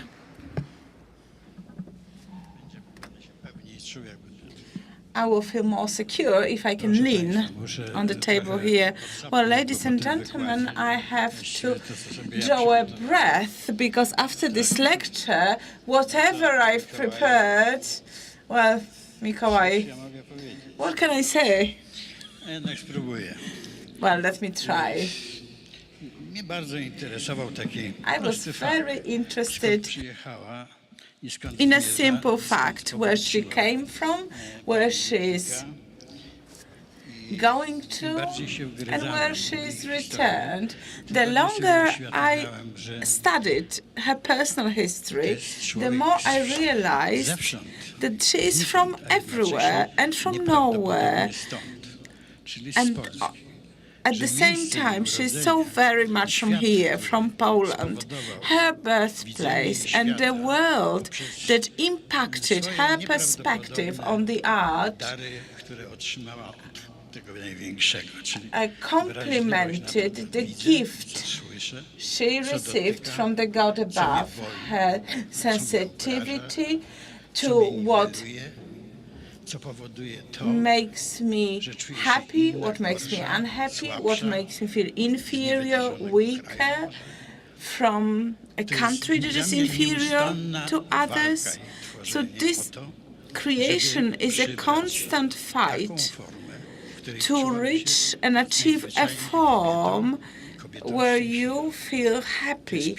And if you're a female artist, you want to feel a fulfilled and accomplished woman. This is the first lady who receives this award in the world of art. And as we very well know, women in Polish art and sculpture in particular have a very strong position, starting with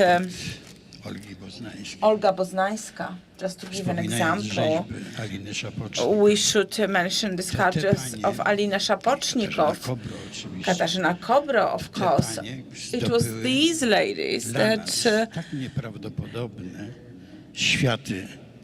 gathered so much recognition and conquered the worlds that were not achievable to us. So if we say that Poland has to play a role that is inferior in the world of art, well, if we look at what has been achieved by Madame Ogorzelec, we can see that this can only be said by someone who has no idea, who knows nothing about the art. Madame Ogorzelec seemed to me a person who needs to have a whole team of people. I am a creator, I am an artist. need people to work with me in order to create something. And in Poland, it is not so easy because people keep asking, why are you doing this? What's the purpose? Who's paying for this? This is too big. This is not important enough. This is not accomplished enough. Whose idea is this? So something that makes me feel better, because, of course, if we think about the metaphysical aspects of her art, that's one thing. But simple citizens who walk along Krakowskie Przedmieście or to go to a Polish town may not be aware that right there and then a rediscovery is made. Madame Ogorzelec, I mean, I was aware of her. I remembered her works because they are so difficult to forget. There is no other artist in Poland, in my opinion, that would be able to play 2, 3 or more grand pianos at the same time. Artists use means of expression. They use wood, they use metal, they use a bit of string, of leather, they cut things. These are small gestures that in result and with hard work on trying to control the space. And now, if you want to add to this an attempt to achieve this balance, and looking at these works, I want to regain the balance. I want to achieve this balance.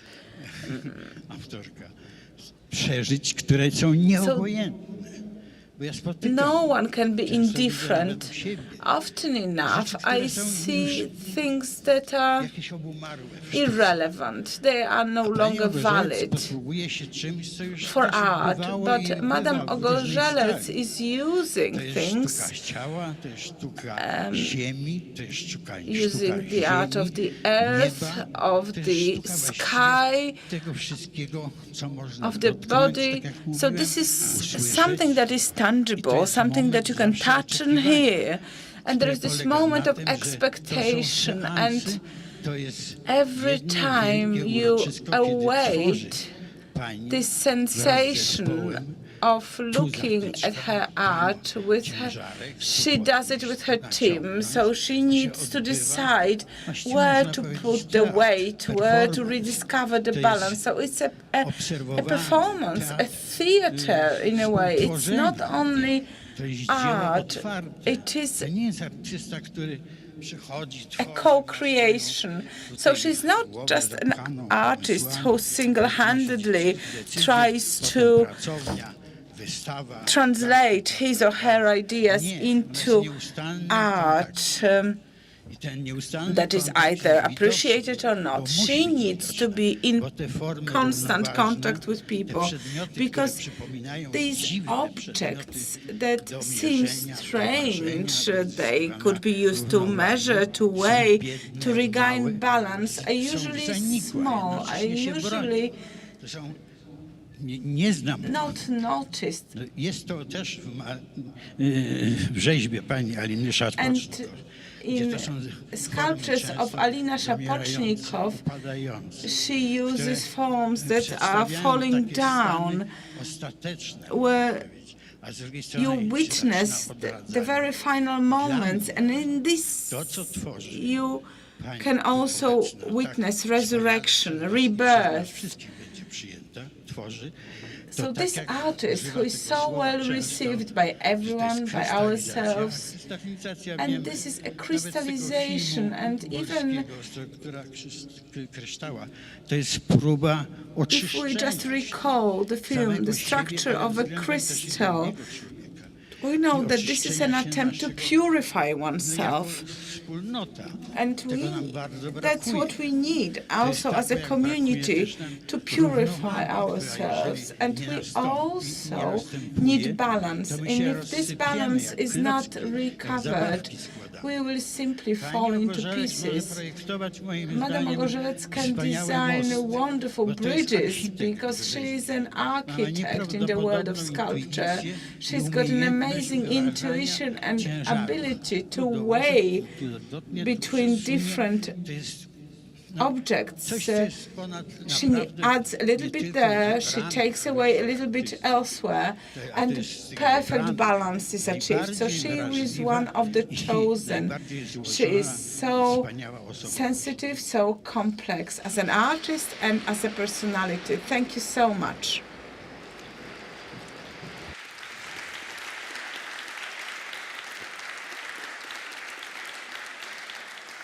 Dziękuję bardzo za tę Thank you very much for the laudation. And now we shall hear from our laureate, Madam Ludwika Ogorzelec.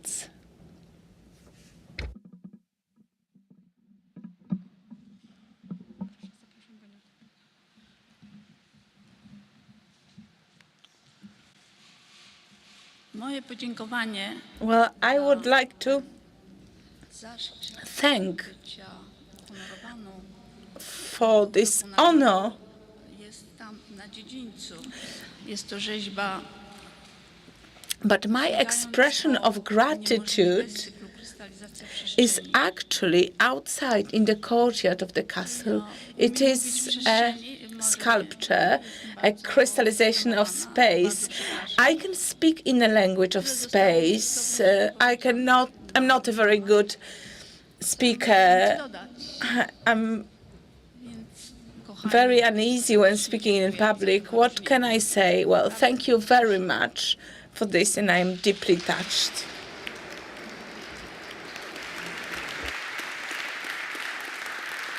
Dziękujemy.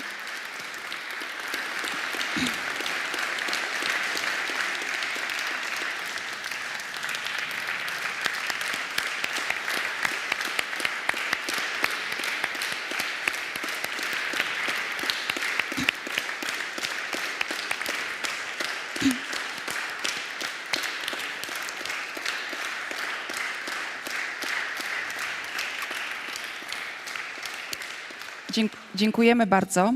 A ja zapraszam na scenę panią Marynę Miklaszewską do oficjalnego zakończenia. Let me now ask Madam Maryna Miklaszewska to officially close the ceremony. Ladies and gentlemen, dear all, everyone gathered here, Ludwika, dear laureate, thank you so much for being here with us. And I would like to go back and mention President Lech Kaczyński, as this award is named after him. I believe that for 11 years since we established this award, it is also a homage to the President.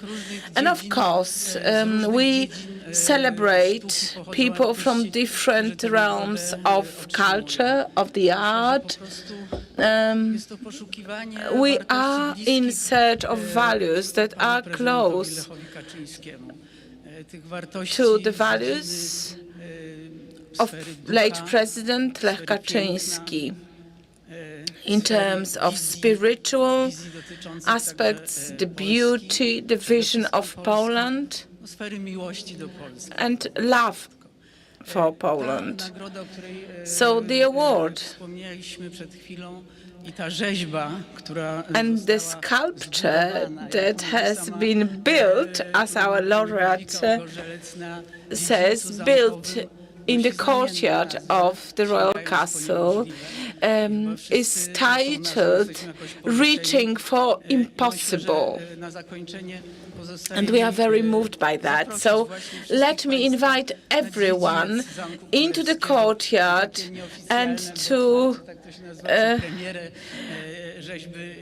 have this unofficial viewing of the reaching for the impossible or unattainable sculpture. Dziękuję bardzo. Chciałam przy okazji bardzo serdecznie podziękować panu dyrektorowi Piotrowi Bernatowiczowi za udostępnienie filmu autorstwa ekipy z Telewizji Republika. And I would like to thank Mr. Bernatowicz, Madame Burzyńska and Tomek Dąbrowski. And let me remind you that the exhibition by Madame Ogorzelec, Searching for the Moment of Balance, can be appreciated in Zamek Ujazdowski Modern Art Center. You're all cordially invited to see this exhibition there.